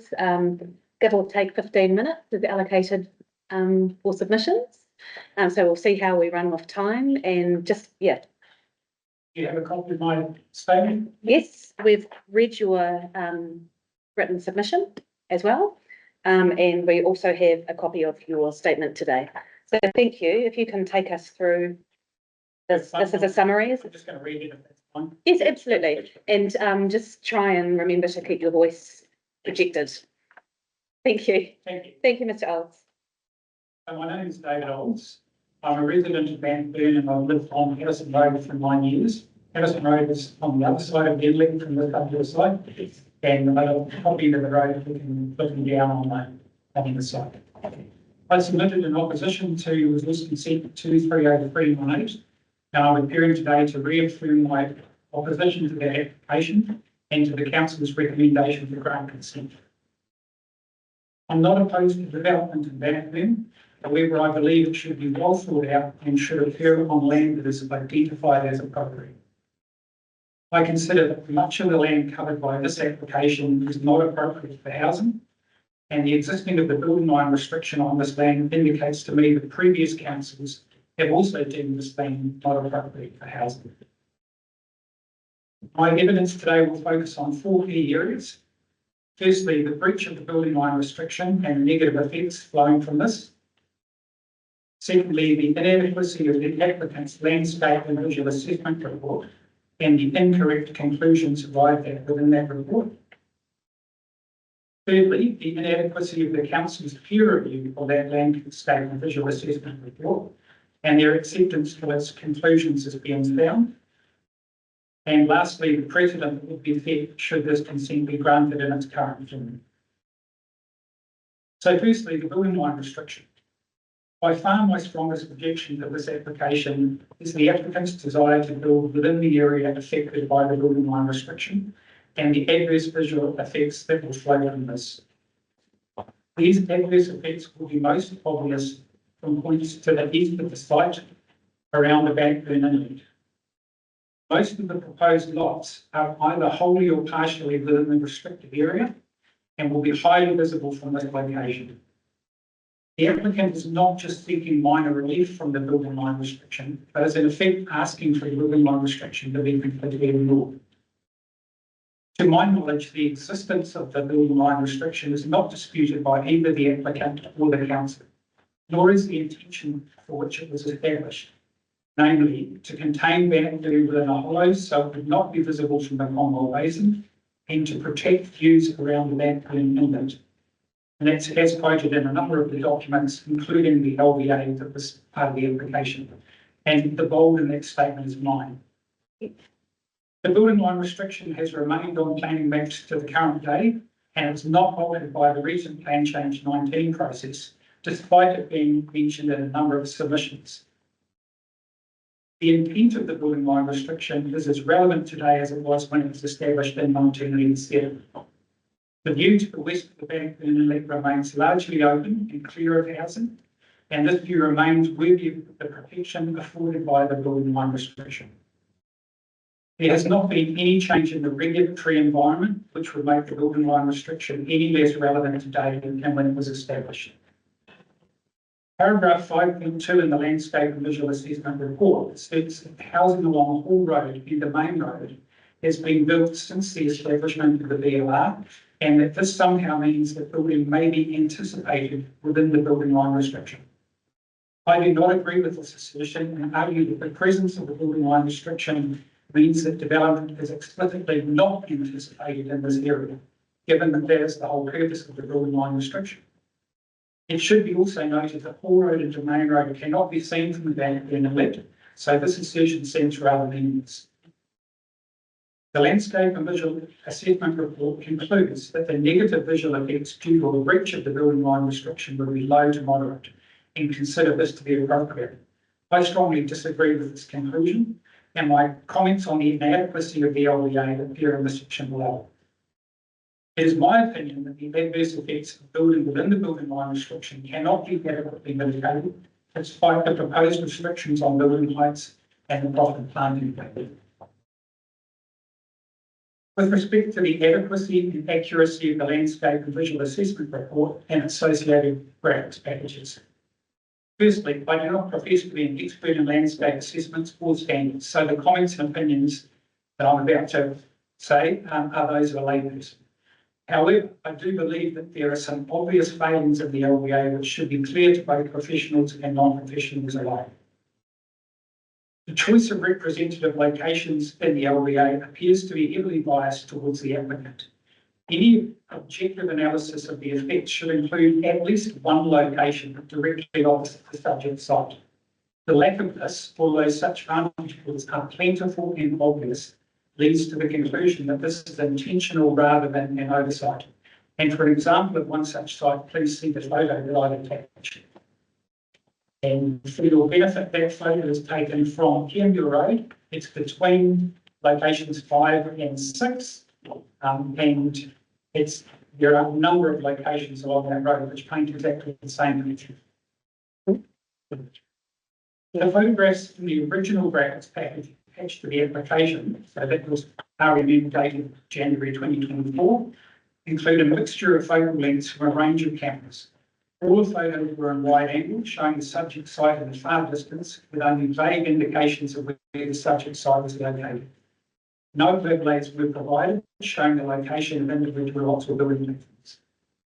A newer graphics package was provided in September 2024 as part of the applicant's expert evidence. The photos in this package, while labelled as 50mm, were still very wide angle, with the subject site in the medium to far distance. No close-up pictures of the site were provided. Again, in contrast, see the photo that was attached that you just looked at, that was taken on a full format 50mm camera, no zoom, no wide angle, which is the accepted standard photo entry photos. The September 2024 package also included graphic overlays intended to show the location of the individual lots. While the quality of these overlays was extremely poor, they were still useful in showing the extent to which these lots would be visible from the inlet. Given the high visibility of many of the lots, it's difficult to support the assertion in the LVA that the negative visual effects of a breach of the building line restriction will be low to moderate. At the request of the Commissioners, an additional graphics package was prepared for this hearing, depicting how the site may look with houses and mitigation planting in place. While I will leave a full assessment of that package to those more qualified to comment, I would like to make the following points as a layperson. Firstly, in my opinion, the images show the absolute best result that could be expected in a careful development, with recessive houses nicely blending into one another and a perfectly integrated planting tended carefully over a period of 10 years. The real life effect is likely to be very different and significantly worse than what is portrayed. The planting depicted in the images far exceeds that outlined in the application and the recommended conditions of consent, so shows an overly optimistic picture of what may occur. The planting is depicted in late spring, early summer, when it would have maximum foliage, again showing the site in the best possible light. Significant additional planting is depicted within the residential lots, in an obvious attempt to minimise the visual impact that the housing will have. Given that this additional planting is not specified in the application or required of the eventual landowners, it seems disingenuous to depict this in the images. A purchaser of one of these lots with a prime view of the Bannockburn Inlet will naturally want to maximise that view and is highly unlikely to plant and maintain tall trees that are going to negatively impact on it. Despite my comments above, I believe the new graphics package clearly shows that the visual impact would be greater than low to moderate, as stated in the applicant's evidence. If they have not already, I strongly encourage the commissioners to walk the short section of cycle trail between location 5 and the cycle bridge at the end of the reserve, and to look up the site to assess that impact for themselves. The combination of the above inadequacies has resulted in the photographic and graphical evidence being non-objective and highly slanted towards the applicant. I'm inclined to believe that this is not accidental, but is a deliberate attempt to downplay the negative effects of the proposed development inside the building line restriction. Next, I will touch on the council's review of the landscape visual assessment report. The Section 42A report relies heavily on the information and conclusions provided in the applicant's LVA. This is apparent when reviewing paragraphs 69 to 75 of that report. The Section 42A report also indicates that the LVA was peer reviewed by the council's consultant landscape architect, Ms. Kruger, and states in paragraph 85 that consistent expert assessments, i.e. between the LVA and Ms. Kruger, are adopted for the purposes of this report. It is noted that Ms. Kruger also provided feedback and advice to the applicant project team during the redesign of the subdivision in 2022-23, and that feedback was taken on board during the redesign. This being the case, it's not surprising that there is now agreement between these expert assessments. I do, however, question whether that provides a true independent and objective assessment of the applicant's LVA, as the reviewer is unlikely to be critical of an application informed by her own advice. In Ms. Fluger's peer review of the LVA, it states that her review is based on a desktop review of the information provided in the LVA, along with a brief site visit undertaken on the 25th of March 24 to confirm that the environment and site conditions had not changed materially since her review in 2021. As stated above, I believe that there were inadequacies in the graphic and photographic evidence provided in the LVA and its associated graphics packages. This issue was also raised during the submission stage by a number of submitters, and as such, I believe that evidence should have been more seriously scrutinised by Ms. Fluger during her peer review. She does indicate in 1 or 2 of her report that no visual simulations were provided, and Mr. Mill, in his expert evidence, states in paragraph 64 that visual simulations have not been required and were not identified as being necessary in the CODC peer review undertaken by Ms. Fluger. This all appears to be very convenient and has the appearance of being more of a rubber stamp exercise than a true objective review. Visual evidence is an important tool in assessing the visual impacts, and without good quality visual evidence, I believe any assessment of the visual impacts is not evidence-based. As such, the acceptance of the LVA assertions and conclusions in the peer review is flawed. As previously mentioned, additional graphical evidence was requested by the commissioners for this hearing, and as a result of this, notwithstanding my previous comments, Ms. Fluger has now recommended modifications to the conditions of consent along with additional planting. This supports my contention that the inadequacies in the previously provided graphical evidence had an influence on the peer review, which was favourable to the applicant. I'd also like to state, it's not written in here, that none of these comments should be seen as a criticism of Ms. Fluger, as I don't know what the scope of her engagement with the CODC was in this case. I have no idea what that was, so no personal criticism is intended. With respect to the precedent to be set by Grundy residency, the applicant also owns the adjacent land to the north and west of the subject site and have indicated their intention to develop this land in the future, as shown by their submissions and evidence during the Plan Change 19 process. The land to the north of the site is also subject to a building line restriction, and if the building line restriction is not respected under the current application, then it will be very difficult for the council to defend it in future applications. This has the potential to lead to more inappropriate development along the slopes above the Bannockburn Inlet in the future. As is their right, the applicant has chosen to pursue the development of this land in a staged manner. As a result, each consent which is granted will influence each subsequent stage. While the council can only adjudicate on the application before them, I believe they have an obligation to look at this application in the context of future development of the whole site. By selecting this particular block of land to develop first, and by testing the limits of the support for the building line restriction, the applicant is also influencing the limits of future development on the site. This application is clearly the thin end of the wedge. And in summary, my main opposition to this application stems from the applicant's desire to build within the building line restriction and negative effects that will flow from that. The building line restriction was established with a specific goal in mind, and this application runs in direct opposition to that goal. In my view, the negative effects arising from such development cannot be adequately mitigated. Due to inadequacies in the visual evidence, photographs and visual simulations, I do not believe that the applicant has proven that the effects of this breach will be low to moderate as stated in their application and is relied on in the section 42A report. A viewing of the site from one of the many viewpoints directly opposite makes this very clear. And the erection of poles over the last few days also helps to show how visible the new build forms will be in the landscape.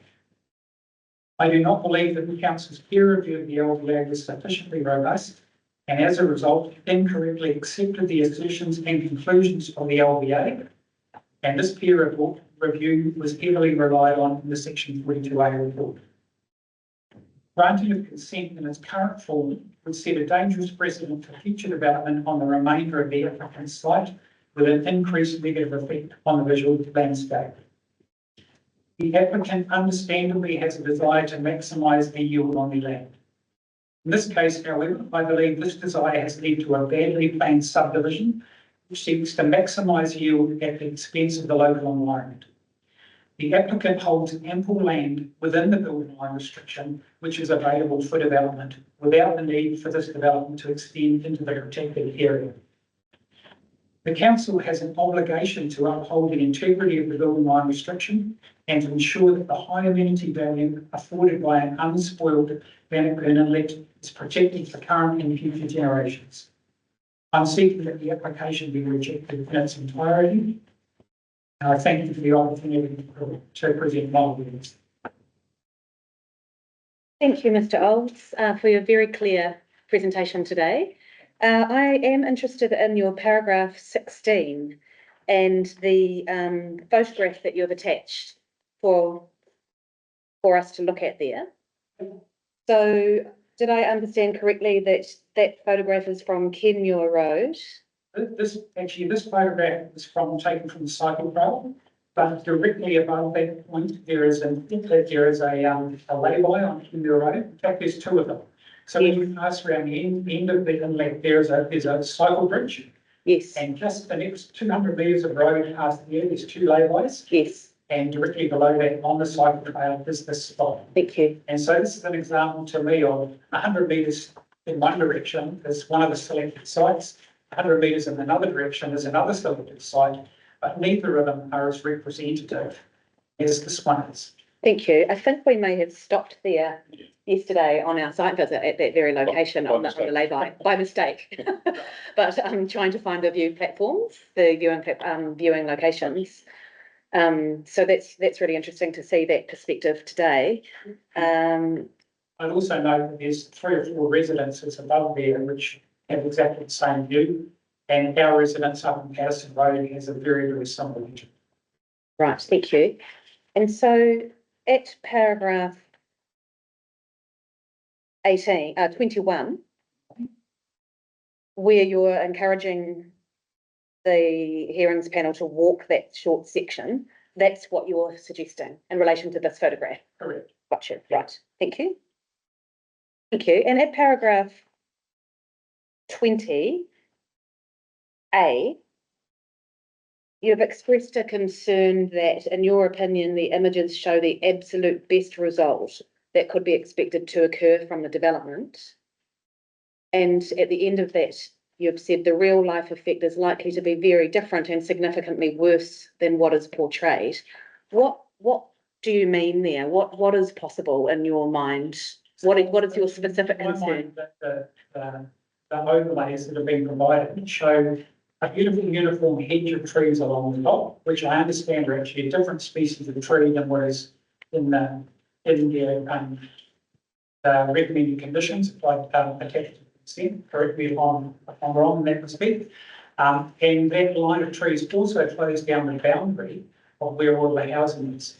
So that boundary is not part of the conditions of the consent, the planting down that boundary. I understand that Ms. Flincher is now recommending there should be additional planting down there.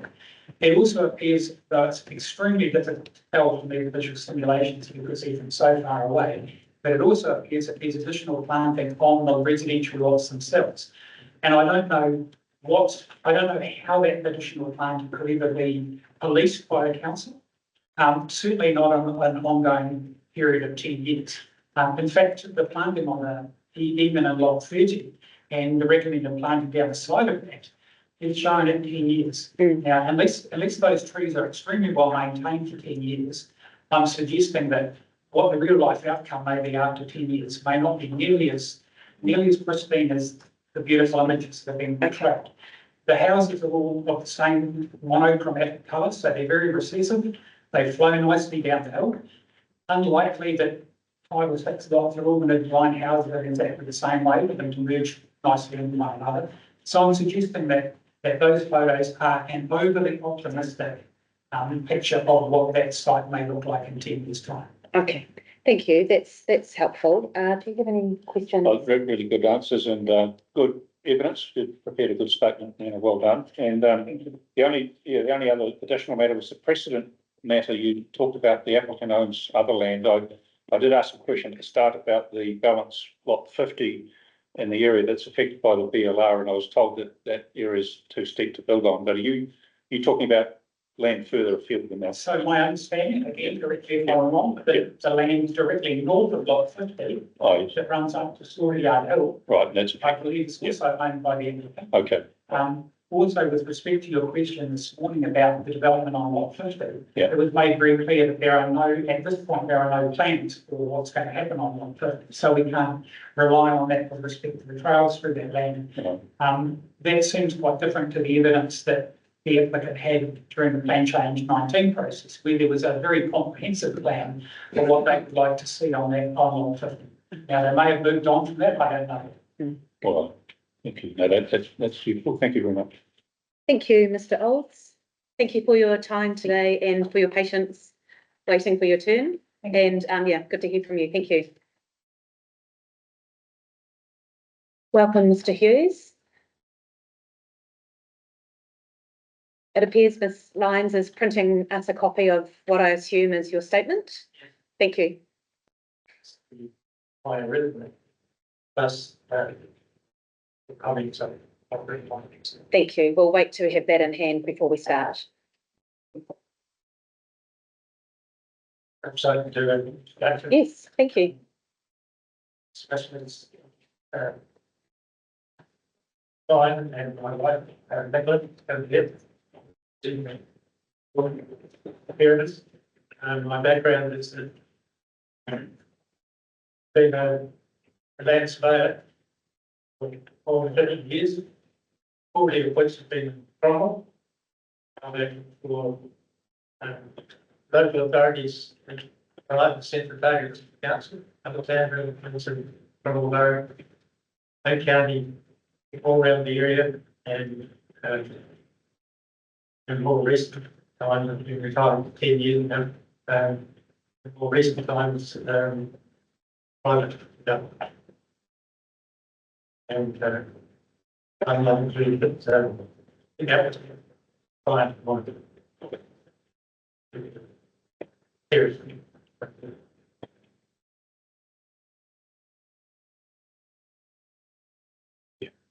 think we'll get going. There are still copies being compiled, but we have them, so. Okay. The specific part of the application my submission relate.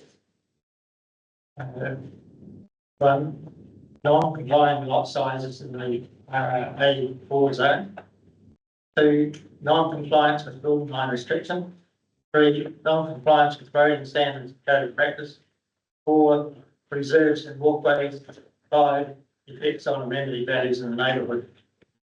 Firstly, non-compliant lot sizes in RA zone. Proposed average lot size 1696 square metres, well below the average lot size for Bannockburn, which is 2000 square metres as per Cooperative District Plan. The average is calculated from the areas of the lots on the subdivision plan that are for the residential purposes. Now, Mr. Fowler, in his opening remarks, said that the average is in excess of 2000 square metres. You can't take into the areas of reserve and road in that calculation. That's the standard way of calculating the average lot size, counting up the number of residential lots. Rule 7.3.3.31C stipulates the minimum lot area to be 1500 square metres, provided that the average lot area is no less than 2000 square metres. The applicant shows a blatant disregard of this rule. Of the 20 proposed lots, only 2 are above the required average 2000 square metres. All are above the required minimum 1500 square. The adverse effect of breaching Rule 7.3.31C are significant and cannot be mitigated. Rules 7.3.5 brackets 4 non-complying activities states that subdivision of land and residential resource areas 1 to 12 is in a breach of the rule 7.3.3.1C. It's a non-complying activity. That rule breaches the average area of 2000 square metres. So that puts it into a non-compliant activity. The RA4 zones, as it relates to applicant property, has been in place since the Vincent County Council plan became operative in 18th December 1987, 37 years ago. The breach of this rule is contrary to the policy 7.2.7. Residential resource areas 1 to 12, and I quote, to ensure that subdivision and development in the area shown as residential resource areas 1 to 12 complement the character and amenity of these areas and provide for the protection of significant landscape features where such features are present. The area of land identified as residential resource area 4 applies to Bannockburn and the eastern side of Bannockburn Road and both sides of Hall Road, west until just beyond Miners Terrace. The area is capable of accommodating low-density residential development in a manner that provides for the occupiers of dwelling houses and maintains the rural character of Bannockburn. An open form of development is promoted. That's in the quote in the district plan. The application does not enhance the maintenance of residential character as set out in objective 7.1.1. To manage urban growth and development to maintain and enhance the built character and amenity values of those parts of the district that have been identified as a residential resource area, as well as the social, economic, cultural well-being and health and safety of the residents and communities within those areas. In the quote. This application does not enhance the built characters and amenity values of Bannockburn. Built format Bannockburn is a low density, large lot and open form of development. This is the special and unique character of Bannockburn. If this application is approved, the special character of Bannockburn will be compromised and lost forever. It will create a precedent which will benefit the balance of the land of the applicant. Especially those ourselves, as mentioned by the previous speaker, the applicants own all the land from lot 50 right through the bridge, Background Bridge. So it's a huge area that would end up being developed as this was approved. The integrity of this plan is that this council has a duty of care to uphold the policies and rules of the district plan. Therefore, council must decline the application. Second point, non-compliance with building line restriction.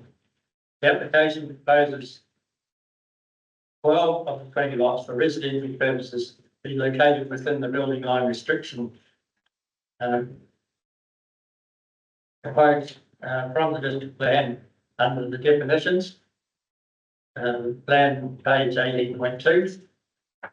Building line restriction means a restriction imposed on a site to ensure that when new buildings are erected or existing buildings relocated, extended or substantially rebuilt, no part of any such building shall stand within the area subject to the restriction or encroach further than the existing building.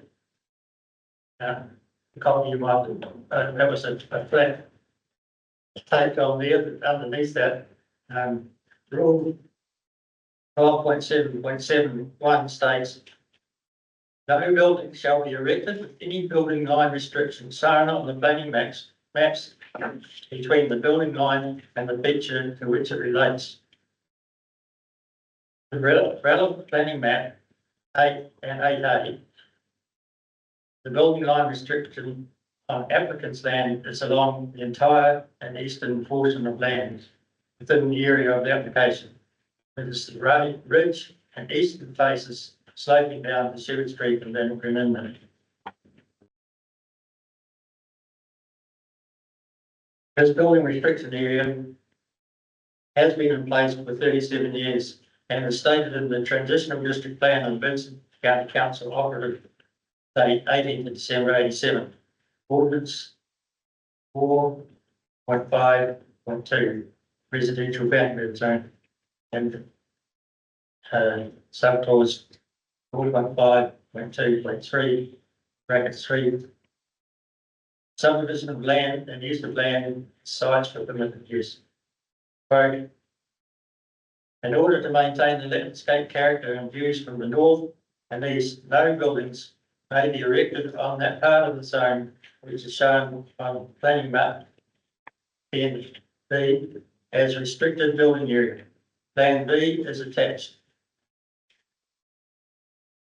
That is the plan, and it's clearly shown not just as a building line, but an area that's crosshatched. That's been the basic plan from day one with the Vincent County.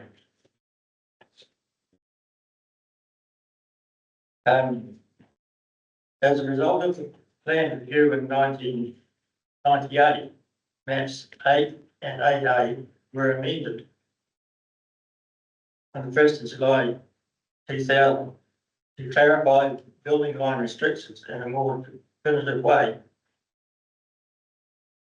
Now, I made a submission on behalf of an ex-Vincent County councillor on that very issue. He recognised from that original plan it was shown in an area, and on the notified plan, the building line restriction was just shown as a single line down there. My submission on behalf of the client was that that needed to be shown as an area. So after that, those submissions, council amended that plan in date to run straight out of the plan to go right along the client's boundary to where it meets the observation line, but pond building restriction area. So that clearly shows it's an area, not just a line. It's really incorrectly referred to as a line rather than an area. Mr. Hughes, which plan was that, the latest one you held up? What one are you looking at there? That one. Has it got a number? Map 8, Plan 8, map 8, and it's the operative plan. yes. Thank you.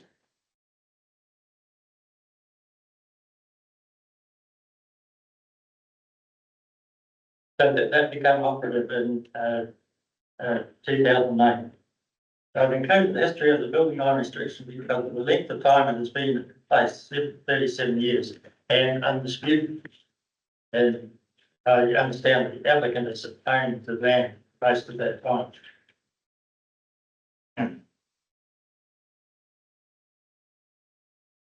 The applicant proposes 12 of the 20 lots to be located within the building line restriction. 9 of these will be visible from public places being Bannockburn Inlet, Lake Dunstan, Cycle Trail, Kenmure Road. Of these 9 houses, most will be in the skyline when viewed from Bannockburn Road and Bannockburn Inlet. My visual observation based on 50 years of land surveyor, 39 of which are based in Cromwell. In addition, a formal and legal road will be constructed along this ridge line to provide access to these allotments. The minute baseline for the number of houses within the building line restriction is 0. Most of 12 allotments within the building line zone is totally inappropriate subdivision and not justifiable. 9 lots, a new road is highly visible in this ridge. The applicant has not provided any on-site physical location of buildings, height restrictions through visual effect cannot be assessed. Now, this was written before last Wednesday when the polls were done. Now, the polls will presumably at the centre of the building platform, which is confirmed today. This is not adequate to assess the visual effects of a dwelling. All 4 borders need to be placed.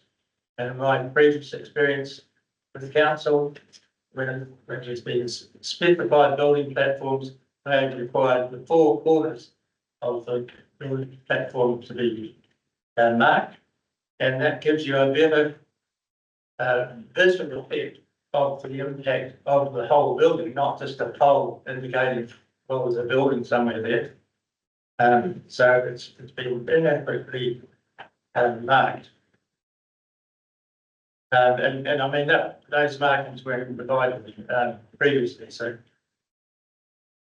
in spite of mitigating measures promoted by the applicant, landscaping, building materials, colours, heights, etc., there will be 12 buildings partly or wholly within the building line restriction. This is a gross abuse of the plan, policies and rules. The adverse effects on the visual and landscape amenity values on this ridge containing new roading and 12 houses cannot be mitigated. The effect on the neighbourhood character and amenity is more than minor. The application should therefore be declined. Further, if the application is approved, it will create a precedent for the buildings within the balance of the application land. That's the next slaughterhouse hill, both sides. My third point, non-compliance with roading standards and code of practice. Firstly, roading. Council's current standards for roading and infrastructure services code of practice is NCDs 4404, 204, 208, and now 210. Maximum number of houses on a dead end street, such as cul-de-sac, is 20. There are already 19 on Terrace Street. Application, the applicant proposes an additional 20 houses, an increase of 105%. Except standard for assessing traffic flows is 8 traffic movements per lot per day. This equates to 160 traffic movements on top of the existing 152, almost double. Increased traffic, 105%, with adverse effects on the safety of the vehicle and particularly pedestrian traffic along Terrace Street and intersection with Bannockburn Road.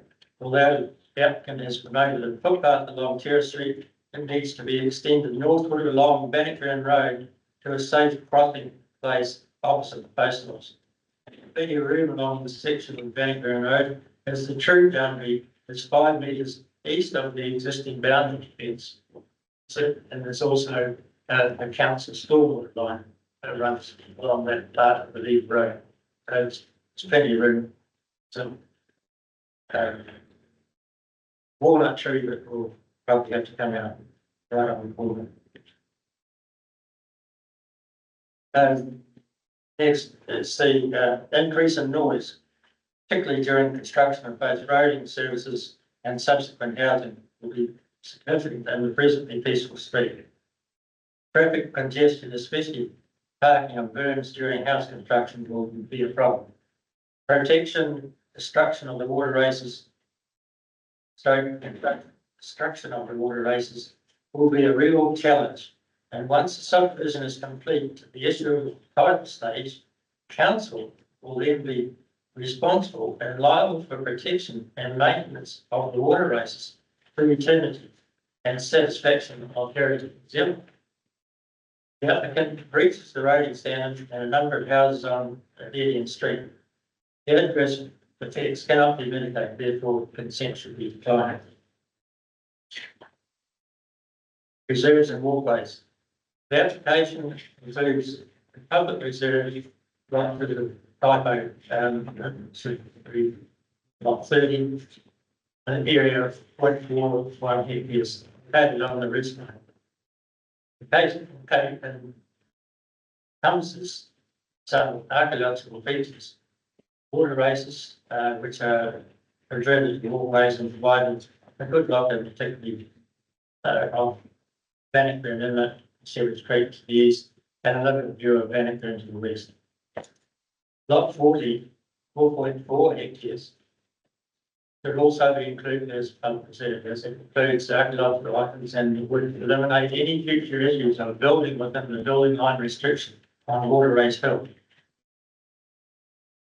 Lot 51, 0.53 hectares, anyway, exclusion shown as a balanced lot to be retained by the applicant should be included as a public reserve.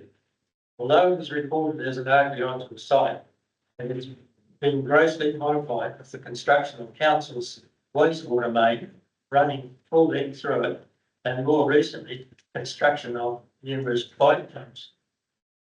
It is now a poor example of sluice services, sluice failure.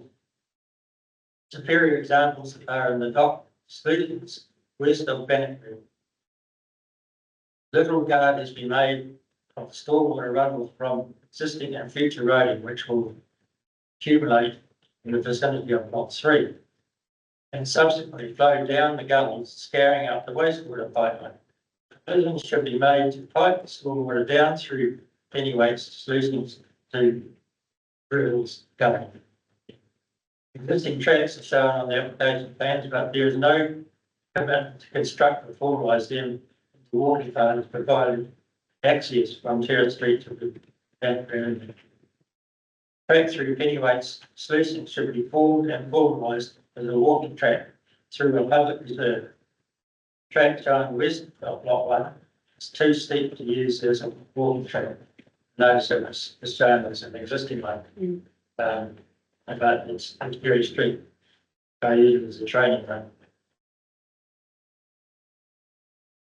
Existing tracks are shown on the application plan, but there is no commitment to construct formalised wide access. Sorry. Reserves and walkways inevitably addressed in the application.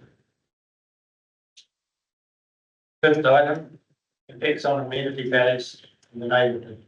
The breaches of the district plan, lot size and building line restriction outlined above are significant and have a major adverse effect on the unique character of Bannockburn. The breaches will destroy the unique character of open space living and will adversely affect the well-being and amenity values of Bannockburn community. The adverse effects on the environment arising from a proposed 20-lot subdivision cannot be avoided or mitigated. If the application is approved, it will create precedent and nullify the policies and rules of the RA 4 zone. Integrity of the district plan must be upheld, and it's the duty of council to do this.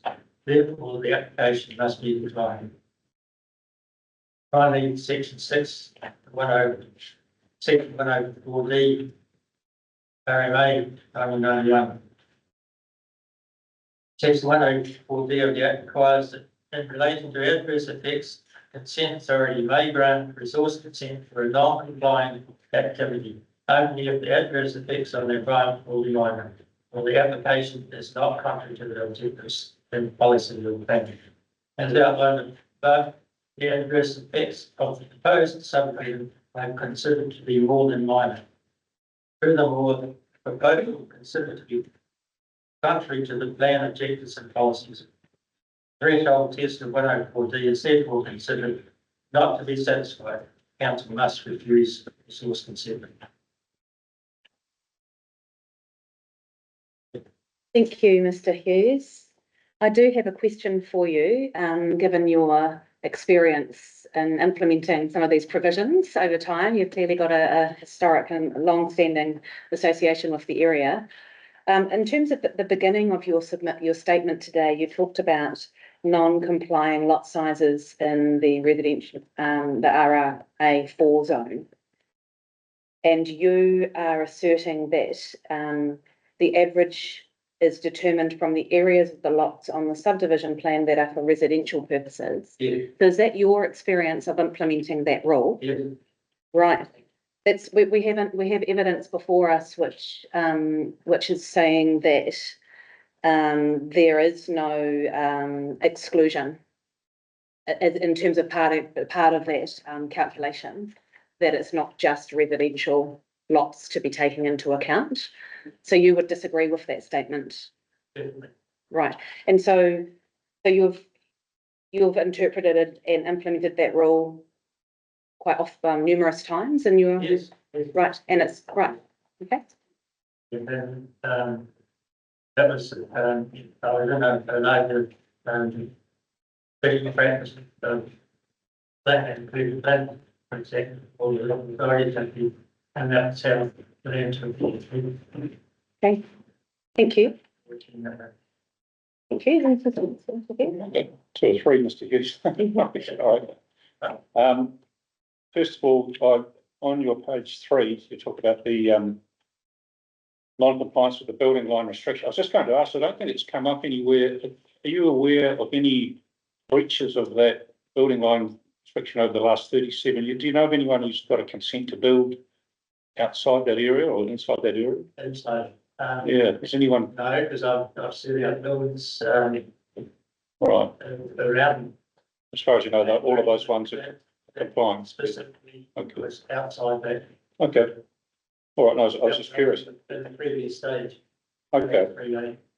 And the other thing I was going to, page 4, you've talked about the activity status. I'm trying to find where you've said it, but you've implied that it's a non-complying activity.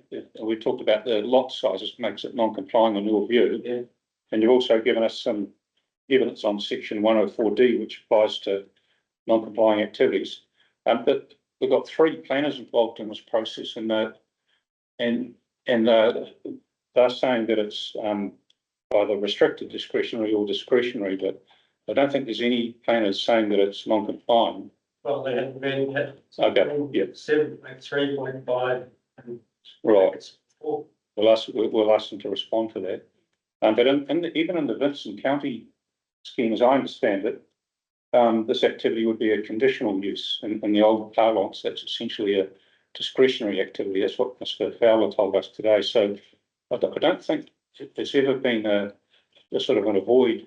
You can't do it without an application process, as I read the evidence anyway. But have you got a different perspective on that? No, that's all right. We'll test that through the process, but that's certainly what's in front of us.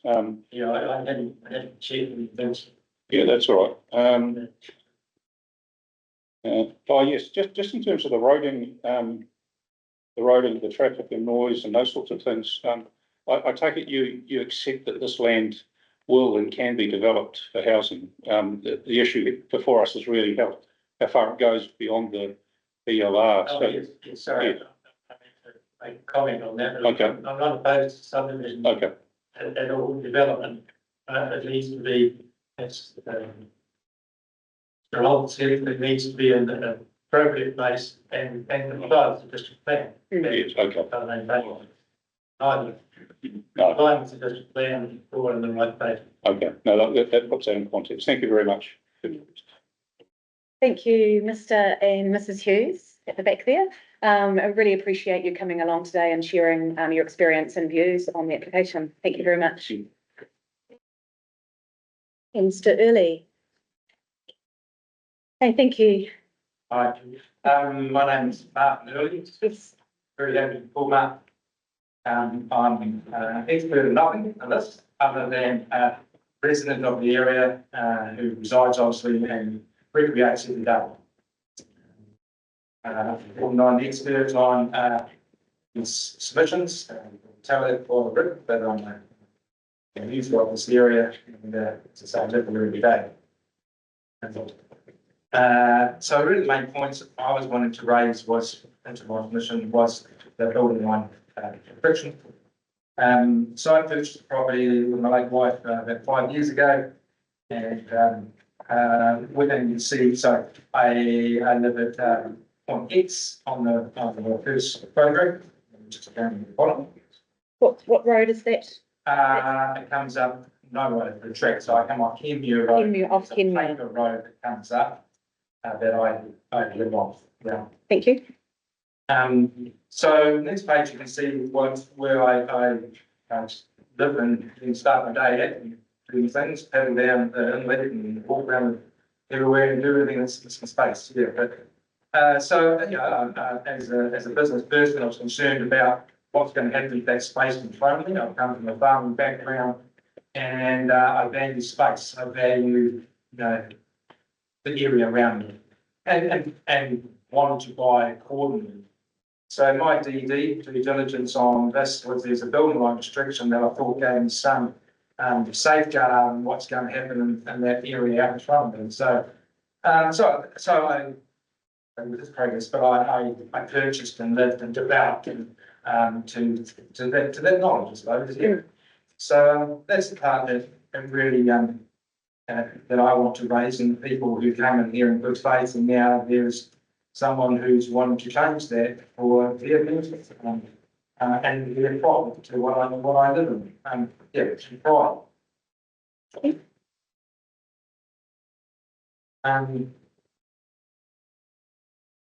you just like to, just while you've got us on that photo, would you just like to, it would help if you spoke to the view that you're seeing from this viewpoint and the location and what you were anticipating from the proposal in relation to what we're seeing here? So I think go to the next slide. Okay, thank you.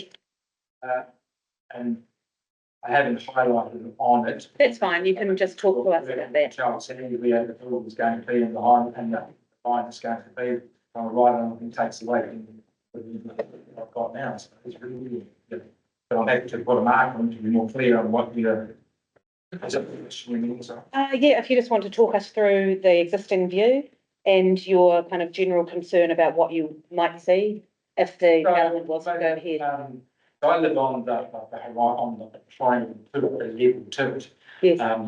to this development. So planting from here, looking from below may screen, but I can't see how you can screen from a line looking into it. So that is always going to be there. So these pictures here are trying to taken on the best case scenario, and I think today, why are they going to plant out their view? The landscape person or the applicant suggested, why will they pull their curtains to block out the view? And I would say, why will they plant to block out the view as well? So I can't see how the landscaping is going to reduce that impact. Yeah. This articulate in the other two guys, and not put in a pretty simple format. I think the old saying, you know, if roll a turd and glitter, it's always a turd. It's always a turd. I can't. That could be the quote of the day.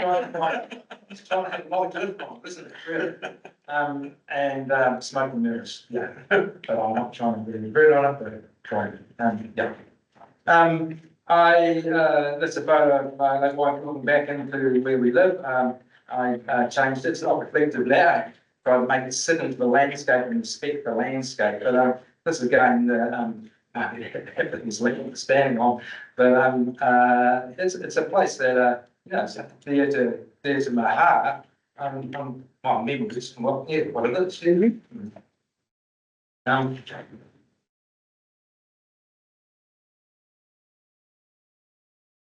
I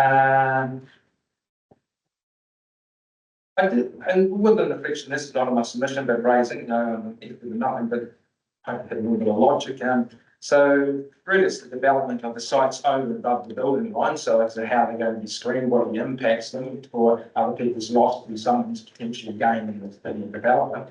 But I got to say, they're not particularly clever sites to be building on. There's a lot of earthwork stability we heard from the chat talking about, you know, they can be with big piles go down to the bedrock to create a foundation to build a house on. Well, I don't know, geez, great environmental footprint, environmental awareness to be building on such marginal spaces. This is not relevant. It's not. We're not stuck for places to be trying to develop on. So I can't see the logic of wanting to try and create buildings in such difficult spots that have high impact. Yeah. That's me. Thank you very much. Okay. Thank you, Mr. Early. Any questions? Just one quick, you're fairly elevated where your house site is, you're quite a long way up it seems. Do you think you'd be able to see any of the houses that are complying, for want of a better word, the ones that aren't encroaching? Do you think That is what it is, isn't it? Yeah.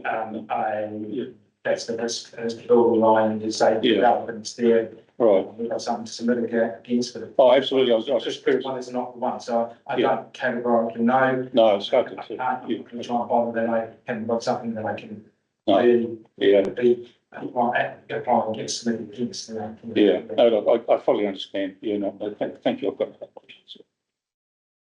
Thank you, Mr. Early. I have no other questions. Your submission is clear and your presentation today has been clear. We've appreciated those images and acknowledge the values and how special this spot is for you. Thank you.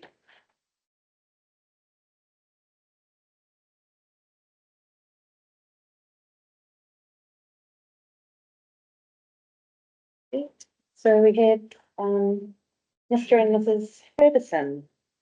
I'll just bring your submission up. Okay, we've got Mr. Ferguson.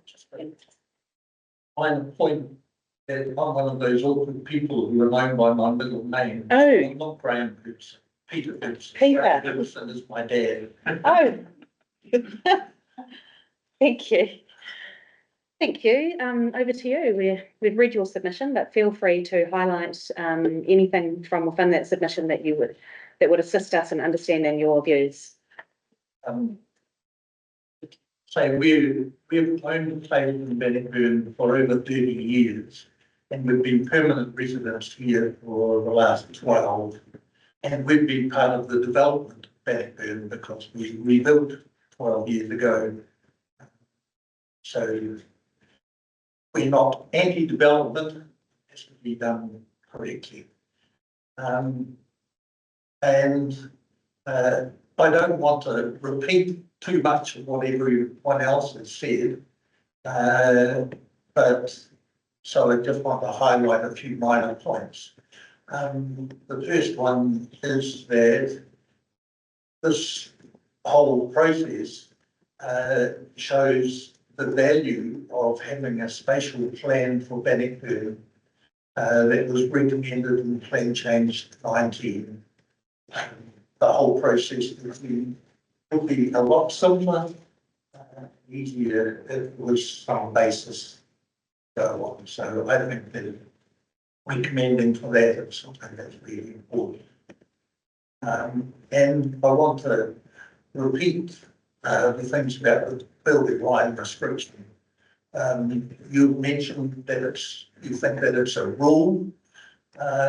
And it seems like from this application that it's a sort of a vague suggestion rather than a rule. And if the applicants wanted to go about it properly, they would have approached the council and said the building line restriction is not valid for these reasons. You should either remove it from your things or change it in this way. But they haven't done that. They are trying to change the rules by stealth. Just by trying to rewrite what the council regards as acceptable, which I don't think is the developer's responsibility.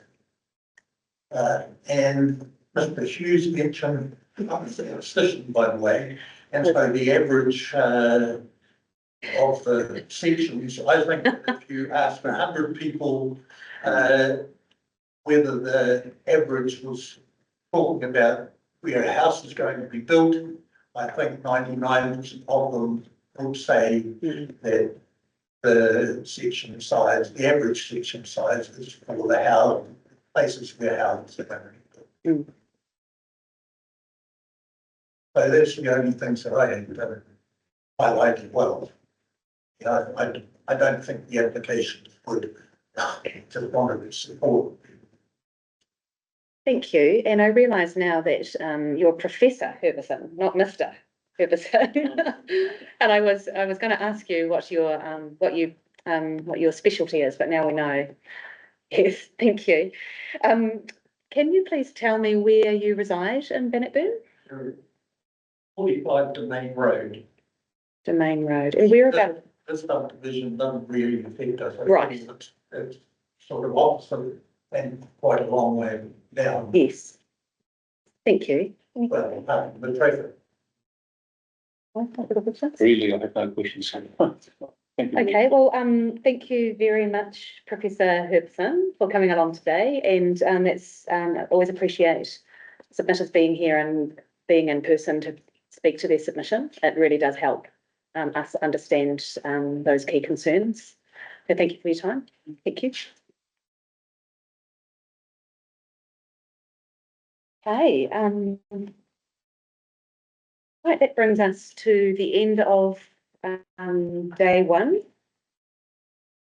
We've made good time. We've got 20 minutes to spare. Just wondering if there's any matters to tie off today before we adjourn for tomorrow. There's no submitters here, we've already asked. No, there's no submitters here that can speak today rather than tomorrow.